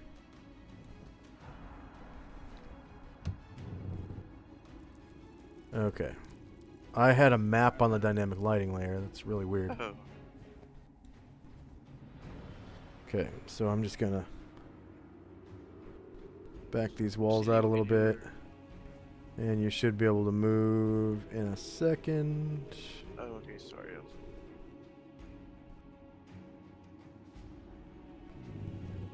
Okay, can you move now? Let me see. Should be a little looser. There. I think. Let's see. It looks like it's trying a little bit. There. I think I almost got it. He's let me see. So now you're trying to go upstairs. Let me see. I tried the other end. It's just. So There. Okay. I if you went go straight to this down from square, that one. you'll be able to I get got out. it.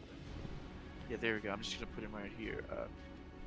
I got it. I don't know if it's showing up yet, but he's right where it says 2F now. So Yeah. maybe lagging, the internet lagging or something. let's see. Yeah, I'm gonna need to go. If there's anything else I need to do, just let me know. I just need to.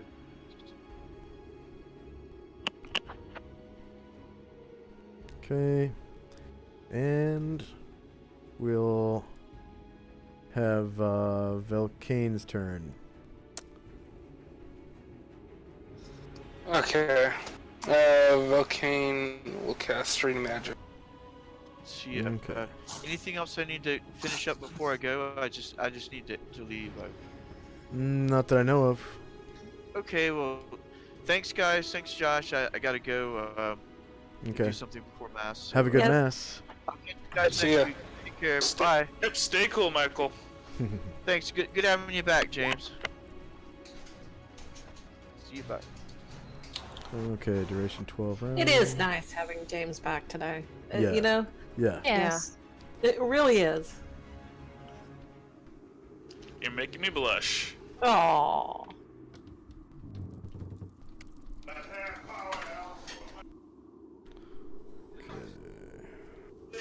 +1. Add. And what are you gonna read today? The Drider's Mage 7 spellbook. Alright.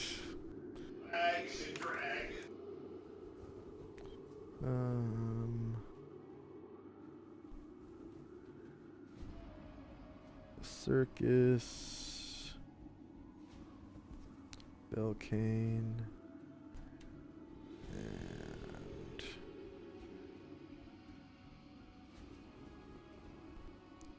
Belcane again. Carried spellbooks. Drider Mage 7's book. Okay, so you were 3 pages into the next spell. Yep. After what was the last one that you had read? Burning Hands? Yeah, that's what it looks like. Okay. Alright.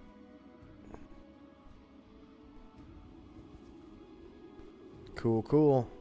And I'll let you know. So you read for 1 round, and then yeah, I'll tell you when you actually finish a spell. Okay. So let's close this Kuotoa thing. Alright, anything else from your other character? Or is he asleep? He's asleep. Okay. So. Next up is Asher. I see this dragon landing on the ground. Let's see. Too close. Well, you did hear Biggie will say, flap, flap, go true. flap, flap. Oh yeah, you would know that it landed because you would hear its wings flapping, and you could hear it, flying through the air, and probably its claws dragging across the ground as it lands. So I lean real close to Boogie Will and I say, "Dragon." He looks at her and he goes, Yeah, I know. It's weird. We keep running into dragons all the time, and there really aren't that many dragons, I don't think. But we've had like 3 or 4 or 5 or 6 even. I don't know. I've seen a dragon. It's Well, really this- scary. Well, he's just a little dragon. He's just a little one, so he's not as scary as the big dragons that could eat It'll you. take longer to eat me. No, he won't eat. I don't think he'll eat her. Do you? Do you think so, Olivia?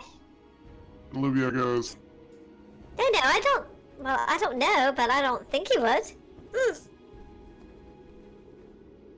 gonna stay with the Ashras. They really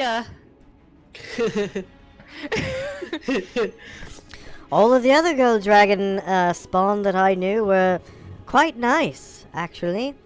Arum was from back home, and he was he was quite a nice fellow, and he was the back at Elistar, back home, and he was the though he was the spawn of the great Balasar the Bold, as far as I understand. But he was a gold half dragon, and he was a nice fellow. And all the dragons we've come across before were nice fellows. Hey, if you say so, okay. But as she, I still kind of on in a crouch and peer over the side of the tower, looking nervous.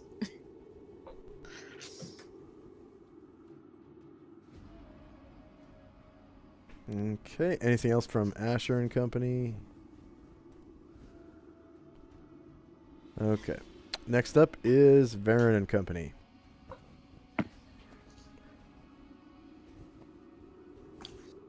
James, are you muted? Okay. Yep, I'm here. Okay. You faintly hear a dwarf snoring on the second floor. Super loud. It's a miracle anyone would get any rest. The Ashers are back on patrol. They do notice the gold dragon, and then decide not to worry about it. Because at this point, dragons have become a bit mundane for them. Baron gives a wave and lands right back on the roof. Oh. Gives a wave to his host, or A wave to the gold dragon, then he leaves. Okay. So yeah, Brian Druid, you noticed I'll the give a claw wave back.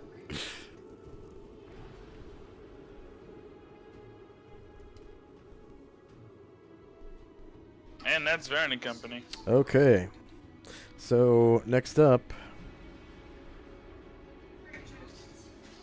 is Shirka, who I think was still memorizing spells. She's just gonna go back to praying. She's like, Oh my goddess of the land and of the plants and animals, grant me the strength and the power and the will to do thy divine bidding, and as long as ye arm none, do what ye will. Amen. and Gromnar. So he kind of bends down to the Kuotoa, right? And he sort of, you see him, Brian Druid, the ogre, kind of you see like his swords are all bloody and shit, and he kind of wipes the blood off the swords and sheathes them, and he's just decapitated the Kuotoa elite leader, right? And you see him reach down and pick up the fishman's head, right? And like look at it right in the eyes, and then start sniffing its head. And Gravo, Jezzy, and Brain Druid, you hear Gromnar say, This make good fish head soup. Yes, fish head soup for Gromnar. And he starts like skinning the head or whatever to get the meat out of it, which is mostly in the face and the brain, and slices the eyes off and all that. It's pretty gross. And he's just getting ready to make some soup. I just nod and say, "He has good taste."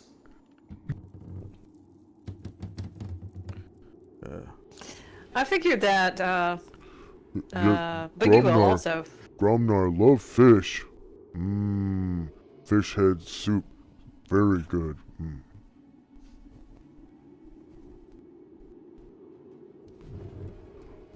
Barbarian man want fish head soup too?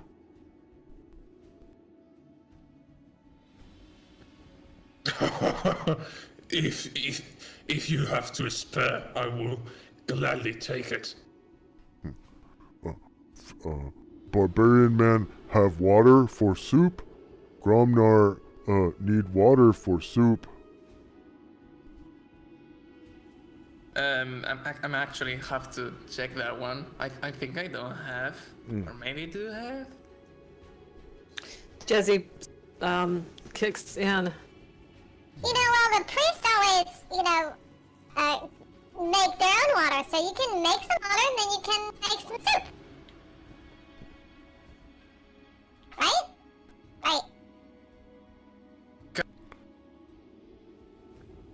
Maybe. Considering one of the spells of your friends that just turn everything into ash, maybe that could not happen. Maybe Just enough. Maybe Gromnar squeeze giant mushroom and get water from mushroom. Haha. And that's the end of the round, and we'll call it a session there.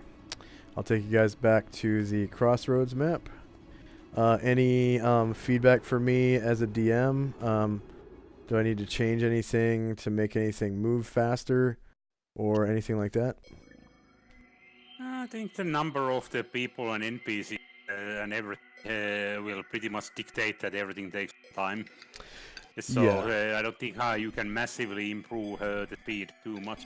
Yeah, pretty much big group means like lots of turns. Yep. Yeah, It's gonna take a while. You're gonna need a big group like this in order to survive most encounters in 2nd edition anyways.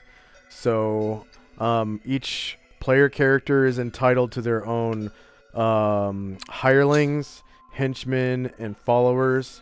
And then depending on their race, they might have a special amount of followers. Depending on their class, they may or may not have followers at all. Paladins and wizards never get followers for some reason. That doesn't make a whole lot of sense to me, but that's how it is in 2nd edition. But all characters can still have hirelings and henchmen based on their level for hirelings. You can have 1 hireling per character level in my campaign. I just made that a house rule because I don't want characters having too many hirelings and stuff, especially at level 1, because it's supposed to be kind of hard at level 1. So each level 1 character can have 1 hireling because they're level 1. And then it makes sense because otherwise at first level, the smart thing to do would be just get out 10 gold, hire 10 men at arms, and then just steamroll everything. Dungeon. Yeah. And then each character is entitled to their own henchmen because each character has a charisma score. So unless you have like 5 charisma or something and your max number of henchmen is 0, then you're entitled to try, when you want to recruit henchmen. You are entitled to have henchmen. So if you want them and you have the stats for it. So and you can always raise your charisma score with, wishes or magical items or what have you. But yeah, so each character is entitled to control multiple characters. Each player is entitled to control multiple characters, sometime in their career. So yeah, that does slow things down, but you really need it in 2nd edition because there's so much instant kill monsters and risks in 2nd edition. Even something as common as like a giant scorpion or a giant spider can kill you in 1 hit from poison if you fail your saving throw. So there are very deadly things in this game, and because of that, you kind of need a larger party. That's just how it is. Just to absorb casualties. Yeah. Any questions for me? Or any other feedback? Okay. To our. Oh, go ahead. Go ahead, To Grabo. be honest, damn it. It's just because I wanted to know, at least to know if the amulet, this sign that I got from the priest, is something magical, is unholy. Because you told me I took it. Yeah. But you didn't tell me anything. I didn't else. elaborate. Yeah. I wanted to save that till next session because next session I will have a better system for you to use your abilities. And then also I will have more information to give you. So sorry for not sharing that information with you. I'm going to make a little handout for it. Well, for something having to do with it. So that, everyone can see or someone can at least talk about it with the other players. So it's a religion. So, characters that have the religion proficiency can roll to know something about this particular religion. And if they succeed, then their player is going to have access to the pertinent handout for the information. And the character itself can talk about this religion with the group if the player so wants, so wishes. So that's the point of having handouts and proficiencies and stuff, is so that role playing can be facilitated. So like not every character has the religion proficiency, so certain characters can tell a story to you about the religion, or the ancient history, or the local history, or whatever the proficiency is for. Does that make sense? Yeah. Grab. Okay. I just wanted to know if it was because you needed the information, you needed to prepare it, or because you just forgot. You didn't know. I don't have the handout right now for the information, and I want to be able to have a handout to show to someone who discovers what it is. I don't think your character has the correct proficiency for that anyways. So you're not proficient in religion, right? No, but I suppose I could have used detect alignment on the creature and detect magic on the object, and have a guess of if this thing is unholy enough to be destroyed by my hands or not. And we'll cover that. We'll cover that next session. Fair enough. Are you satisfied with that? Yeah, I just wanted to know. Okay. That was the only thing I wanted to know. Okay. Yeah, we'll cover that next session. Okay. Any level ups or anything like that? Yep. Yeah. Yep. Was that what you were about to say, Shannon? Yes, that is exactly what I was about to say. Because I've done it. You re-rolled the experience, put that on, and everything else. But I looked at the rules, and it's the way if I'm reading this correctly, I should have new slots for proficiencies. On which character? On Boogie Will. Boogie Will. Because it's a warrior, and he gets them when he gets. Because he got to level 3 now, right? He's up to level 6. Oh, 6. Okay. Mm-hmm. Level 6. Yes, ma'am. He gets a weapon slot and a non-weapon slot. And a non-weapon slot. What do you think would be good for a weapon proficiency? Yeah, spear. Is he already proficient in his Morningstar? Yes. Yeah. Did he specialize in the other weapons? No, he hasn't specialized in anything. Yeah, you haven't specialized. Specialize in Morningstar. Hell yeah, that's what I'd do. Plus on the hit, plus the damage, and he gets an additional half attack per round. Yeah. And Oh, that's nice. And once he makes to level 7, he'll get 2 attacks around. yeah, yep.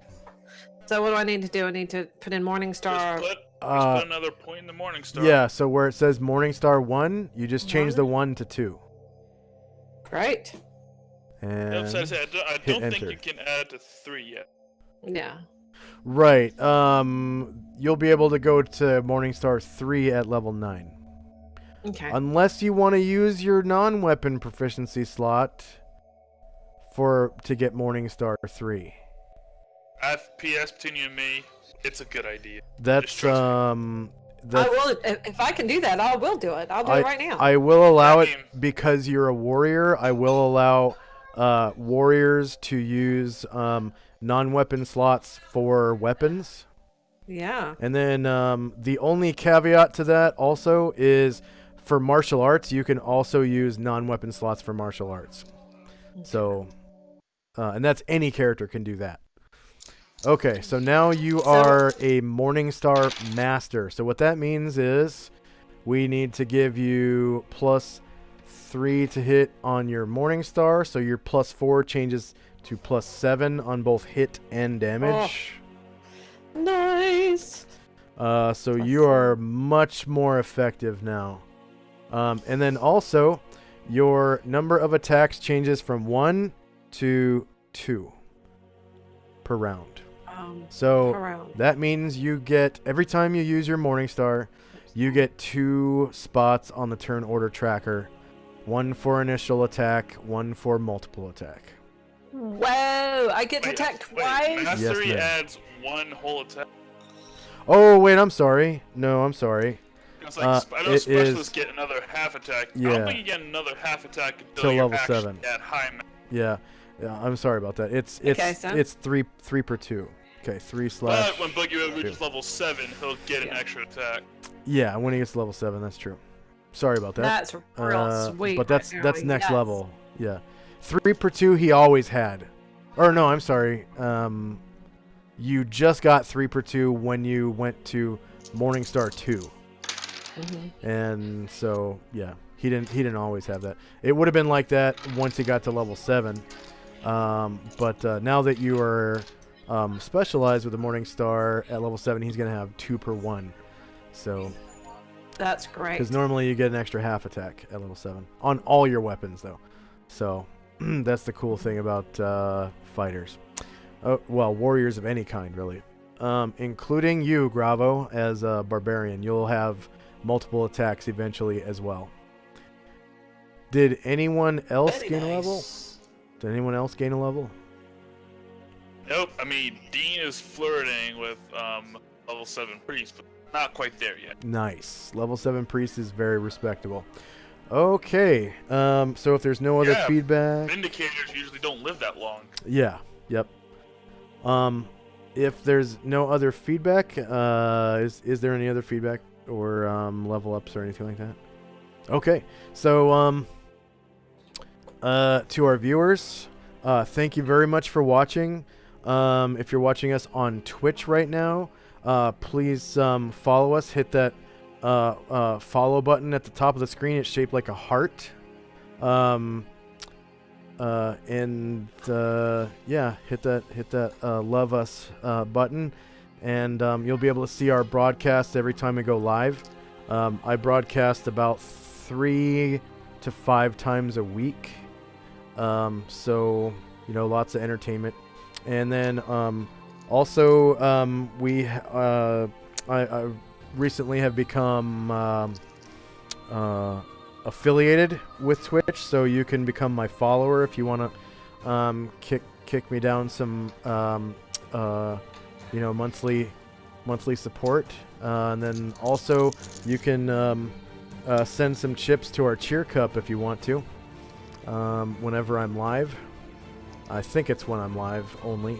And then if you're watching us on YouTube, please like, share, and subscribe. And for anyone watching us at all, if you like who we are and like what we do, we have links to our Patreon and PayPal. The PayPal is for small one-time donations. If you want to help us out a little bit, it would just be much appreciated. And then the Patreon is for as little as $1 a month. You can pledge to support, our dynamic lighting experience and stuff like that. I buy tokens on the Roll20 website, and actually, I just wanted to point this out now that Gravo is playing. His token is actually I purchased it on Roll20. It was I think it was like a $4.99 package that had like 40 different tokens in it, and this was the coolest like white-haired barbarian character I could find. So I bought I bought this art pack so that I could have a nice token for Gravo. And that's another thing that that we use the money for, is having nice tokens the legal way, of course. So, and that money just goes back to those artists who basically are dependent on money from guys like me to make their living. So yeah, more power to you for that. If you feel like donating to us or pledging to us month by month. And again, thank you for watching. Please like, share, and subscribe, and we'll see you next time. Bye-bye. Bye. Take care now. Bye.